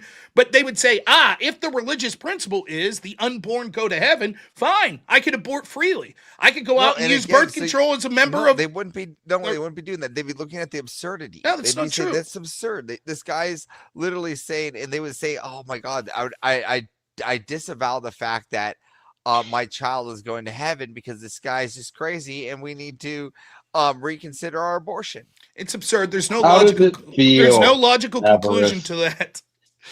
How does it feel? I'll just finish saying, I'll give my closing pitch here. I think that you're literally the only thing you can hang on here is, yes, I'm advocating something that's against God's plan. It's directly against the word of God. That is the killing of the innocent on a mass scale. I don't really know if they'll go to heaven or not, but it's something I'm pushing for. But I think hypothetically some good could come of it because it sounds so fucking absurd that theoretically some lady out there could go, this guy's such a fucking idiot, I'm never going to have an abortion again. No, I think that's a bad plan. I'm telling you, it's changed some of the choice fembots. And that's that's what I'm trying to tell you. I'll let it get to 22 minutes to see if there's a solo judge. And so this is what the argument is saying, is that there is good to heaven maxing, and especially when you're changing these crazy liberals out there in the internet sphere. They see the absurdity and then they fight against it. Then they're in their own. So your argument is to advocate for heaven maxing, ironically, that it's actually wrong. Heaven maxing is bad, but advocating for it is good. That's your argument? Yes. Okay, you lose the debate anyways, quite literally. In that way anyways, so it's irrelevant. And I still think you're wrong even about that. No, listen. Damn. Because it's just heaven maxing. The prompt doesn't say good or bad. It's just heaven maxing. It's clear. Right? Just once more. Avarice, you should have did your war is good for oil. I think that one would have worked better. Just so we're clear, I put up my best fights with Rob, you mother truckers. Shit, that was Now always get better. You can You get blame better our from intrepid really- host for once more the prompt itself being, just having. Last time it was Fuentes spelled incorrectly. I'm gonna say you always get better debating and having opponents that are stronger than you. If you don't win, you learn. All right, chat. Here's your moment now to shine. I put the poll into the chat, so if you don't see it, go ahead and hit that refresh so you do. Okay, if you want to vote for this man right here, you're voting for Avarice on the poll. And if you want to vote for this man right here, you're voting for Robnoerr on the poll. Chat, get your votes in right now. I gotta go restroom real quick. All right. Good luck, gentlemen. Get your votes in. You guys got 2 minutes. As you can see, he ran to the bathroom, which shows I clearly won this debate. He had to run to the bathroom. He almost You've pissed now got to himself debate the chair. The going chair against is me. now your new So, opponent. As you can I don't- see, he ran. Go ahead and get those votes in. Avarice, I don't. Avarice. He ran. I'm curious. I don't know how it is doing anything but justifying the taking of the life of the baby in the womb. Like it completely justifies the doing of the act. Well, listen, Prob's really good. Okay. That's like heaven. That's heaven mitting. Heaven maxing would be just like having a laser on a satellite that wipes out the entire planet instantly. That's what I was saying. It also undermines free will, and there is no virtue in it, because in order for something to be truly good, you must choose the good. Wait, though, would it be no? Because if you use a laser to take out the planet, right, that only eliminates current life. But I just want to put it he out was there. saying to make a factory where the women get pregnant and instantly have abortions. I just want to put it out there. And Rob can tell you Creating this. new lives to instantly I get. just want to put out there. Rob can tell you this. I've so gotten you could potentially significantly better at take more debating lives Rob. that It's definitely true. You have gotten better. Absolutely. Yeah, 100%. Well, I would like to contend with this because this was brought up in the chat. If you consider killing an unborn child a sin, how do you contend with the fact that you're maximizing one life versus the 2 that just killed that life? Now they're not going to go to heaven. Exactly. Oh, the person that's So doing. you're not maximizing. Murder is not an actually- unforgivable sin. They can still. Well, repent. Yeah, but it's one They can more repent until they do it It's again. more of a Christian. They would go into heaven anyway. So whatever. It's like the above replacement argument in reverse. You have to abort more than 2.2 fucking children That was to a make troll it a net response, by the way. I have no That's a evidence tough for pill to that. swallow. Yeah. Damn. Hand up troll Oh, response. But We need 2.2 abortions to Yeah. make sure we can. What are keep you this do? going. What are you lazy fuckers doing? You've only had one abortion. I'm not Come doing on. calculations on the weekend. I'm on my off Holy time. I shit. deal enough with spreadsheets on the daily. This is my weekend. We're all going to hell. I'm off the clock. Okay, so our poll has spoken. 68 votes. Shout out to everyone who voted. 68 votes and 76% said the winner of the 1v1 is Robnoerr. Avarice. Tell everyone in the chat where they can Hey, find you. You and why they did gotta better bring than you back Stillborn. You got for more another percentage. shot at the $450. You can find me on Normal America with Rob Noor dancing to Disney whip songs. Oh, is this the Steelborn impression? You can find him on a wilderness adventure.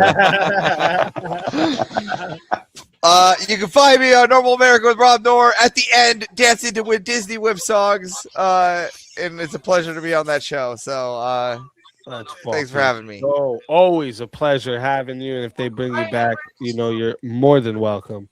And until then, my friend.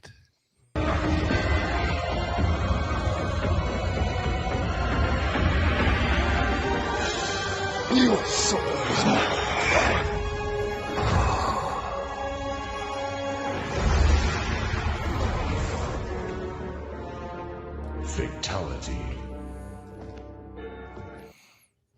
another soul added to the safe of souls.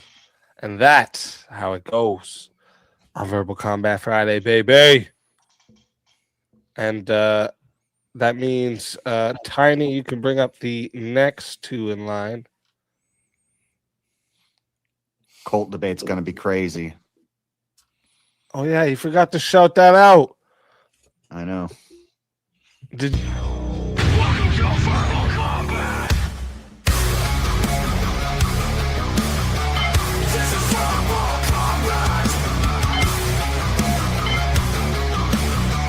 This is verbal combat.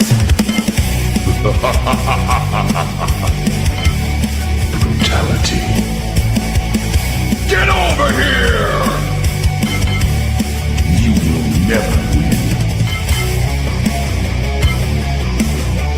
This is verbal combat.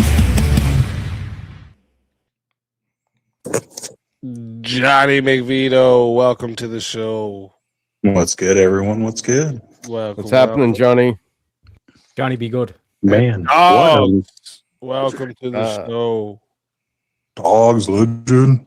Let's Dogs. go. Vote one, dogs. Hi, gentlemen. What's up? I didn't cut you off. That is Gotta tough. say, what a. I was sitting what a here going, panel, what a I don't night. think I've Oh ever. shit! Damn. Oh shit! Solo Okay, judge. so Here whoever we was go. second there, Tiny, put them in the back for now. What's the point of the debate? Just pick the winner. No.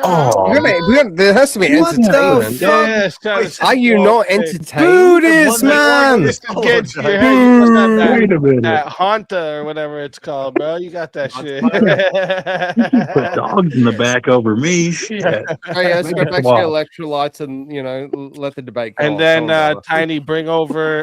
Is Chris still back there? Bring him over. Yeah, yeah. And then give him the revive. Let's go.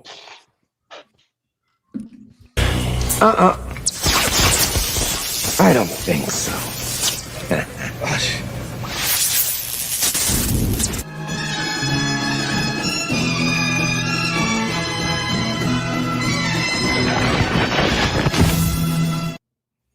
Chris Lestrange, Right. welcome back from the grave. Hey, I was about to go to bed. I did not feel want to- that. Internet You cannot got called respond. out to the the gravestone. Thank you, Ferrer, by the way, for the big 200. You legend. Dang legend. And also, that means they want to also see a 1v1. All right. Chris Lestrange versus Rob. Oh,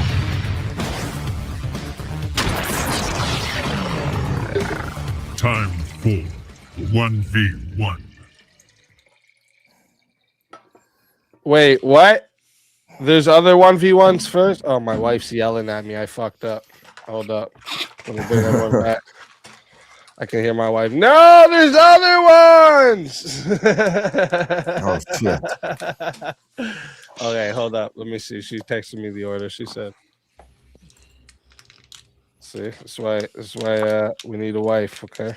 yeah. Keep Big it- W's Alicia. Big O7's in the chat Yep. for Alicia. Big dubs to Do the it like- second in command. Do it like a chess simultaneous, right? Just 5 minutes, then to the second debate 5 minutes, then back to the first for 5 minutes till the time. Okay. Yeah. Until all of them get extended out for 40 okay. minutes. There's a couple of them there. Damn it. Oh, okay. I So tried next starting one a is- chess debate show, but it was too exciting. So the Can we next make one is DK Teriyaki 24 and hours? JS.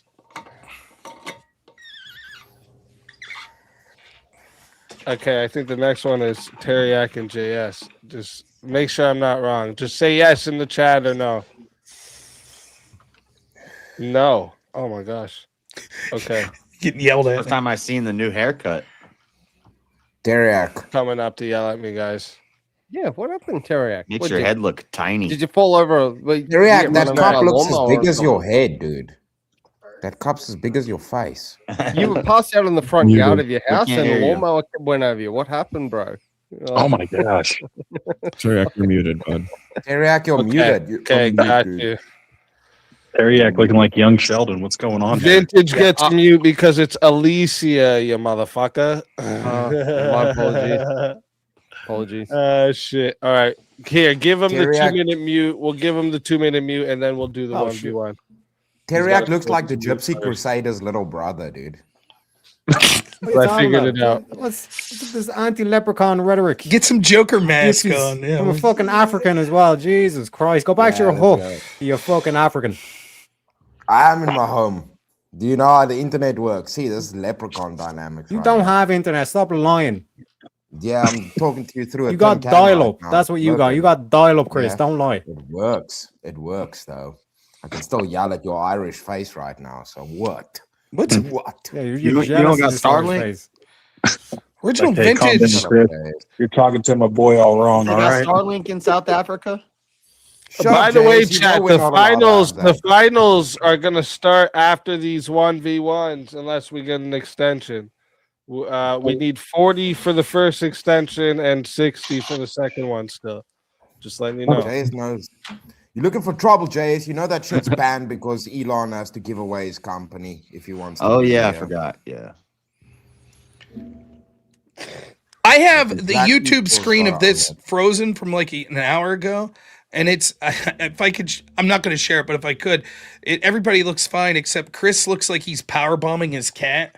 Like it's over his shoulder, and he's just Oh yeah, because he had it on the shoulder. it's pretty bad. I'm like, what the hell's going on this show? Like right as I was coming in, it's just I'm like, this is a wild. When I pulled him up and he was like that, I said we caught him trying to eat his cat. Yeah, it's crazy. It's the pussy bazooka, bomber clot.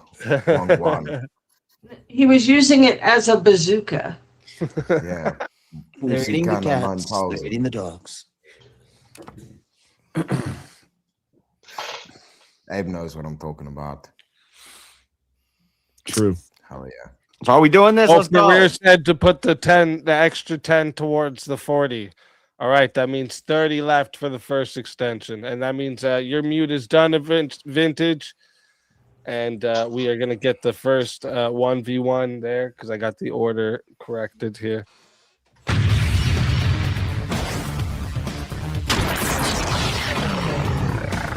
Time for 1v1. All right. Hey, Johnny McVito, you legend. Yeah, legend. Thank you very much. So that means that was 30 towards the first one, and we got 20 towards the second one already. Look at that. You legend. And the topic for you two. Oh my gosh, what was it again? Okay. Oh, this is actually a hard one. How is this written? Let me get it written correctly. Early education is not.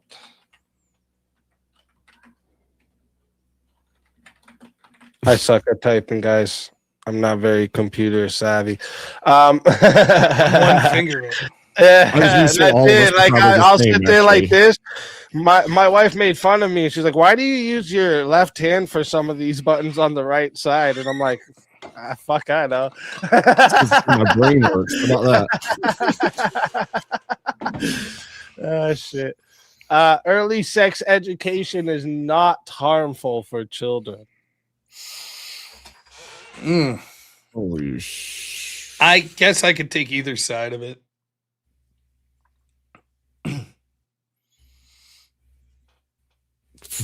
This is a terrible freaking prompt. It is. We're talking. It's a hard one. It's a tough one. There's a But lot of. I do see arguments here. I know. I see It's 'em, like I just- the prompts tonight are really like walking the line with the YouTube. How many cookies can you put in ovens? Like. Okay. Well, but I'll take either side of all it. right. So whatever you're comfortable with, I'm comfortable on the other side. I can see arguments either way. I will say it is harmful. Okay. It is harmful. Okay. All right. So I'll take the affirmative that it is not harmful. I'm trying to get a debate going for somebody taking the positive of like for Swords of Reason, someone taking the positive of Luigi Mangione was on the right side. Oh. I don't even know that I would play devil's advocate for that. I mean, I could make arguments, but I hate those fucking lunatics. So Yeah, exactly. It's a tough one. I wouldn't want to either, because then you're going to justify it, and somebody else is going to take and run with that argument. Right. That's a scary thing, right? You might give something too good. All right. Oh shit. Tyler said, I'll take that. Look at you. He's in. All right. All right, sorry. Who's on what side? Did you guys pick a I am side yet? affirming that it's not harmful. Okay. All right. Oh shit, and we got the second extension. Let's go. So finals start at 3 a.m. Let's go. Thank you, Vector, you legend. All right, chat. This one here, there was no added time. Make sure. No added time. No, not yet, anyways. So we're going to 5 minutes to start. Chat, if you guys want to add on a minute, it is $10 to add a minute. It is $60 to solo judge. If we don't get a solo judge, it will go to the chat poll, and the loser of the poll will lose their soul. Fighters, good luck to the both of you. Let's get it. Okay, how will we define early? That's actually what I was just thinking about. You think the only 8 thing is I could- early? Sure. Okay, so then if I could argue that it's not harmful for 8-year-olds, that would be sufficient to win the prompt in your estimation? The problem is with the term early, it's going to be very difficult. It could be a wide milieu. But if we could narrow it down to like we're meaning 8-year-olds. Sure. Okay, Eight's great. perfect. Yeah. Okay. Define sex education. I guess it would be any education that encompasses how sex brings children into the world, maybe. So, according to various sources that I've looked up very quickly here, basically it's a broad range of things. It has to do with not just the physical act of sex, where babies come from. It also has to do with sexual transmitted diseases at times. It also has to do with body anatomy and naming parts of body anatomy and being aware of private parts to protect yourself from other. Would you agree all those things encompass sex education? I think anatomy and physiology could be separated from sexual education or sex education. I don't think you would have to place, like, for instance, if you're going through biological parts, then you're not specifically talking about sexuality, right? So you could let children know what that body part is without telling them what that body part is for later, right? I think that, like, for example, according to Law Insider, it means focus of discussion, instruction on information about sexual abstinence, human sexuality, human reproduction, reproductive anatomy, physiology, pregnancy, marriage, childbirth, parenthood, contraception, sexual abuse, sexual assault, STDs, or refusal skills. That's the legal definition of how we look at sex education. I think given that, it absolutely is crucial that we start teaching children, and as the father of a young son, I know this.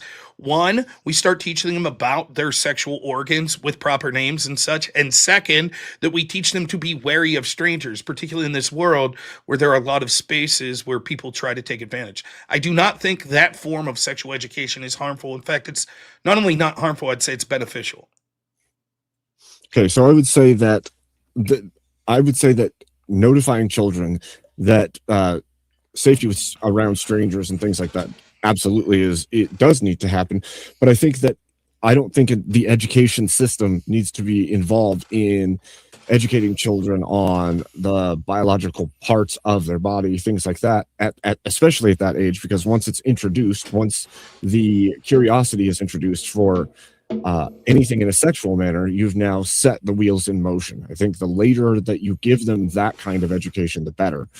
If the brain is still building and they then come upon this kind of information, well, now as children specifically, they're going to want to explore and figure out how that works and why that works. And I think that there's an inherent danger in giving children too much information about sex in general. So I would at concede too two early a things. age. There could be certain forms of sex education that we would both agree is too much. And I also agree with you. I don't particularly want public school teachers. I private school my child. I don't want that school talking to my child anything about sex education. That's my job. Unfortunately, for you, the prompt doesn't say that we're talking about every type of sex education, nor does it say we're talking about strangers or public officials doing sex education. It's a perfectly reasonable interpretation of the prompt that we're talking about all forms of early sex education not being harmful, or whether or not they're harmful or not. And I think that sex education is not bad or harmful to children done early. There are ways that it can be, but it's not because it's early sex education. It's because people do it in wrong ways, and it's not the parents doing it. If it's done by the parents and that form of sex education is doing things like setting the bar for correct anatomy parts, protection of those parts from strangers, etc., which we agree fall into the concept of sex education, why would that be harmful to children?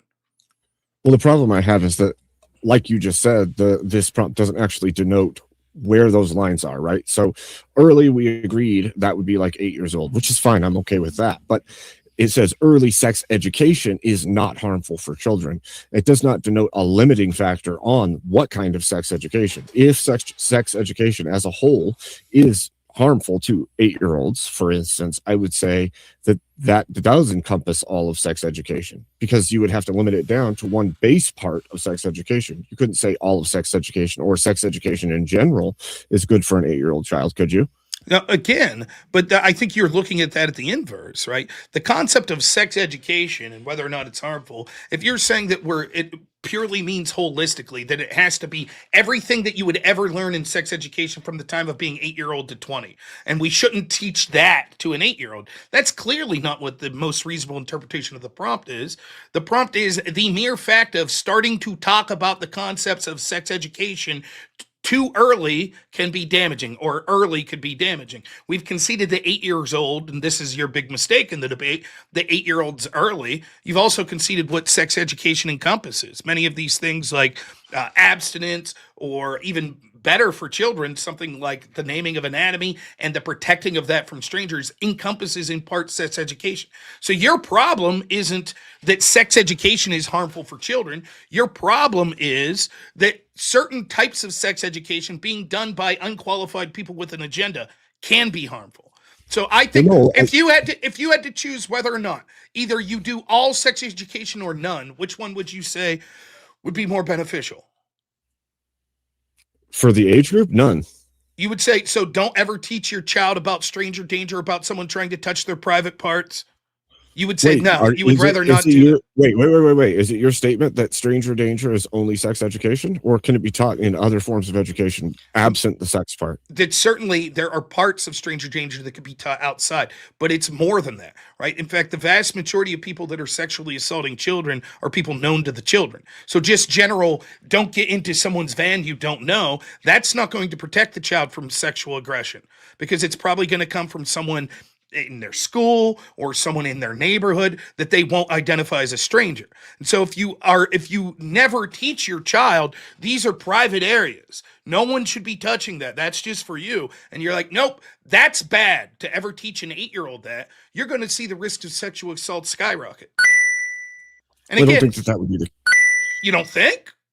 No. I'm saying where I was going to go with that is that anybody putting their hands on the child in any place that people shouldn't be touching should be taught either way. And I don't think that. But what's a place that people shouldn't be touching? Well, the child touches parts of themselves that no one else is touching, especially at 8 years old. That's sexual education by every definition. Right? Like, for example, I always forget the guy's name, Gary Planche, right? The guy who, ended up taking out with a firearm the guy that assaulted his child. That was his karate instructor. So the idea of like, well, anybody touching you, clearly not a coach of a physical sport's going to, here, put your hands up in the bat. Now grab their shoulder or elbow, put your elbow up more, right? You need to denote, no, there's certain areas your coach or no one else should be touching. That is itself sexual education. Saying these are organs, and this is part of your anatomy that is private and should be. That's sex education by every metric, the legal metrics. See, but I have the colloquial metrics. I just have an issue with the usage that way because it basically piles nearly every act or action into the sexual education, so long as it has to do with one person and another person, or it becomes so broad that you could teach them all of the things within that field. Like, well, why don't you touch them there? But Why again, can't you touch them there? it's me as a parent doing it. So I think that it's fine for a parent to have those discussions. You disagree? No. Okay. I don't. Then the problem you're having isn't the prompt. The early sex education in this way is actually good. The problem is when we give it to state schools or we outsource You it to would other say people. limited. You would say early limited sex education is not harmful. Well, for no, children, I think not the early concept, sex education. but I think the way that the prompt's written is early sex education as a concept. So the concept is sex education is this thing that encompasses everything from actual intercourse to STDs, right? To you even in sex education, you could consider child rearing, right? How to protect a fetus. That could be a part of sex education, correct? All of these things we accept, and it has nothing to do with some of those have nothing to do with actual copulation or sex, but it also entails a bunch of other things. STDs, protecting yourself from other people, physical names of body parts. That is in sex education. There is a threshold and time frame for that. The concept itself is fine and helpful. The problem could be if people misuse it. It would be like if the prompt said like speed limits are harmful for children. And you'd be like, You think that the general public reading this prompt is going, say this is a vote on your education, your school district puts this out as a poll for parents to take. Mhm. You think that they're going to take the stance that you're currently taking, or do you think they're going to say that's too broad of a term and that's not safe for children? I think well, first off, if you're putting it to the general public's actually far more liberal than me and you, and most of them are completely fine with public school teachers weighing into shit that would appall us. So if you're appealing to the general public, I don't think that's going to help you much. Secondly, I think if they did what we did and said, okay, let's define our terms. What do you mean by early? 8 years old. Okay. And what do you mean by sex education? Educating children to be safe around strangers with their private area, correct anatomical names about their private area. Then I think, and the third question would be, are we talking about you teaching them or us as parents? I think that if we went through those three questions and answered them in the way we did this debate, the vast majority of the people we would consider moral and reasonable would say, absolutely. I have no problem with parents teaching their children about staying safe sexually from strangers, staying safe when they're with people they know, when it comes to sexual identity and keeping, their private areas protected. I don't have a problem with that whatsoever. And I'll be honest, this is something that I sort of in a little bit struggled with because sex education also applies proper names for anatomy. When I had a son, right, I'm like, Yep. Your bird, man, like you got to take your bird out and take a pee. And the doctor's like, don't say that. Say penis. Because the problem is when you start to use these pet names and stuff like that, that actually not only can confuse the child, but opens the door to a bunch of nefarious shitheads that want to use code names like that and stuff to make it sound less nefarious. So in all those ways, I think early sex education is helpful. Did you say you got to take a penis? Huh? Did I actually say take a pee? Take your bird out and take a pee. There's a movie called Look Who's Talking. Is it 1 or 2? John Travolta's in it. Penis and so good. So good. I love remember that John movie. Travolta being like, hey, man, because what's he say? He has a word for penis, and she's like, don't say that. He's like, okay, how about your bird? Right? And your bird, she's like, no, don't say that either.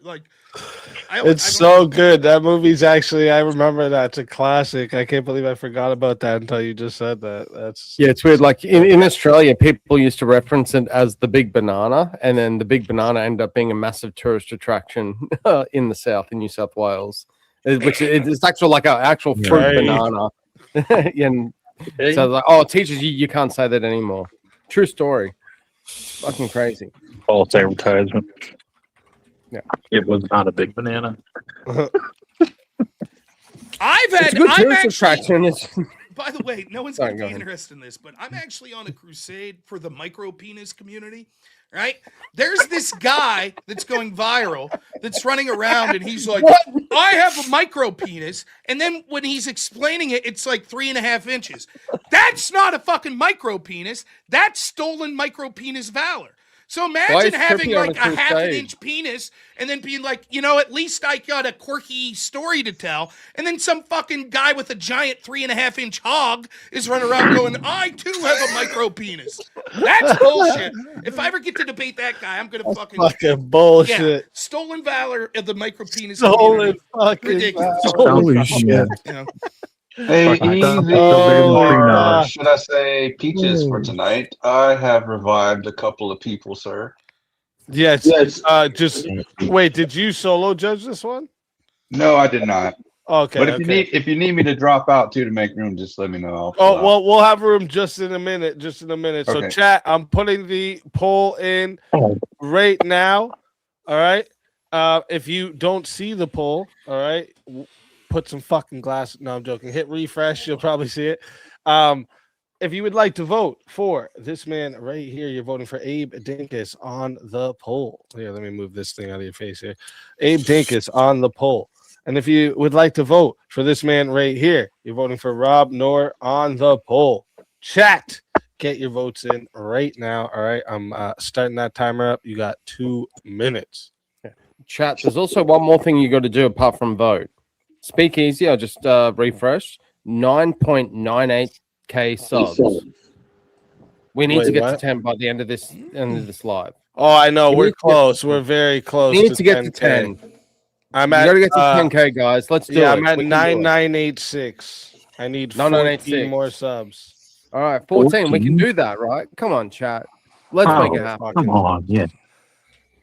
But I already said I'm not doing the marathon until it's like at least 20 over 10k, because last time it varies up and people down. started unsubbing right as I was doing the marathon. I was like, yeah, fuck Can you imagine? guys. Can you imagine, like, if you got to 20,000 subs and then had a party and then lost 5,000? Wouldn't That that would be suck? fucking so embarrassing. Yeah. I'd probably want to You sue have a someone. 15 I'd want to you get sue to- someone if that happened to me. It'd be horrible. Why? You get to have a 15k sub party twice. Like, you get to have That'd be two. terrible. What a horrible thing to have That's happen. that's a double party. I'd want to fucking sue someone. I would be if that happened to me. one. I would be one frustrated vegetable for sure. The second 15k sub party is actually the lawsuit fuck. live stream. Yeah. Oh shit, that's too funny. Well played, sir. Damn. Damn. But yeah, that marathon, I'm not looking forward to it. I have to beat my record, and my record is 50 hours straight. Fuck that. Hours. I heard that. I actually heard that in another stream, and I'm like, "There's no like, how does a human being stay awake for 50 hours straight?" And I was awake the whole time, bro. The whole fucking time. I was there. He did Back-to-back it. He's a streams. beast. It was Yeah, nuts. I don't doubt He's a that it beast. happened. I'm just like, how are you like not unalived at this point? But Like, I listen, don't this get is a it. dangerous game, because then if you get to 20,000, you'll have to up the ante there. But you're gonna make it. You're gonna get famous. Yeah. You'll be at like 500,000. You'll be like, I'm now obligated to stay up 183 hours, motherfucker. Like, this is horrible. People just keep so it's subbing, like- like, yeah, motherfucker, do it. You know. So, Yeah, would at that be about the hour first case? 110. Last he's time- in ICU. He's in the Last emergency room. time of the it was to hospital the at hour point where, 110. like, you know, when you start seeing like the shadow people, like things are at the side, you're like, oh, there's no one there, but like you're seeing shit. It was there, you know. It would have got to the point I would have probably started seeing actual people. But that be the what do we first got social here? media 73 essay? votes and 77% said the winner of the 1v1 is Rob Noerr. Abe Dinkus, tell everyone in the chat where they can find you and why they got to bring you back for another shot at the $450 prize. Well, I think you all know where to find me at this point. Bring me back, because I want to crush people. Boom, let's fucking go. Always a Happy pleasure birthday. having you. And if they bring you back, you know you're more than welcome. And until then, my friend.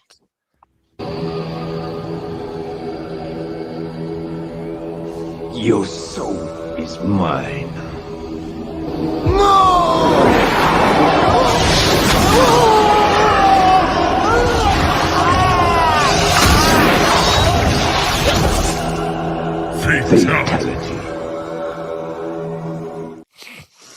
Another soul added to the Safe of Souls. And that's how it goes on Verbal Combat Friday, baby. And Jungle, I don't know if you want to do your revives just yet, because we got Rob is Tyler is being brought up from the back to fight Rob right now. So do you want to wait until after that? Yeah, we can wait. Okay. All right.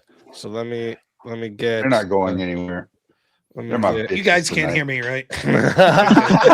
Now listen. Jungle dude, hell yeah. It's my audience. This is my God bless you, Can sir. my God audience bless hear you. me? I'm The jungle Now listen, they're takeover, gonna baby. keep me here all night. Yeah. So throw College, some just money make sure you my get way. straight on this time, bro. Make sure you throw money That's my all way. I'm saying. Because I'm gonna end up staying here all Let's night. get this one popping. Send me money. Thank you. Time for 1v1.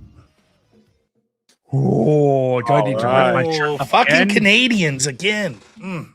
My doppelganger. You forgot your hat. You should have wore the hat and everything like you did last time. Come on, get it right. Fuck. Oh, we're doing special hats. All right. You gotta get him to get like a hat that has a red face with the blue brim, so it's the opposite colors of Rob's.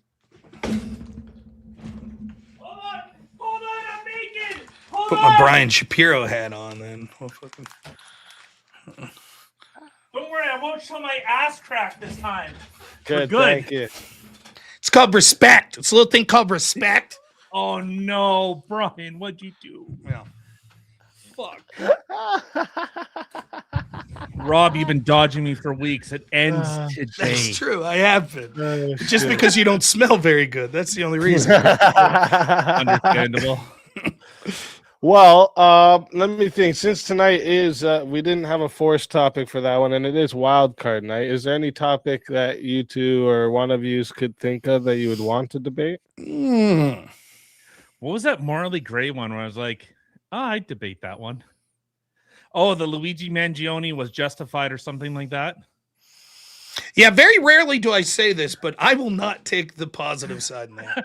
No, I would take the positive. Okay, I'm willing to argue the negative side of that. Take the positive on that. So so how would it? Are you sure?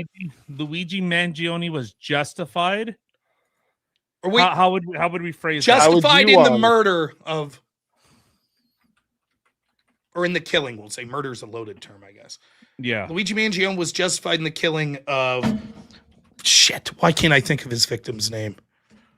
United. I'm trying to remember it now too. The United Healthcare. Yeah, but what was his name? Do you remember? Brian. I feel terrible because it's fucking sad we know Luigi's name and not him. Brian Thompson. Brian Thompson. And Brian Thompson. I will take. Is it spelled Brian? Yeah. Okay. Yeah, that is always how it goes, though. Eh? We always remember the psychopath killer's name, but we never remember the victims. It's always how it goes. Yeah. That's actually one of the things. So, like in Canada, a fun fact about Canada, I hate a bunch of shit about Canada, but one of the things is when there is like somebody who's caught for like doing some like serial killing or whatever, they don't plaster his name everywhere so that he doesn't get a bunch of notoriety. Like, you guys know of like the Carla Homolka, how her and her husband, they called them the Ken and Barbie killers. They were from Canada. I've heard of them. Yeah, that story didn't even break until there was a documentary written by an American. That story was like really kind of hush hush at first. It was like a local more thing. Yeah.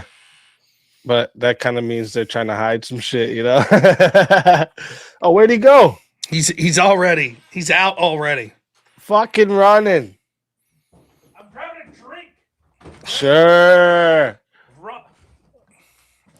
Oh, a Core original? Is that Core's original? Yeah. The banquet beer. All right. Let's go. All right, I'm ready. Right. You are. Chat. This one here. Oh, shit. I'm not looking at my notifications. Oh, looks like we got 5 minutes added on. So we are starting at 10 minutes, chat. They said for this spicy meatball. So 5 minutes added on. So that means we're going to 10 minutes to start. If you guys want to add a minute, it is $10 to add a minute. It is $60 to solo judge. And if we don't get a solo judge, it goes to the chat poll, and the loser of the poll will lose their soul. Fighters, good luck to both of you. Let's get it. All right. Well, I guess I'll start since I'm the affirmative. I think when people intentionally take positions or seek to disenfranchise people for services that they rightfully paid for, I think that becomes inevitable that vigilante justice will take place. That's a different question of whether or not it was justified. Saying that it's expected is different than saying it was justified. So you're not saying it was justified? So I'll say, okay, I'll caveat with it. When that I think it is justified when people are denied a service that which they paid for. Okay. So if the other day I went to McDonald's and I got 3 double cheeseburgers I ordered and they only gave me 2, justified to kill the people in there? No, I think that's obviously an extreme, absurd position on its face. Well, I would find it's your principle. So you want to change your principle and say it's justified to kill someone if you paid for a service that was very expensive? What's the dollar amount that we need to spend to not get the service we paid for that justifies killing? So if someone is holding a position or is offering a service for healthcare, which is something that you were guaranteed, and I think it's important to keep it within the framework of, let's say, healthcare, because I think we would both agree that if someone was like, hey, I went to McDonald's and they gave me an extra cheeseburger, therefore it's justified. No, I think when I need a limiting principle. So we've came to this conclusion. Sometimes it's okay to kill people that you've paid for a service and didn't receive, and other times it isn't. So I'm asking, what is the limiting principle for when it's okay? I think healthcare, when it becomes healthcare, when I've paid for a healthcare, a life-saving, a cheeseburger is not a life-saving in the grand scheme. So why does it have to be? Why does it have to be something I've paid for? For example, let's say I served in the military, and they said, "Hey, if you serve in the military of whatever country, Canada, the United States, we'll give you free healthcare for life." And then they deny that healthcare. Should I be allowed to kill them? I think it becomes inevitable when people are working in nefarious. Not inevitable, justified. Yeah, I inevitable, justified. I think I would use those words almost synonymously. There's a lot of people. There's a lot of people in the United States and Canada that have been promised by left-wing governments free healthcare. If a right-wing government comes and wants to take that away, those people, under your logic, are justified in killing that right-wing government. Yeah, I think justified ends up becoming the position of when people are offered a thing, but then out of, let's say, greedy or when someone is holding a position that they are looking to disenfranchise intentionally someone else. Okay, so first off, greedy is subjective, right? Right now, there's some immigrant that's been promised healthcare in the United States. Trump says, nope, we're taking 30 million people off Medicare. Democrats are all saying that's intentionally for greedy reasons, taking people off healthcare. You would have to concede if one of them assassinate the president, it was justified. Well, I think that definitely the argument could be made that, especially if you're no, I don't want. You're arguing that it was justified. You saying, well, someone could make that argument is different. So then you're not comfortable saying it would be justified. No, so what I'm saying is when you intentionally disenfranchise someone for a service that they paid for. No. And I know you just said it doesn't have to be that you paid for it. You didn't pay for it if you're in the military. Nope, it was guaranteed to you, right? That's the real principle you're saying. If you were promised something, you're promised health care, and then someone says, nope, we're not going to give you that health care, you're justified in murdering them. So if your wife if you paid into a healthcare system and they said, hey, you know what? we're going to cover their medical expenses or their health care or whatever else, and then they and then at the last minute they go, you know what, no, we're not going to, that costs too much. And you're like, wait, but I paid for that service. Once more, you're beating around the bush. This would justify the murder of Donald Trump. There are people that claim that they were given, promised, and made life decisions around the fact that they were getting free health care, and Trump's plans to take that away. Same in Canada. There are people that have been promised free health care, and so if anyone got elected that said, look, this is bankrupting us, we have to make changes, they would be justified in murdering those people. A simple yes, no will suffice. You know, I would say yes. Okay. Now, this is my argument. Yes. I give you plenty of chance to make your case. You can see the lunatic nature of this. The problem is, once you justify vigilante murder for a policy prescription that someone pushed for, it leads to a snowball effect where you're all of a sudden justifying the murder of pretty much any businessman or politician in the world. This is why we should go through the proper legal channels. The principle that you're advocating for is two things. One, vigilante murder, and second, murdering people for not purely self-defense reasons. Both of these, particularly the latter, becomes increasingly dangerous and would lead to a world where violent left-wingers who already think it's okay to punch a Nazi would literally use your logic to go out and murder every fucking one of us right-wingers because they think we're fascist. Okay, so I could turn the example right back on you. So if an abortion clinic is saying that we're going to abort as many babies as humanly possible, we're going to instill as policy, we're going to instill that heaven maxing machine.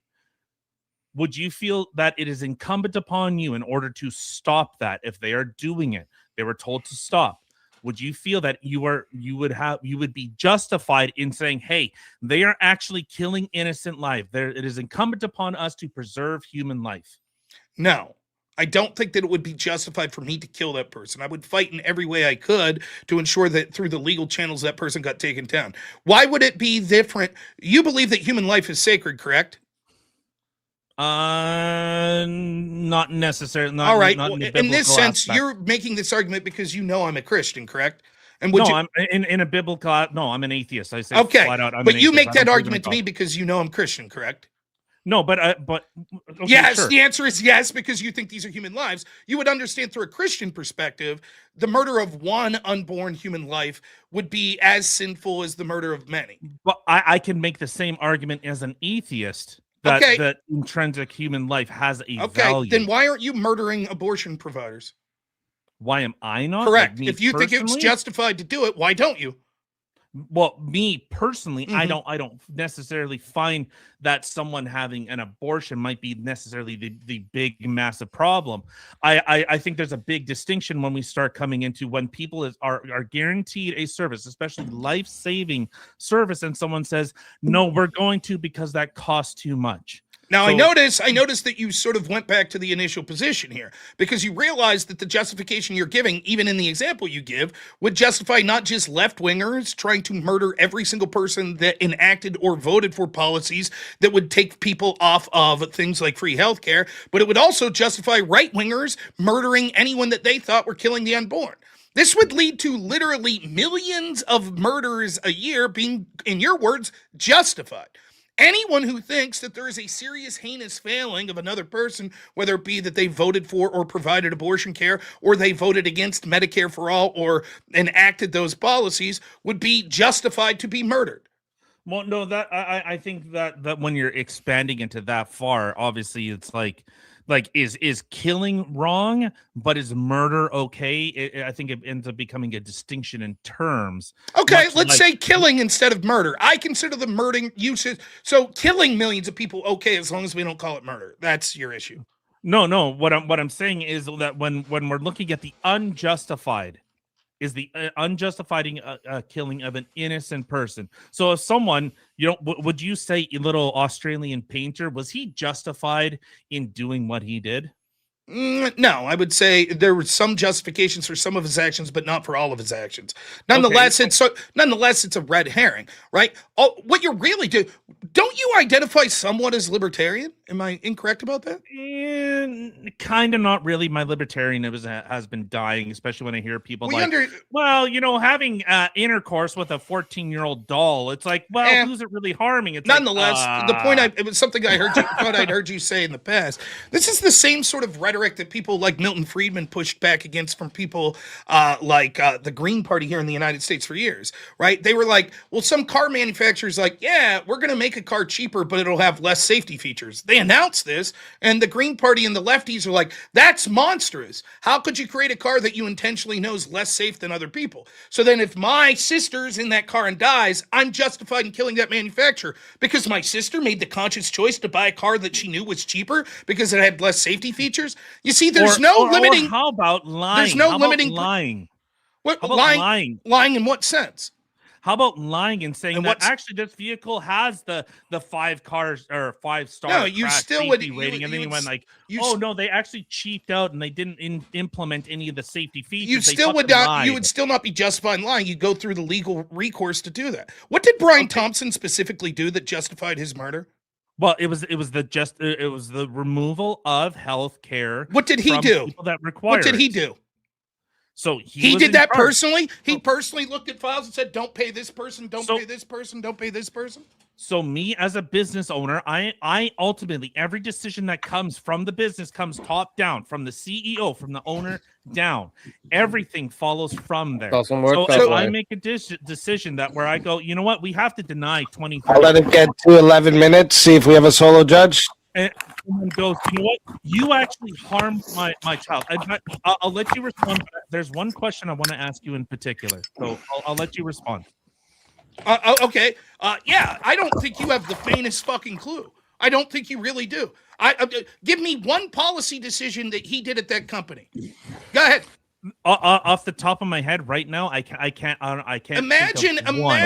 imagine advocating for the justification in murdering someone, and you're like, I actually don't really know what he did.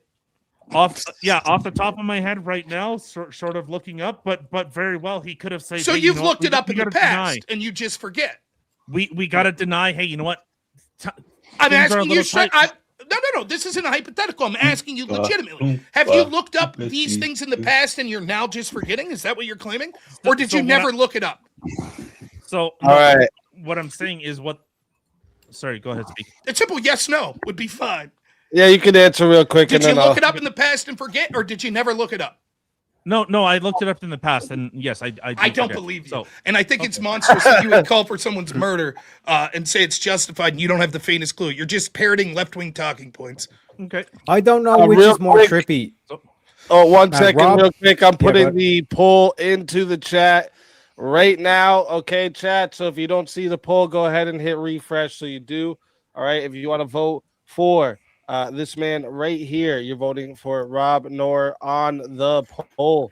All right. And if you want to vote for this man right here, you're voting for Tyler on the poll. Chat, get your votes in right now. All right. I'm going to start that timer over. You got 2 minutes. Rip it off. I don't know So which is the trippier: question that- the fact that Rob is debating the liberal liberal version of himself, or the fact that Chris looks like the bitch from Willy Wonka. So the question I wanted to ask, so there's a lot of videos online, like people talk about like the Alaskan Avenger, this guy that's in prison, but he's removed a lot of people that have done terrible things to children. Or there was that famous, I don't know if you ever seen it, but there was like a mother whose child was assaulted, and they literally just stood in front of a courtroom and just gunned this person down because the justice system failed this person. So in those instances, it's looking like are those people justified when the justice system or the systems that these people have believed in have failed them? Is this going to become an inevitability? I think that you are justified if it's a pure act of self-defense. You may say that you're justified even to one degree further if it's an act of defense, or in some cases an act in a righteous fury of something that directly happened to a loved one of yours. The idea, although I might say, fuck this person that harmed children, I don't really give a shit if they got murdered, I also don't think that it's justified to the point where we should say that we just allow that to go go and say as a society we're okay with that for various reasons, not the least of which is if we accept that this is a justification, that means anyone who's ever accused of this, that we would allow vigilantes to go murder those people even if they end up being incorrect. That's the problem. That's why we as a Western society and also as Christians have decided that no, there have to be sort of official channels that we all agree to as a society to go through these things. Okay, so I just looked up here. Okay, so Brian Thompson was held responsible by critics for policies that allegedly denied life-saving care to maximize profits, including use of algorithms to restrict mental health services and rehabilitation care for Medicare enrollees. So he intentionally, over profit, denied people's health care in order to make a little bit of that extra green. Would that person be justified? Two things. One, you didn't know that when you were calling for the justification of his murder. Second, which shows the danger of that. Second, okay, how did he do that? You read a simple Google search and that's enough for you to justify his murder? No, Go ahead, so explain. Could it be that you're reading something like many things from mainstream media sources that have a left-wing bias, and if you delve into it, it turns out the situation was far more complicated and not just as simple as rich man morally evil? The same fucking people that are saying this are saying landlords that evict people for non-payment of rent also are morally evil and deserve to be murdered. Sure. So when real quick, we got it locked in there. It's 66 votes. And 83% said the winner of the 1v1 is robnoerr. Tyler, tell everyone in the chat where they can find you and why they should bring you back for another shot at the $450 prize. That is xenophobic bias, chat. No, I'm just kidding. I'm fucking around.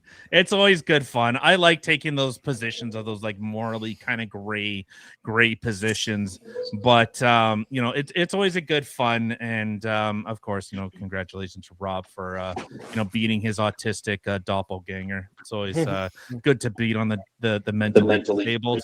And where do we find you? We are always every Monday and Wednesday at 8 o'clock Central Time. We're talking Canadian, U.S. politics, culture, and everything else. 1 p.m. on Saturdays because Rob dodged me. I did. That's true. I'm just fucking with you. I gotta take my mom out to dinner. I know. You know what? Family comes first. I know. I get. I'm just fucking with you. Every 1 o'clock Central Time on Saturday, we're talking the same thing. And in fact, because of the story of the Canadian beaver attacking those people that were screwing with his dam, Barry the beaver has been materialized. The hero that Canada needed. So let's go, Barry the beaver. I like it. Yeah. Always a pleasure having you. And if they bring you back, you're more than welcome. And until then, my friend.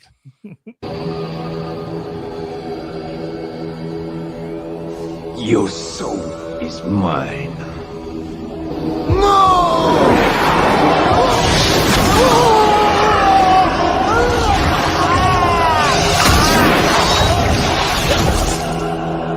Fatality.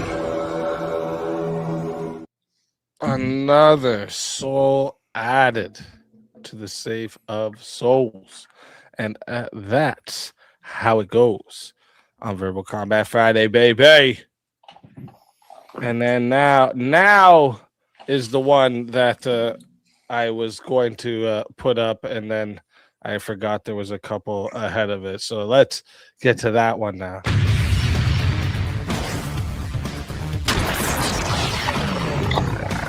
Time for 1v1. Ah! Let's go. Listen, Chris, I respect you as a fellow humorist. Is this a bad joke? You know who Larry Sinclair is? He's the guy. Do you know who it is, Speak? Yeah. Okay. I was going to say Barry the Beaver. Wasn't that Larry Sinclair's nickname for Obama? But I let it go. I thought it was too much of a reach. You know? Oh, shit. So good. That's a deep cut, you know. Let me see. There wasn't a... Okay, there's a solo judge, but there's not a topic for this one yet. Okay, perfect.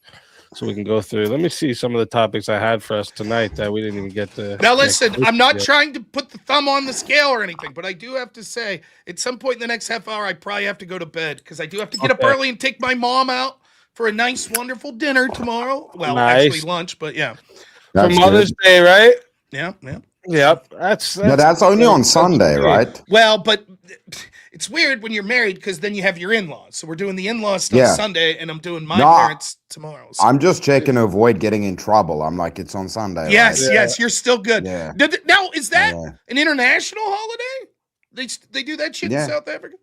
Really? Yeah, it's everywhere, I think. Malma, I think Feminism. so. Mama's like shouting "kill the boar," and then he's like, "But I have to go hang out with my mom today," you know. Yeah, true. True.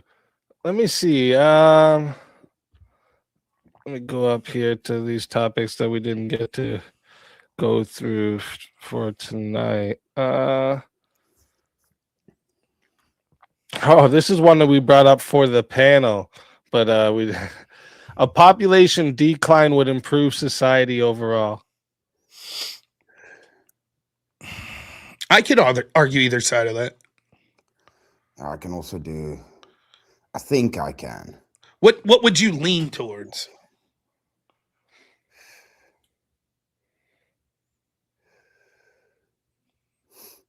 See, it's a difficult one. It's a difficult one to think of it because it can go both ways. That makes me more reluctant on it. Well, those are because the yeah. It would depend on the argument. Look, a lot of times It could people be a don't. different one. It's fine. Like a lot of times, like just so the audience understand, at least for me, and I think this is the way for most people, you don't want to straight up argue something you 100% don't believe. But a lot of times there's moral grayness where it's like, well, I could see Yeah. some positions on this and some on this. So you take that side and argue those positions that you would have had, even if you're like, ultimately, I would conclude the other way.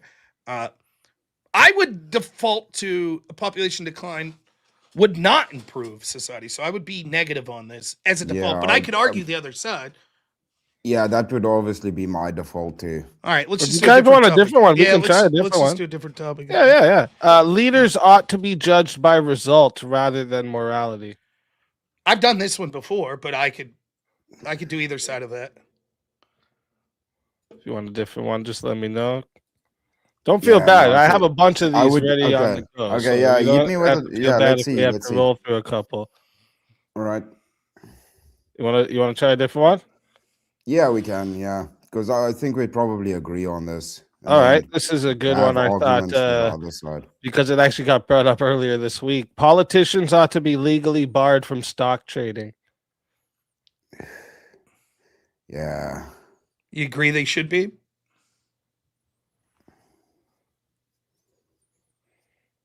I think this is a really good one. We were talking about this earlier this This is a week. I can difficult see both one. really good. Yeah, it's both sides to this one too. I default to no. I don't think they should be barred. So if you are more along the side of yes, they should be, that might be a good one.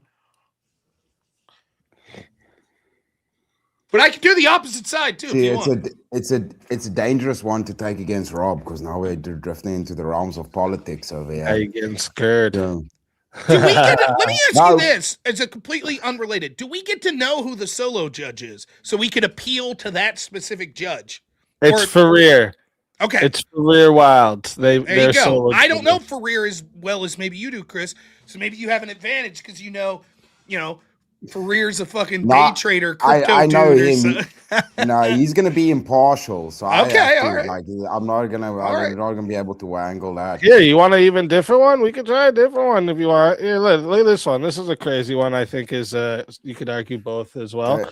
Parents ought to have the right to genetically modify children to prevent weakness or disease. I can argue either side.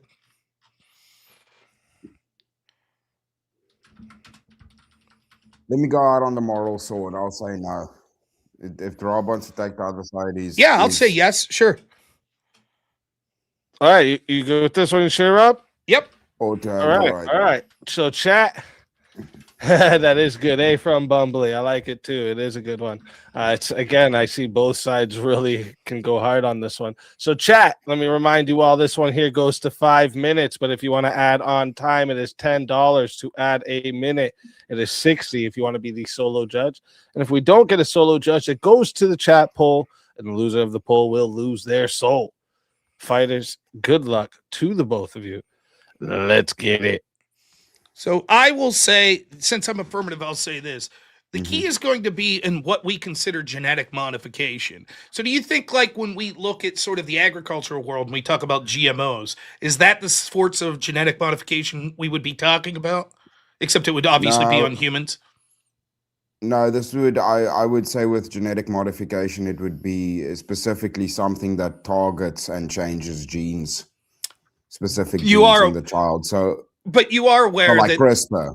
Right. Okay. But you are aware when it comes to agriculture, we consider things GMOs that aren't like CRISPR. It could literally be intentional breeding to get traits that we want and other such things. Well, genetically modified crops, especially with GMOs, is generally to prevent them from disease or to make them more hardy in some sense, right? Yeah. So, you're aware that there are already dozens and dozens of genetic modifications on the market, correct? For humans. Yeah. And you are Well, aware. it's not direct, right? No, there certainly are that are considered genetic modification. So it's not just things that come from CRISPR as well. The purpose of this is in vitro many times, but also elsewise to identify while in the womb things like muscular dystrophy, other life-crippling illnesses. Why should we doom some child to some life-crippling illness if we could make modifications through slight injections of things while the baby's in the womb? I mean, in that sense, it's just a moral appeal with regards to that kind of like argumentation. But obviously, it wasn't a necessity beforehand. So why would it now suddenly become a necessity? Well, Just because necessity of is an nothing to emotional do with appeal. it. We could make the same argument and say that penicillin wasn't a necessity beforehand, but now we use it and it's helped significantly people overcoming various illnesses. The Yeah, necessity that's of not it's genetic modification. it doesn't That's not matter. genetic modification. It doesn't matter. The point is, it gets to your point of it used to not be a necessity, so why allow it now? How could you look into the face of a person with muscular dystrophy who struggles through their life every day and say, look, we had a treatment that would have been safe, effective, and we could have given it to you while in the womb, but we just, for whatever reason, said no, and now you have to live like this? How could you make that moral case that that person didn't deserve to have that disease cured when it's the technology is available? It's God's will, and it creates character in individuals. Sometimes being flawed gives you character. Okay, so your argument is, in general, we should not cure a disease because it's God's will and it gives them character. Yeah, well, it's biologically destined to be that way, and then I could make from a religious side say it's God's will, but the biological reality of it is that it is the case. Okay, So you're fucking with natural biology by now, doing that. but that what you just said, that you just admitted that any disease is God's will and therefore we shouldn't cure it. So if someone's blind, if someone has cancer, that's God's will and we not- shouldn't attempt to cure it? It's not necessarily God's will. It's just the way that it's intended to be. It is the way that it is. Okay, so we should not try to cure people with cancer because that's the way it's intended to be. What does that have to do with genetic modification? It's you're the person. See, what you're doing is you're implying that there's something universal about genetic modification that's negative. When I ask you details why, you go to a principle that applies to all sorts of things. That's why you Yeah, but that's conceded. just a That's part- why, let me, real quick, that's why you Yeah, conceded, for yeah. example, we shouldn't cure someone's blindness or we shouldn't cure their cancer because it is God's will or it is as intended. If you're like, no, No. that's not as intended with those cases, what is it about muscular dystrophy that's as intended but cancer that's not?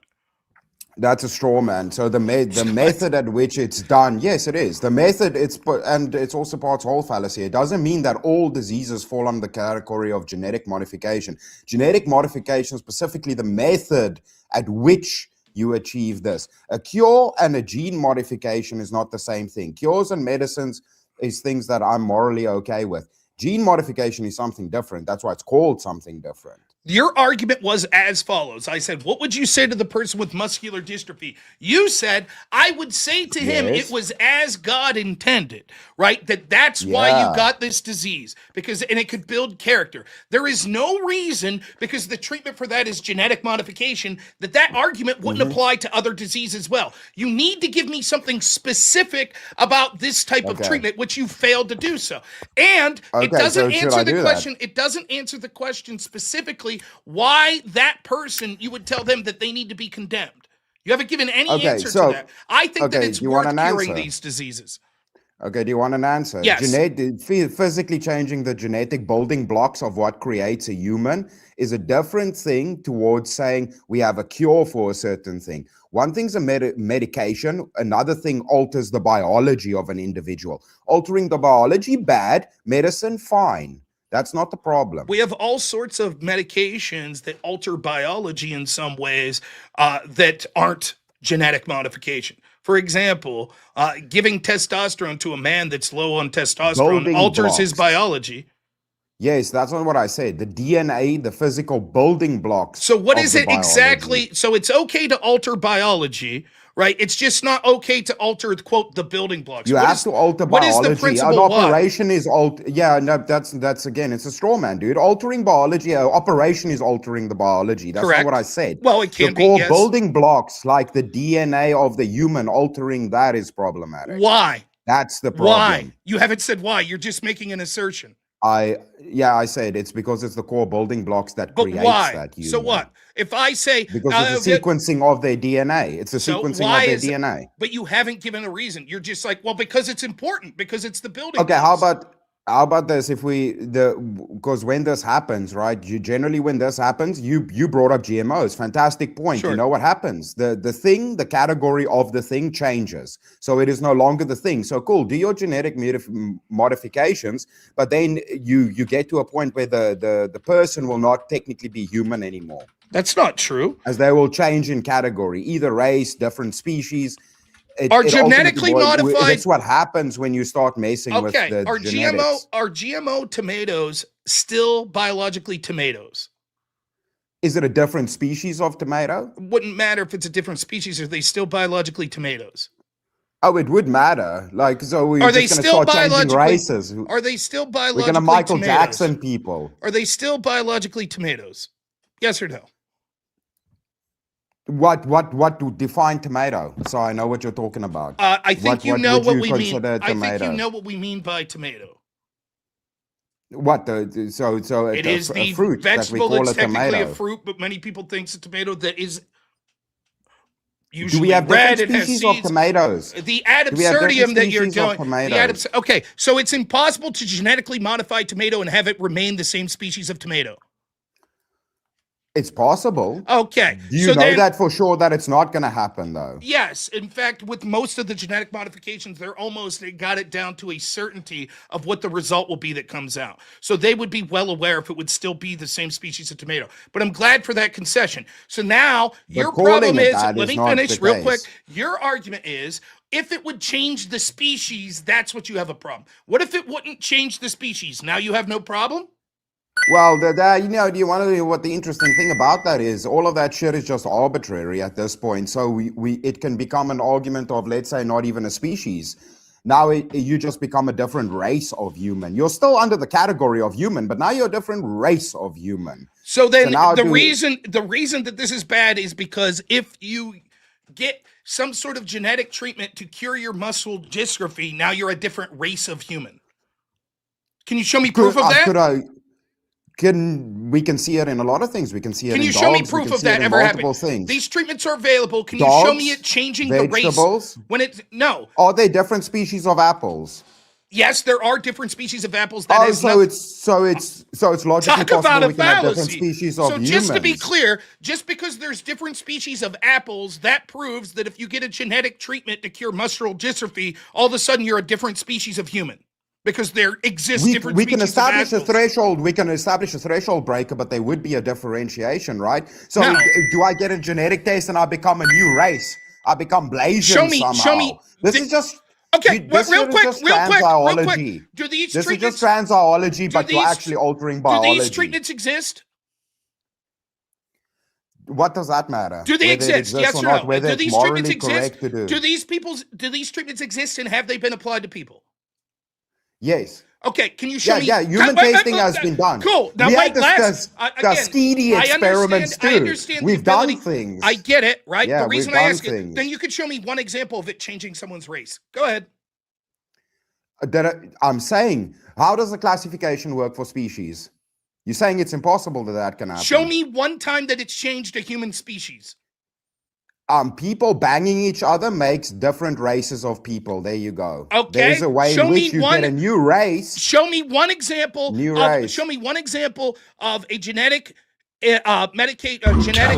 medication being given that changed someone's race or their species. Give me one example. You're saying that it's common. Clearly, this is going to happen. So you can show me an example. You could have someone saying, I got a genetic treatment to cure my muscular dystrophy, and now I'm a different species. Show me it happening. It's highly likely that it could happen. But it never you can has. see that it logically cannot happen. Is that what you're saying? No, that's not what I'm saying. It may be able to happen. Why would that mean that we would say, excuse me, you tens of thousands of people with muscular dystrophy, we can't cure you because hypothetically sometime in the future, it could create a different species.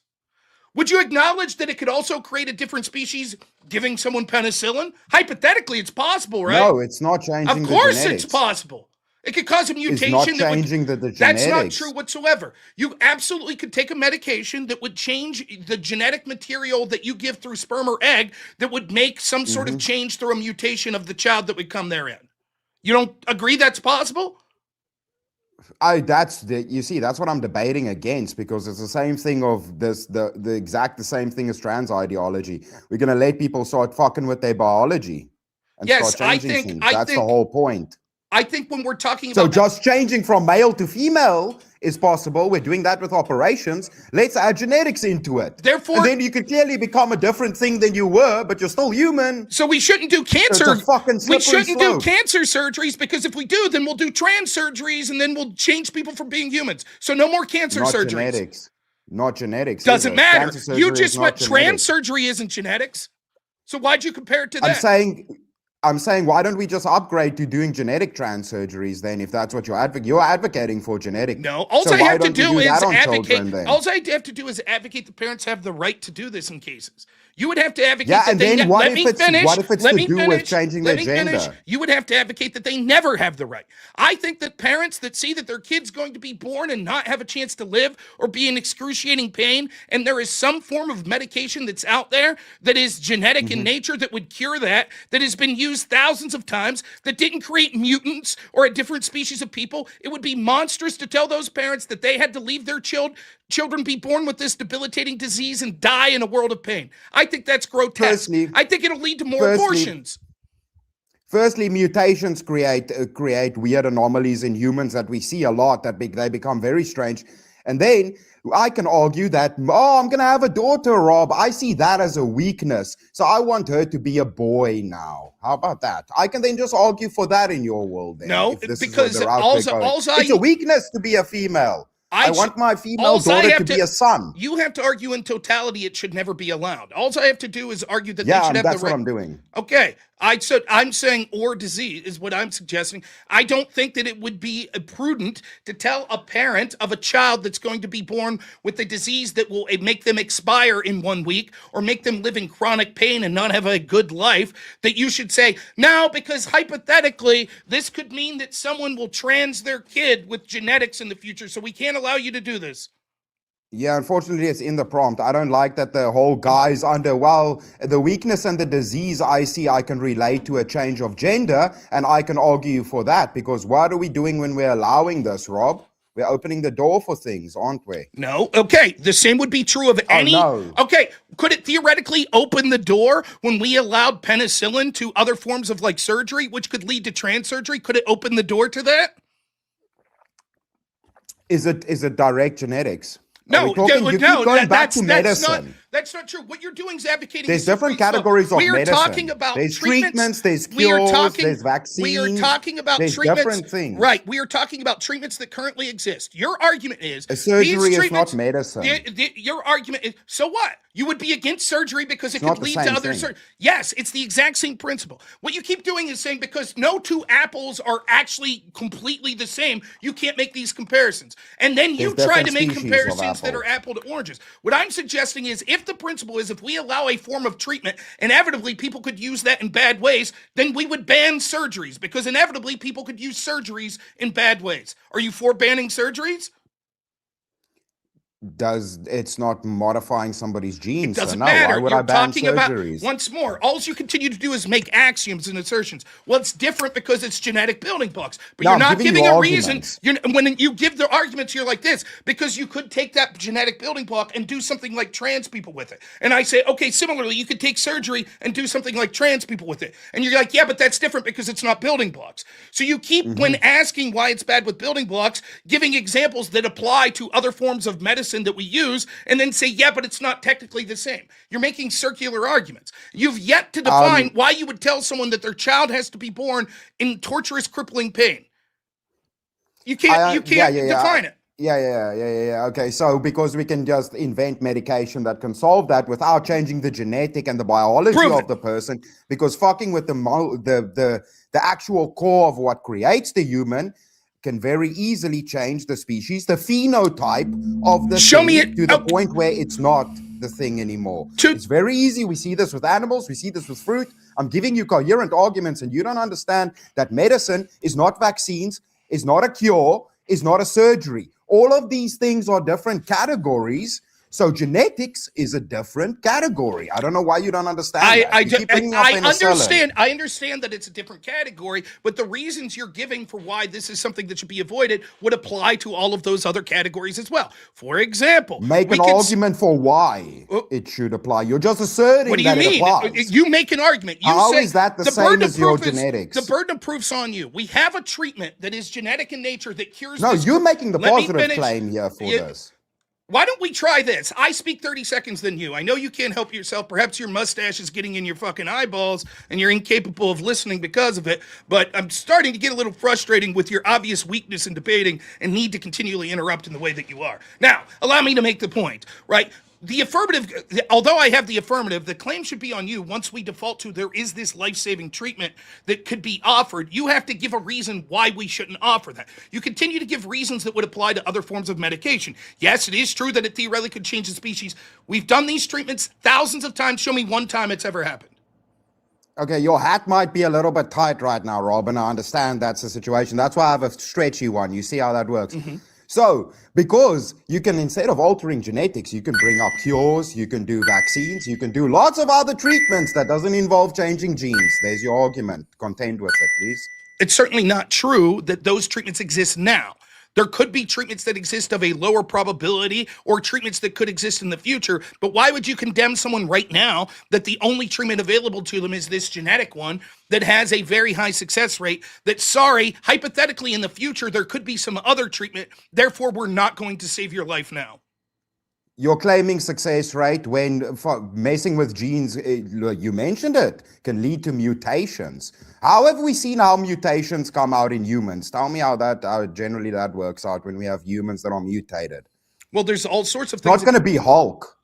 No, but not all mutations are that serious. I have a half a thumb, which is a genetic mutation. So my life goes on. That's sweet. That's sweet. Also, there's other treatments that cause mutations that we actually accept, like radiation. Should you suggest that we get rid of radiation to cure cancer because it could lead to mutations? I would say we shouldn't let people go Bruce Banner and live inside a nuclear reactor. Don't we have safety protocols with regards to radiation? I believe we do, right? That's true. And we also have them when it comes to For a genetic. reason. It also happens when it comes to genetic treatment. We also have safety protocols for that. So what's the difference? Both could lead to mutations. They say because the one has a benefit towards things like power, these kind of things, where there's no other treatment for it. You're necessitating that that is the only treatment where you haven't proven it to be the case. You're merely saying that the genetic treatment's the only treatment, not bringing up any treatments that you're even talking about right now. And I hope you're Googling it. I'm not even using Google, but also, it's not to say that that's the only method. Another method can be done to achieve the same results. Doesn't have to be a genetic change in the individual. And you're also claiming that there will be no side effects, where in medication, don't they have a list of side effects? You are saying it's going to be a medication without any inherent side effects or possibilities of side effects. That's fallacious. Okay, That's not how medicine works. I never said there'd be no side effects. In fact, as you correctly say, that would be with all medication. So if the argument is ban this because there could be side effects, that would logically lead to the banning of all medication. Second, your argument that there are other treatments, you have no proof of it. The reason these treatments exist is because of their success and there being a lack of other treatments in many of these things like muscular dystrophy. And third, if that's your argument, it would also apply to cancer radiation. Aren't there other treatments for cancer?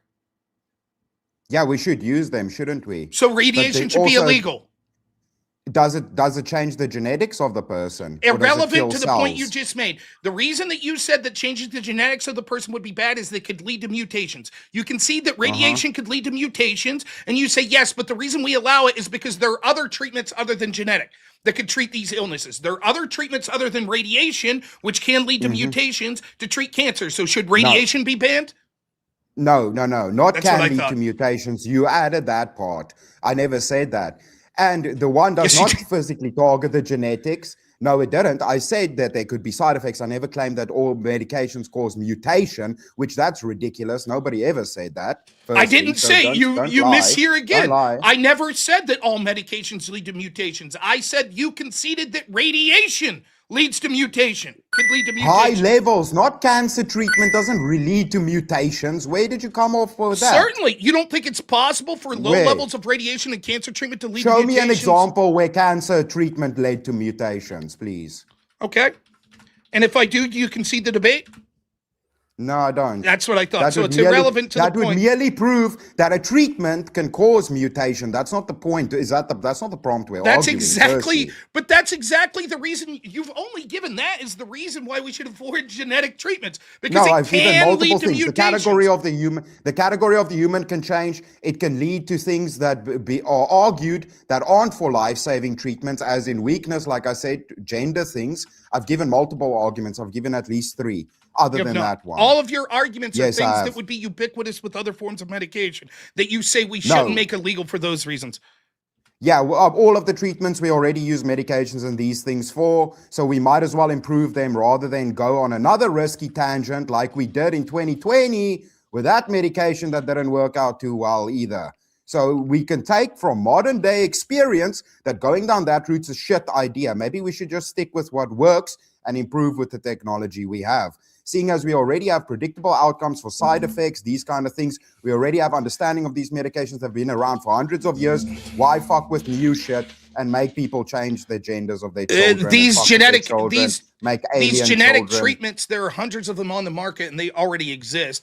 The idea that we should not use these provable, workable things and tell people they have to live in chronic pain or their children have to be is nonsensical. I could prove that your argument's wrong. Alexandra Keir, diagnosed with her first cancer, kidney cancer at 2 years old. She received radiation treatment. At 7, she was diagnosed with Ewing sarcoma, a form of bone tissue cancer, and treated with high-dose radiation. At 14, she divided with spinal cell sarcoma in the area previously treated with radiation. Her pediatric oncologist attributed malignancy to high doses of radiation causing mutations. Yeah, mutation of the cancer cell, not her genetics. No, it caused mutations What within... what mutated? No, wait. What mutated? It caused mutations within her body. Of what? Cancers in your body. What mutated? The Blood. cancer or her It genetics? caused mutation of her spine, of her blood, and her Yeah, bone she and could have soft had tissue. what cancer? What cancer did she have? Did she She have blood originally had cancer? kidney cancer. She was given radiation to treat it. At 7, she was diagnosed with Ewing sarcoma, which is a mutation in cancer of bone and soft tissue. At 14, she was diagnosed with spindle cell sarcoma. in those areas that were treated. So all of these mutations that are by the way, this happens hundreds of thousands of times. This was just one person I was able to quickly Google. If your premise is that genetic treatment should be avoided because it hypothetically could lead to mutation, then you would also say that we have to get rid of radiation, which has a proven history of causing mutation. Yeah, I didn't say that because if I could then make the same. It's just a retarded argumentation because then I can say, well, birth can cause mutation, so we should just get rid of birth. I didn't say that. That's not what I said. When I said ask you that it's less likely with medications than if you directly change genes because we don't have understanding of that technology. Prove yet. it. Where's the technology Prove for it. that?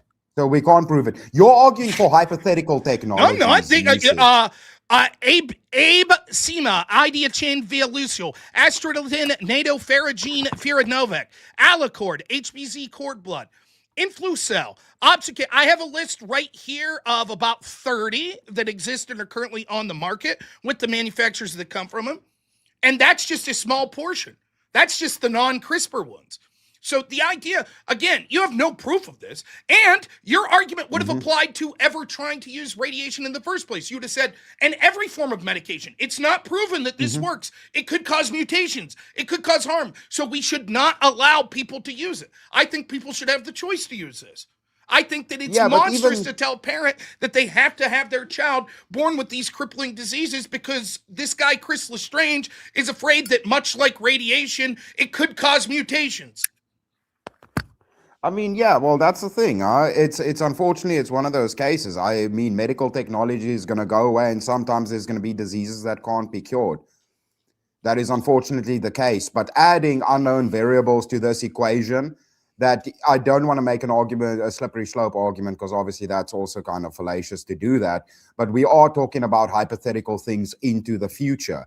So once the doorway gets open for these things that do direct manipulation on the genes of the person, it is a very different barrel of kittens we're opening up to just general medication. Yes, I can concede general medications have harmful side effects, as what any medication would do, even surgery does this.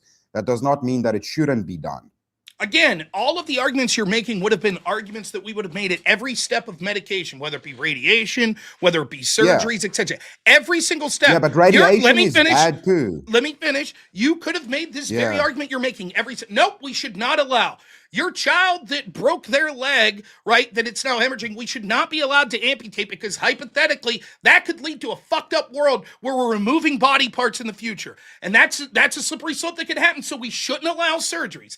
Every single one of them. The truth is, I would agree with you. There will be certain forms of genetic manipulation I wouldn't want. That does not mean that super limited genetic manipulation just to have life-threatening diseases cured shouldn't be allowed. The same with radiation. Let me finish real quick. So the same with radiation. I would not suggest that we just allow anyone willy-nilly to buy radiation and radiate themselves with the hope of getting superpowers, but I have no problem with medical professionals trying to cure cancer using it. I wouldn't say it could cause mutations, so the answer is no. It could lead to a future where people are rolling in nuclear sludge trying to become the Incredible Hulk. It could, but that's fucking stupid, and we would say we stop that from coming. We don't ban the whole treatment. But you understand how the whole point with weakness, like I brought up the transgender one, but it opens up a doorway to where I can say, well, my child seems to be he's gonna be tiny, so I want to inject him with steroids to change his genetics. The problem is we've seen the skyrocketing in peptides. I mean, what a lot of it's showing, even with minor things like Ozempic, it's turning off certain areas in the brain that's very negatively affecting people, right? It's actually destroying their pleasure centers in their brain, so turning people basically into zombies. The high use of peptides and all of these things that are bordering on the limits of genetic changes has become so prevalent in society, and we can clearly see that it's destructive in a lot of ways. Most of these things are available through black market sources. If these technologies get invested in, it's going to increase their output in society. It's the same reason we ban drugs. I mean, again, no, that's not why we ban drugs. We don't ban penicillin because someone could create a drug in the future that would do something poorly. In addition, your central claim of changing genetics. Drugs. Here's the list of other drugs that are, some of them over the counter, that have had a history of changing genetics. We have platinum-based drugs such as cisplatin and carboplatin. Then we have, antivirals such as molnupiravir. Then we have antibiotics, some of them change DNA, leading to resistance to certain bacterias. Everyday medications such as statins, antidepressant, blood pressure drugs could have effects that affect your existing genetics. So these things exist. And what you're talking about, it's one thing to be like, we're monkeying with the genetics and making like human animal hybrids. It's another thing to do very small, minute changes to lead to someone who would be paralyzed for their whole life to be able to walk again, or to lead someone with muscular dystrophy to not exist in crippling pain. Your argument is, that technology existing hypothetically could lead to shit in the future. You've admitted that that's a fallacy, a slippery slope fallacy. So give me the reason that specific person, you're making it sound like this genetic change is huge. It's not. Over the counter drugs that we've used for years also could change genetics in slight ways like this. So why would you tell that individual person without the slippery slope fallacy that they should not be allowed to have this life-saving treatment? Okay, cool. So see, the thing is with this, we're both making claims. You're making claims that it will be minor, and I'm saying it's highly likely it would not stay minor using previous examples or previous experience that we've seen coming from big pharma. And also, I feel like you wanting to invest in these gene things is just keeping us away from having cyborg suits and Gundam suits. So I would actually advocate for, let's invest in technology in my child with muscle dystrophy having a fucking mech suit, Rob, instead of messing with his genetics and turning him into an alien baby. How about that? How about that for a treatment? I would say that both could be mutually exclusive, and you'd be better off having a fucking genetically modified super soldier like Captain America, who's also piloting a Gundam suit. Their reflexes would be better in that suit than a person that wasn't genetically modified, so that'd be based anyways. Secondly, on the serious note of this, when I look into it, and admittedly, we're both just researching here, human genome's about 3 billion base pairs, right? Or 6 billion total in most cells. Gene therapies isolate out of those billions one specific gene, one. So it'll find the gene responsible for muscular dystrophy and eliminate that. Why should we not allow that? Particularly when some medications that we take, such as statins, etc., could actually mutate more genes than that. Well, that's the thing. Firstly, by the way, I'll on you using Google, Rob. I haven't used Google once during this debate, but I will tell you smart, that I don't use Google. I use Brave. I mean, okay, well that's pretty cool. So the solo judge has been canceled out by Jungle. So I'm giving another minute or no, a little over 30 seconds here till it says 32 minutes to see if we have somebody who wants to solo judge. Jungle rules VK tonight. Yeah, and you can't deny that at this point. Rob, it's always difficult with these arguments. It's the same argument with AI. It's always difficult because ultimately, for things coming in the future, you obviously have to kind of interpret from previous experience how it plays out, because there is no way to make an argument from presentism with some of these things that's emerging, right? So it's very difficult to do the argumentation without going to slippery slope. Okay, that might be true, which you admit is a fallacy. Just out of curiosity, I'll admit I just looked this up. When do you think the first genetic treatment was offered? What was the first time it was administered? Probably 1950s, around there, 1950s. Okay, if that's true, if it was 1950s, then it's clear that this isn't emerging. It's something that's been around for 80 years? Where's the mutated babies? The fucking man spiders running around. Real quick, I'm putting the poll into the chat right now. Let me see, chat. If you don't see it now, you should refresh so you do see it. If you want to vote for this man right here, you're voting for Chris Lestrange on the poll. And if you want to vote for this man right here, you're voting for robnoerr on the poll. Chat, get your votes in. I'm going to start that timer up, and you got 2 minutes. The first one ever, what I'm reading is the first one ever was 1990 for a girl with the bubble boy disease. You want to know what it was? Want to know what this scary gene therapy was? Doctors took white blood cells and inserted a functional copy of the missing ADA gene into a retroviral vector and then infused them back into her cell. She had to keep doing this for a while, but she grew up healthy and has lived a normal life. She became an advocate for rare diseases. Now, you think she should have died because removing some of her blood, putting a little something in it and putting back into her is genetic, and she shouldn't have been allowed to have that treatment? No. That's just an argument. You're just doing a emotional appeal / straw man on me. I never said she should die. I said we should make advancements in safer medications. And like I said, the inception of some of these medications were very niche and low usage. Now, your argument for this debate would have been wide-ranging acceptance and it becoming a part of the Who said that? like whole dogma. Who said that? Whoever said that? Well, it's ought to would be that it should be normalized. I'm the parent of Normalization and inception are two different so things. I'm the parent of Ashley, that girl, and they're like, look, we're Yeah. having real trouble. We don't have another treatment that could work to this effect. We could take some of her white blood cells, change a little, and inject it back into her. And I'm like, oh my God, please, something that could help her. You burst in the door and say, no, I do not Yeah, but consent. You do not have the right. I say I do have the right. That's the debate. Listen, the problem with your arguments is that you're going, Chris is saying they must die. I said different medication. Do you What is the understand other when I argue medication? different? So What don't if there do is that no other because that's medication? not what I said. What if there yeah, is but no don't other- do that but you can No, concede that that I is- didn't say that. So no, that's like you're just doing It is the emotional shit. logical. It is the logical extrapolation of what you're saying, because you're saying it's not. if there is no other medication, then what happens to her? If there is no other Correct. medication for it, Correct. well, is there no other medication? If there for is it? none, what should happen? What to are we her? talking about? But I don't know what we're talking The about. bubble boy disease in What this are we case talking about? specifically. It was a I don't know medical what breakthrough. bubble boy disease is. That was a Okay, shitty movie in so- the 90s. So I you don't know what understand, disease it is. or you don't understand the concept of a hypothetical. Is that like jaundice? You Is don't that like underst- jaundice? Do you don't become understand. yellow? Can you just admit to everyone here you don't understand the concept of a hypothetical? What's the hypothetical? If there is no other treatment, Real quick, what happens then? real quick, that is 71 votes locked in. And 55%, it was close. 55% said the winner of the 1v1 is Rob Noor. Chris Lestrange, tell everybody in the chat where they can find you and why they should bring you back for another shot at the $450 prize. Hey, I had to give you guys a show. Massive love to Rob. I'm Thanks. sorry, It Rob, was that I fun. made No, you it was fun. It frustrated. was fun. I have to give you spirited debates. The lefties suck fun. at I know, that's debating true. debating you. So I have to try and give you the best debate I can, man. So I appreciate it. Thank you so much, Rob. I appreciate it. Yes, Speak, it's fun. always Thanks. for having me. Yeah, and yeah, if you guys want more blood, I'm fired up now. I gotta fight Rob. I'm gonna smoke all these other fools on here now. Let's fucking go. Always a pleasure having you. And if they Have bring a you good back, one, you know, guys. you're more than welcome. And until Yeah, then, let's go. my friend. Battle.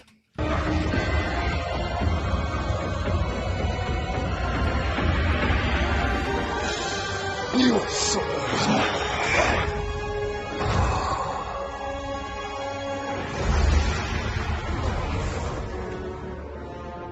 Fatality.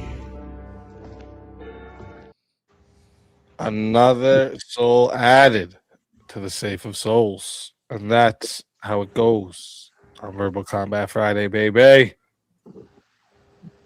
All right. Let me see here. What do we got? Got that one, that one, that one, that one. Can I ask a question? Is anyone put me up for another debate, paid for it yet? No. Is it possible if I could bow out then? Because Well, yeah, of course. Anytime you, yeah. I if don't you wanna can cheat go, you anyone's can go. I money. get it. I'm doing something with. I'm going to visit family tomorrow too. I get it. but I don't want to cheat if someone already paid. But don't No, pay, then I'm you're leaving. not on the list for Okay. one as of right now. Well, thank you all. Life first, Rob. Life first. My mom will appreciate it. So thank you guys so much. Speakeasy, congratulations on tonight. Jungle, thank you for being the man. Everyone else, you guys are great. We'll see you Good all night, soon. Rob. Good night, everyone. Take Have it a easy. good one, Rob. Yep. All right. Oh, see, here's the problem, right? When the way that still about that last debate. First off, I don't think the debate was that close. I like Chris, but I don't think he was really making compelling arguments. Most of the arguments he's making, it was a principle that, like, the better arguments that he should have been making is like a hyper focus on like a religious argument. That it's sort of, he makes this argument, it's God's design, but he doesn't limit it to just genetics, he's like, oh, cancer as well. Most of these genetic treatments are stupidly benign. Like this, like I'm just reading some of these, right? Spinal muscular dystrophy in infants. The infant's already born and has horrible spinal muscular atrophy. It delivers one shot a gene. It's a one-time IV. It's not even a shot. It's an IV. They put an IV in that just has, that helps give this gene that helps alleviate this horrible ailment that atrophies muscles. That's it. This isn't like going in the womb. It's literally outpatient. You go in, there's an IV bag. The mere fact that because that adds something to DNA, to a DNA helix, we're like, no. But if you put another drug in that drip bag, we'd say, no problem. We don't even question it. CRISPR's a little different. But that wasn't the prompt.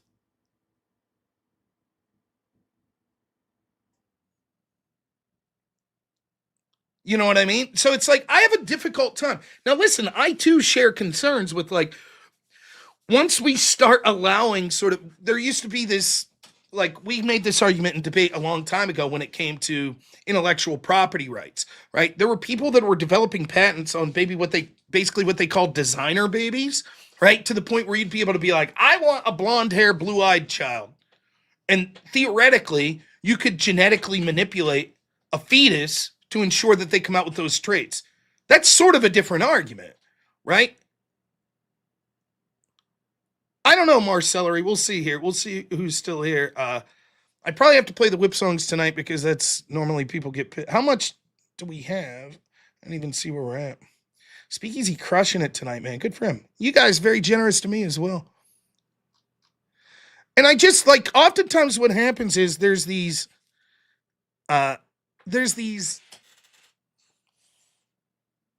standards you have that sound good in your head, like God created humans and therefore we should not be able to manipulate the genetic structure, and it could create monsters and people will be creating animal hybrids with humans. Yeah, that's all fucked up, right? But then it's like, here's a legitimate kid that's fucking in crippling pain and can't walk, and we literally just give them this IV drip bag and it changes one little DNA, right? 1 out of 6 billion. Doesn't make them a super mutant or anything. And we're like, no, sorry, man, we can't do that. We can't. We started this shit in 1990. The problem is everybody thinks that it's like some fucking mad scientist.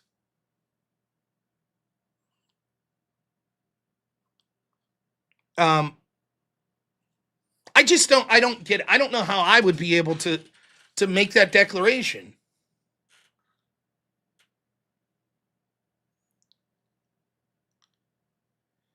I mean, maybe an argument I should have had, like, imagine that we could create like a robotic leg, like real simple robot. I'm sure it exists, right? A prosthetic that's like robotic, and we could put it on. You lost your leg in a car accident, and we could put this on, and it's like, yeah. And then someone's like, nah, because we could create cyborgs with like laser eyes and shit. So now, can't use the robotic leg. It just seems, I don't know. Now, there are interesting arguments tangentially on this. Not necessarily legal, but this is a discussion I've had with my friends, and maybe you won't like it because it's about sports, right?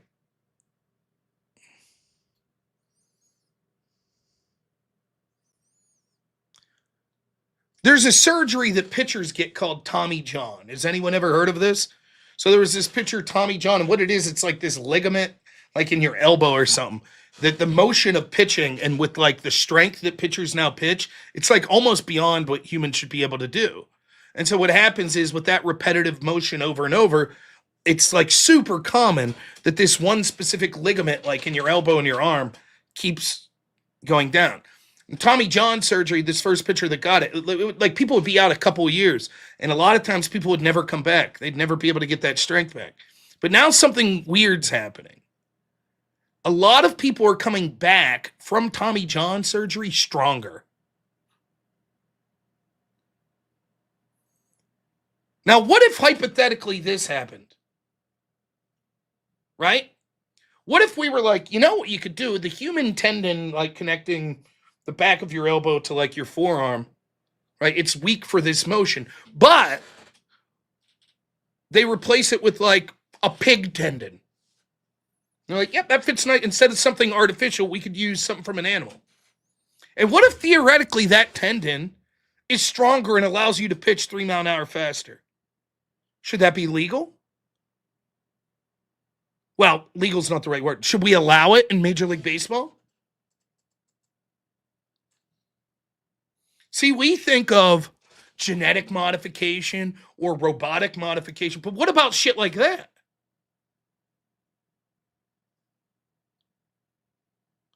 It's an interesting concept, right? If it's like, this is literally the treatment. If you weren't a pitcher, this is what they would have done to you. They would put this tendon in.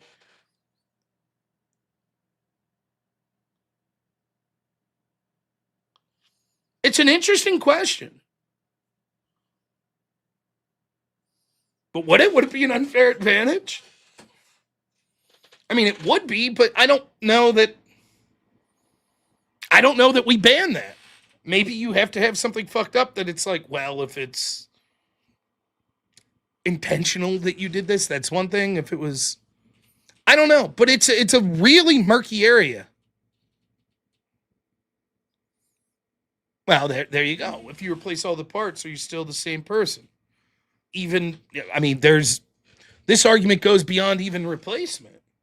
You're made up of a bunch of cells, right? But your cells have a lifespan. So all the cells that are me right now, 20 years from now, will be dead. And they'll be all new cells. Am I the same person? Now, if you get religious, you're like, well, you are your soul. That's who you are. This is sort of a shell.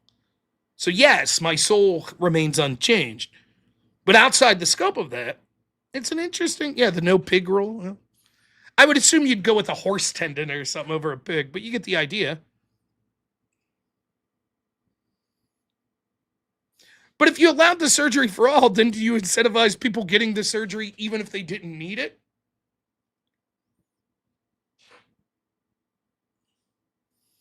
Yeah, I'm already Rob version 40. Rob version 40. Look at this. I want CRISPR to fix my bald head. Gosh, darn it. It's an interesting debate, though. I'm more convinced that there's problems with like stem cell treatment because it actually leads to like the destruction of fetal tissue. That argument makes more sense to me. I'm still on the fence of that one as well. If the tissue already exists and it could be life-saving now, should we be allowed to use it?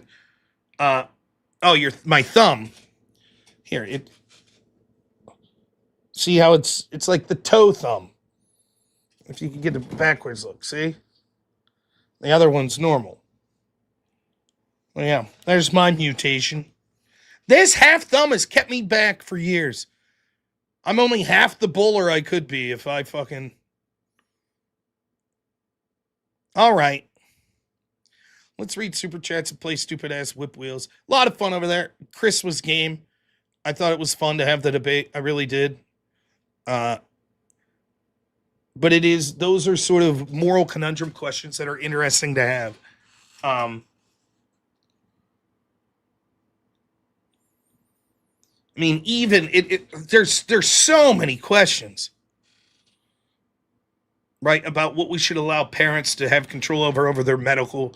Like, there's questions that aren't even like, and you see these, if you've watched enough fucking medical dramas, you see this shit pop up every once in a while. Like, if you're one of the sects of Christians that don't believe, because like what Chris was saying, there are people that believe that are religious, that are like, nope, we refuse any medication. It is God's will. We'll pray. But it is against our religion. to take medication? What should the state do if some 9-year-old's brought into the hospital and they're like, oh, she broke her arm. Can you fix that? And they're like, sure, but she's also dying of this illness. But we could cure it with this simple penicillin. And the family's like, nope, don't do it.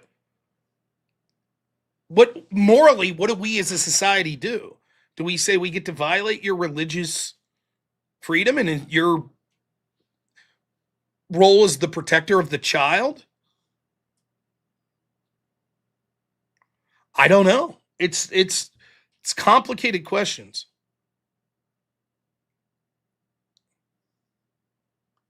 It's very difficult. I could see the arguments on both sides of it. But these questions of like the rights of parents when it comes to medical treatment with their children, I think it's really good areas for testing like people's like philosophical beliefs. Do you let toddlers sit in the front seat? Well, you mean legally? Should we allow it?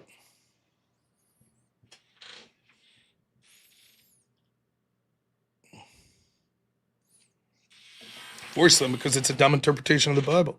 Okay, let's say I agree with you. Now the treatment's genetic.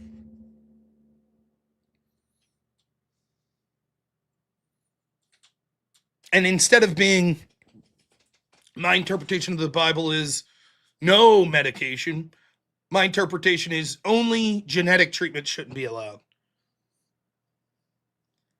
Because I believe that changes the genetic makeup of what God has created. And the doctor's like, your kid's going to die. All it is a simple IV bag.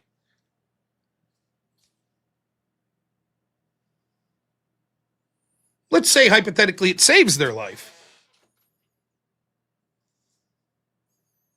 Under that, it's a bad interpretation of the Bible, and so the doctors have taken an oath to do no harm and to try to help this child.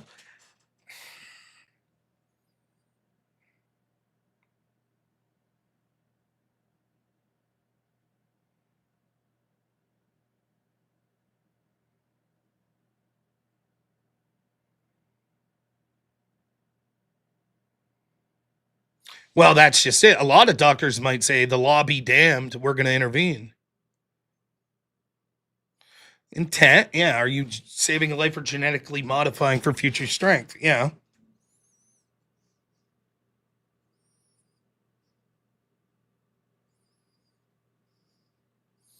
That's where I would tend to lead. And given that, then the next logical extrapolation is, why shouldn't we allow parents to make the choice to have those genetic treatments for their children for life-saving issues or horrible, crippling, debilitative diseases?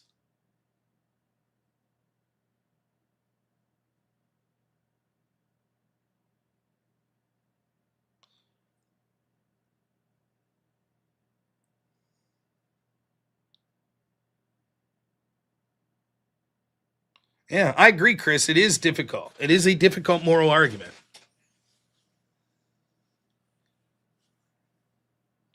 Because I can make Chris's argument and go out. And it's like, fair enough. Let's say we accept it. We say, sure, you have muscular dystrophy. The most successful treatment for you is some simple genetic treatment. Fine, we allow that. Okay. Why? Well, it's important for the quality of my life. I would still live with multiple dystrophy, muscular dystrophy, but I'm in crippling pain. It'll be hard for me to make a living. I'll need constant care, etc. Okay, we accept that. Okay, now let's say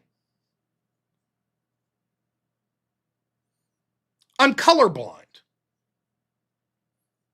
Do I have the right to the genetic treatment now to fix colorblindness? You might say, nah, I don't know. That seems a bit much, but I'm a painter. Seeing color is very important for my livelihood. And I just had some tragic accident and now I'm colorblind. I'll never be able to paint again. At least in ways like I used to. For whatever reason, color was very important to my paintings. Okay, fine. We allow it, hypothetically. Okay, next. Well, I'm a lumberjack. What's your accident? None. But if I get this genetic treatment to make me stronger, now I could provide for my family better. You could see how it could quickly advance. That it's like, and each step it gets a little more morally dubious. Like, But I don't see that as a problem with just genetic treatment. I see that as a problem, surgical treatments.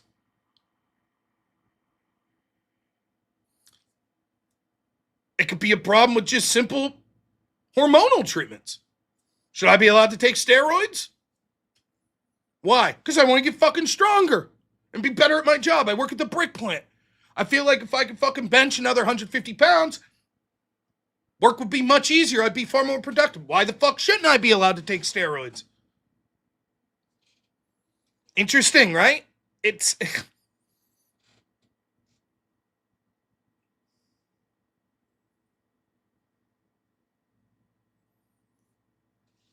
So, anyways, it is a very interesting area for discussion. It really is. I mean, the steroid question alone, I find quite interesting.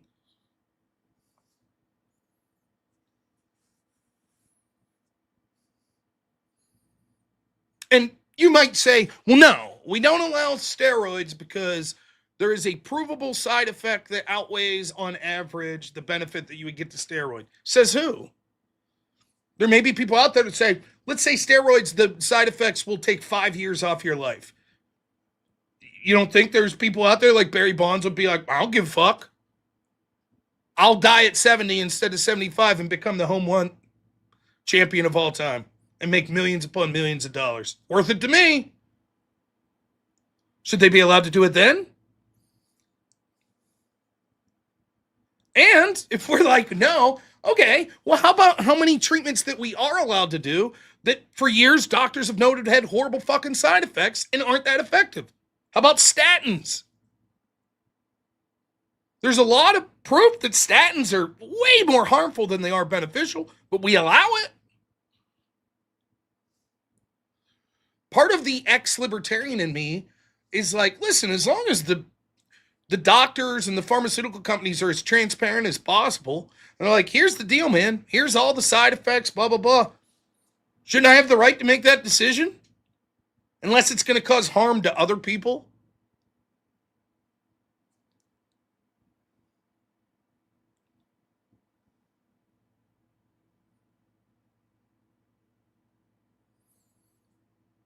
It's interesting.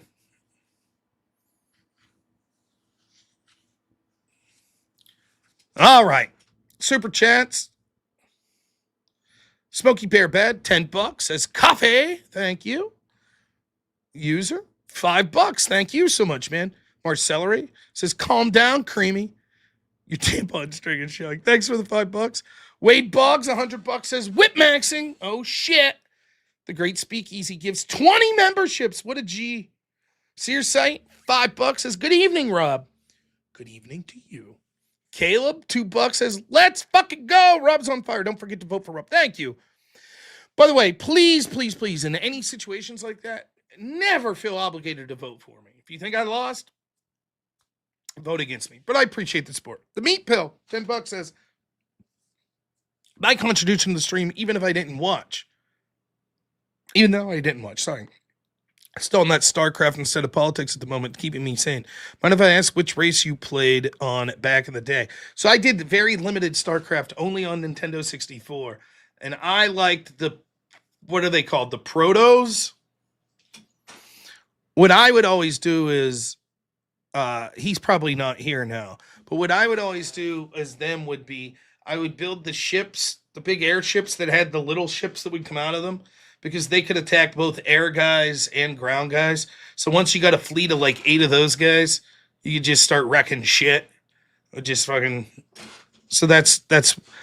But I was very bad at playing like the early game. If people rushed me, I was fucked because I was just very limited in my defense until I build up these big guys. And I very rarely played other humans, so it was usually just playing the computer. So that strategy probably sucks ass if you're playing a person.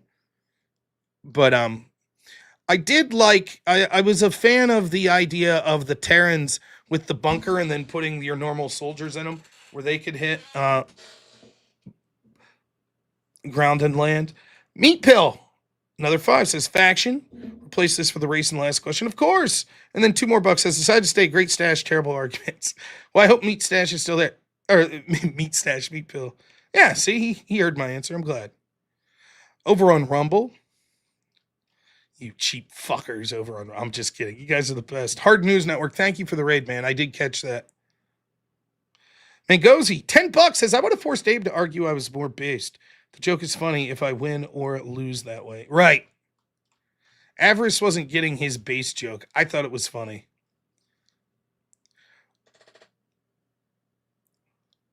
That's what I did the other day debating Teriak. The position was I too much of an asshole to Teriak in the previous debate? And Teriak had to argue no. So all of Teriak's arguments was how good I was.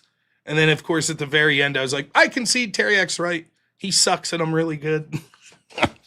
That was my intent the whole time. The Meat Bill, $2 says Protos Carriers. Just learned to build for that. There you go. All right. Now they've done, I never played like StarCraft. Rate the VK regulars in debate skill. Oh. It's tough. So like of the people I debated tonight, Steelborn's pretty good. I'd put him near the top. I think Chris is pretty good. Avarice is pretty good. I mean, all of them are really close to each other. Abe. Let me look over here.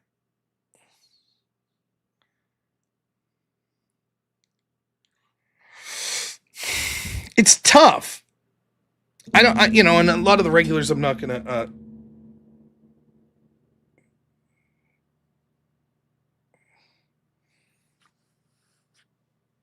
what's this mean? You're a likable guy, Rob. Too bad you have to wait for Andrew Wilson to become completely based before you can be completely based. It's gonna happen eventually. Shit's getting too clear.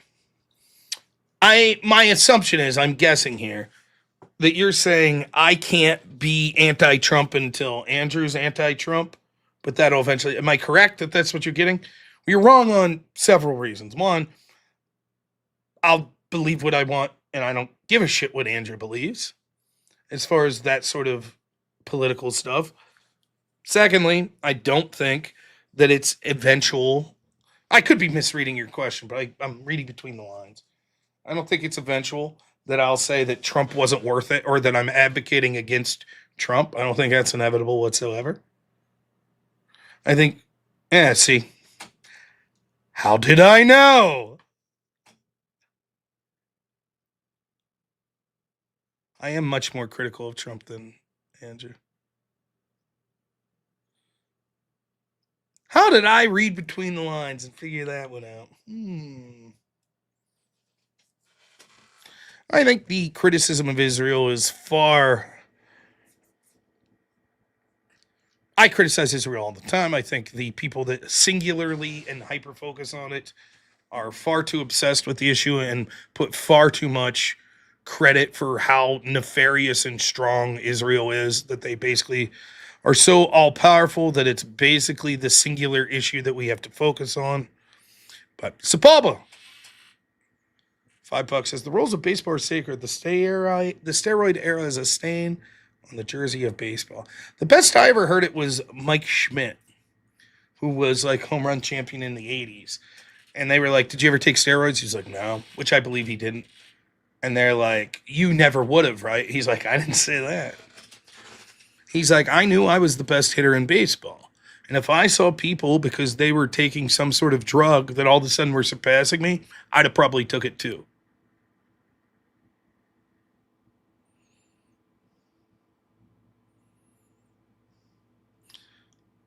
And Mike Schmidt's a pretty respectable dude.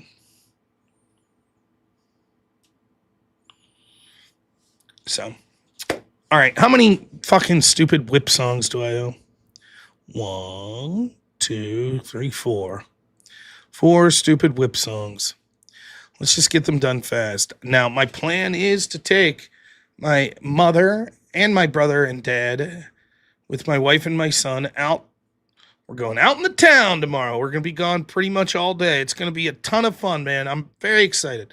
I love my family. I love my wife's family. I relish the opportunity to hang out with them anytime I get to. And so I'm very excited, man.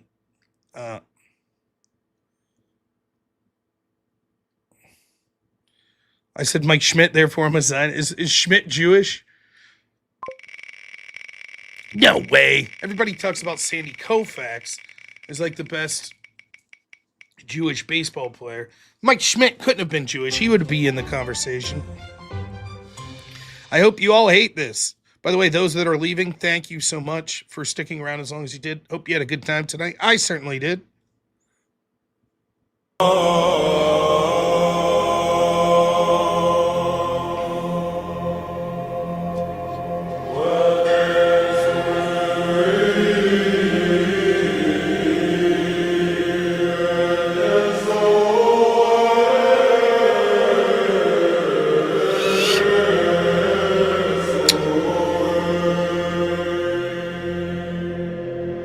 We don't wanna go to war today, but the Lord of the light says nay, nay, nay. We're gonna march all day, all day, all day. There's a way,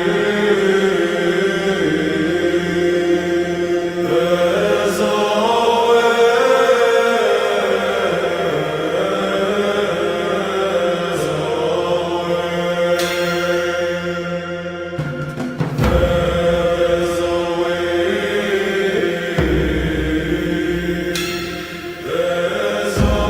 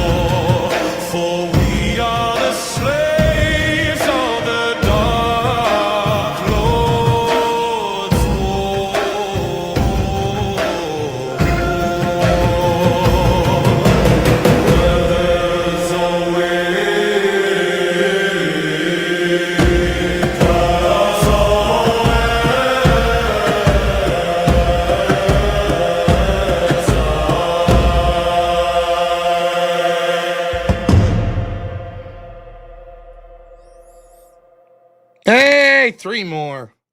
It is funny because I'm well aware that the people that like these songs aren't here. Hey, listen. Oh, you know what? Fuck. Real quick, I'm acting like I was really smart. I didn't even realize your name was Another War for Israel. So I swear I didn't notice it. Look, here's the deal, man. I think there's a lot of people that are terribly wrong on this shit.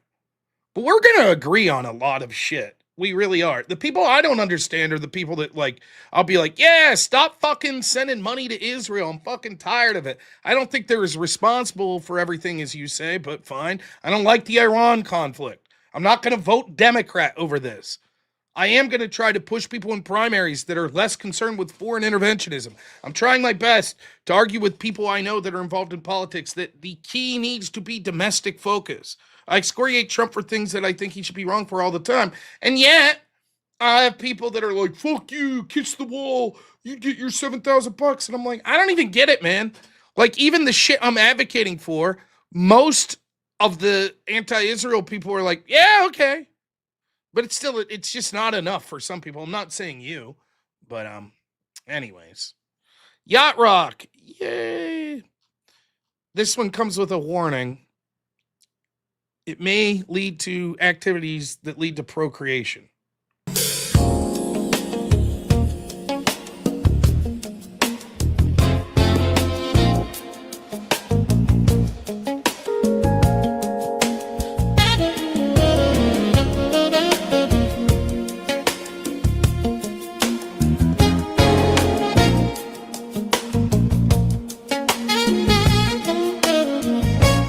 Where there's a whip,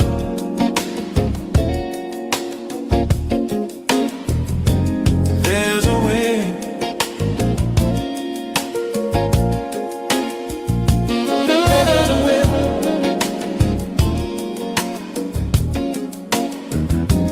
there's a way.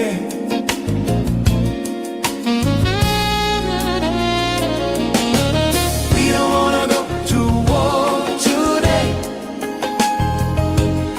but the Lord of the land said, nay, nay, nay, nay. We're gonna march all day, all day, all day. Where there's a whip, there's a way.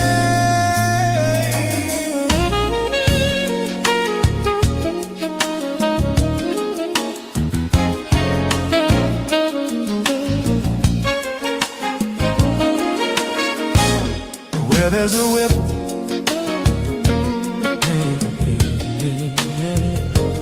there's a way.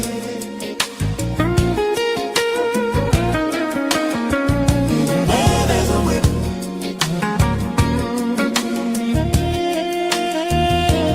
there's a whip.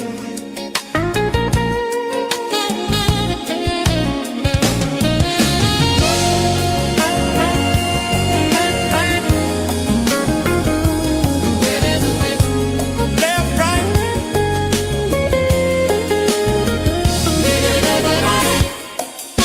A crack on the back says we're gonna fight. We're gonna march all day and night and more.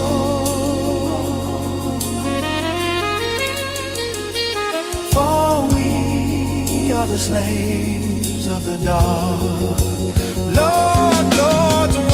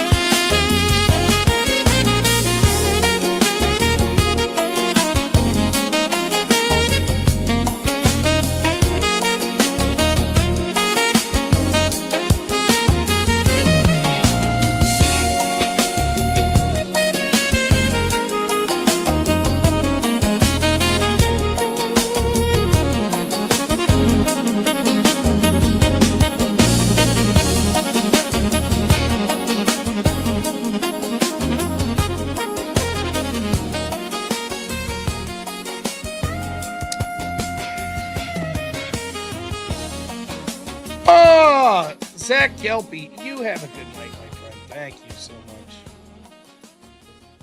It's too long. The song's too long. They're all too fucking long. Next.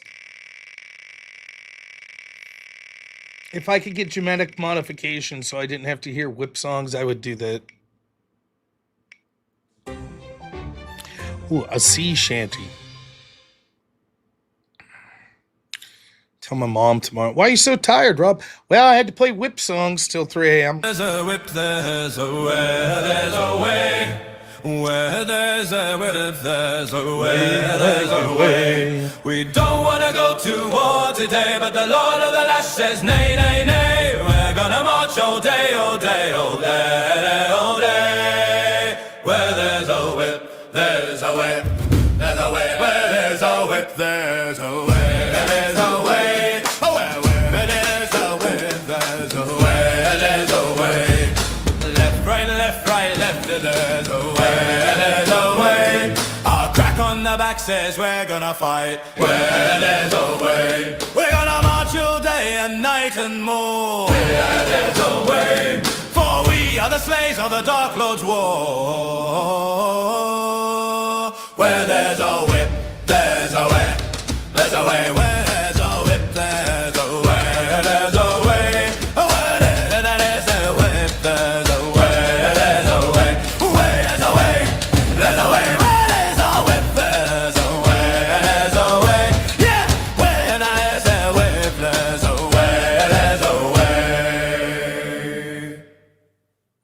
We did it. One more. Mercifully almost done. The whip players taking the night off. We're pleased with it.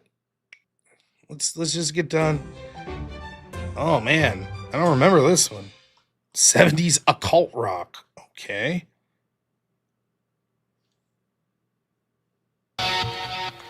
A long one.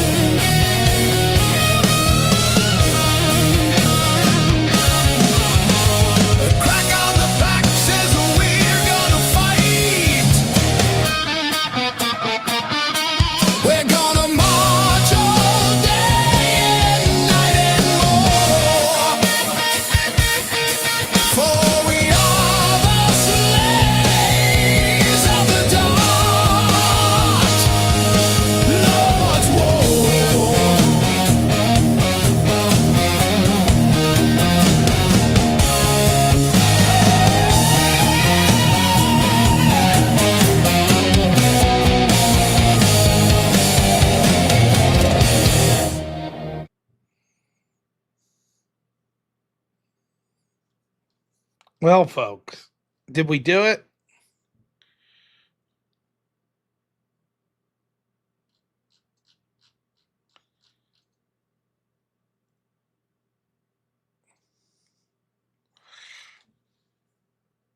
Pretty good night, man. I thank you all so much. We're probably going to raid over to Speakeasy. If I can figure out how. I'm kind of an idiot. I have some thank yous to say before I raid over there. So bear with me for a second. First off, thank you so much to Avarice and to my editor, Black Elk. How much more? $51 for another whip.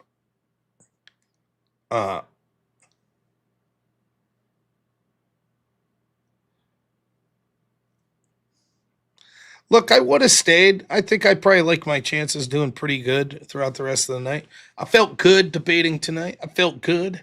But, you know, I'm not trying to stay up till 5, 6 a.m. Here's the thing, all right? There's a lot of fun to go over there. I thank Speakeasy a lot. Thanks to all my mods. Thanks to everyone who donated money to me. But I want to thank the great Jungle F. I don't know exactly how much Jungle donated. No, I lost to Teriak. I conceded at the end to Teriak that I was awesome and he was shit. That was basically the debate. I think Jungle donated damn near $10,000 to Speakeasy tonight. At least Speakeasy's goal was at 10,000, and I know Jungle like donated a shitload of money.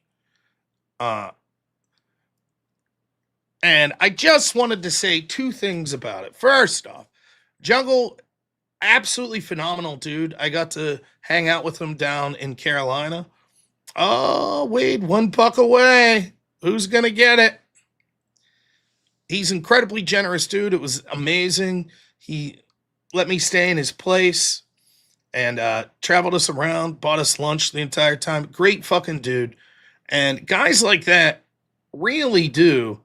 I mean, look, here's the truth.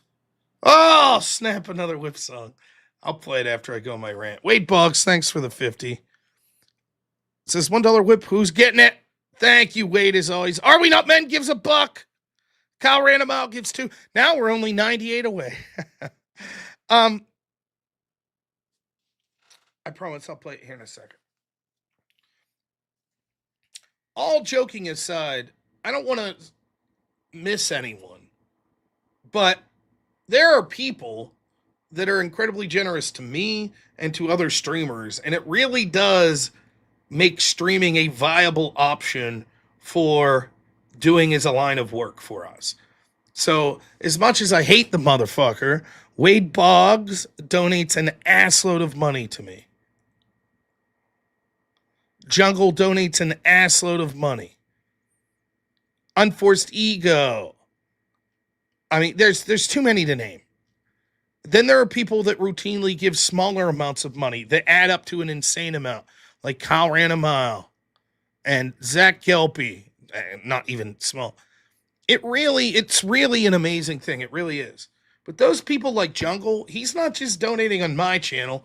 He's donating on people like Speakeasy. He'll donate on smaller streamers that have 10, 15 people watching. It's an amazing thing. And then Speakeasy, man. I think Speakeasy's doing a tremendous job over there. And I couldn't be happier that he's seeing success over there. And I hope that it continues to go through the roof for him. I really do. I think I always enjoy my time over there. He puts in a lot of work for me behind the scenes, like setting up those no prep debates. That's no fun. Trying to find people, set up debates, shit like that. And so couldn't be happier, man, when you go over there and you see like, holy shit, $10,000 tonight. Good. He deserves it, man. I think it's fucking amazing. And I'm happy to be, if just in a limited part, to jump on that show tonight and help him out with his big night. So pretty fucking crazy. All right, more whip songs. One more. Oh, I gotta put this on the stage.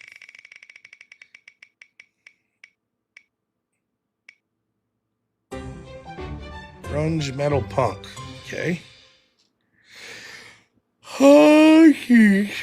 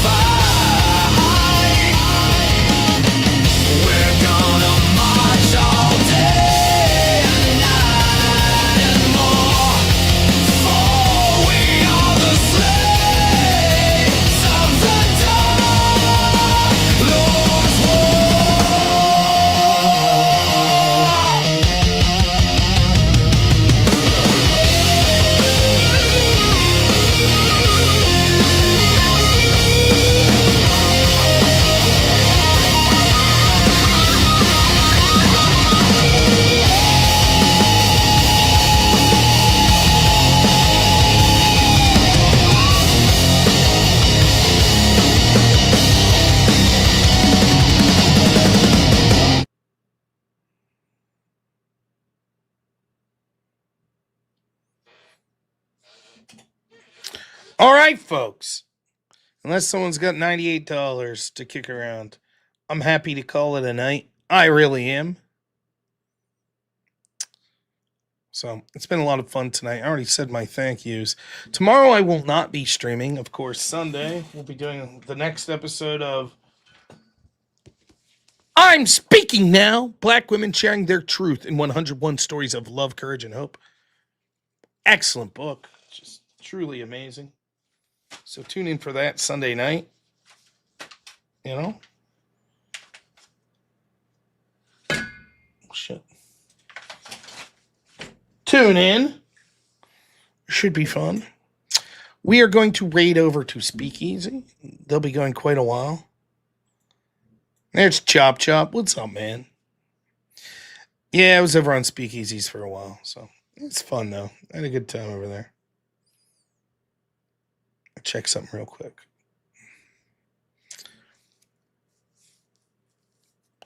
Undefeated in my debates here tonight. It was a lot of fun. So, we were talking about sort of economics. The job numbers look pretty good here. Before that, we were talking about the Virginia redistricting court case. Not a good day for Democrats, which is a good day for me. A good day when the Democrats are miserable.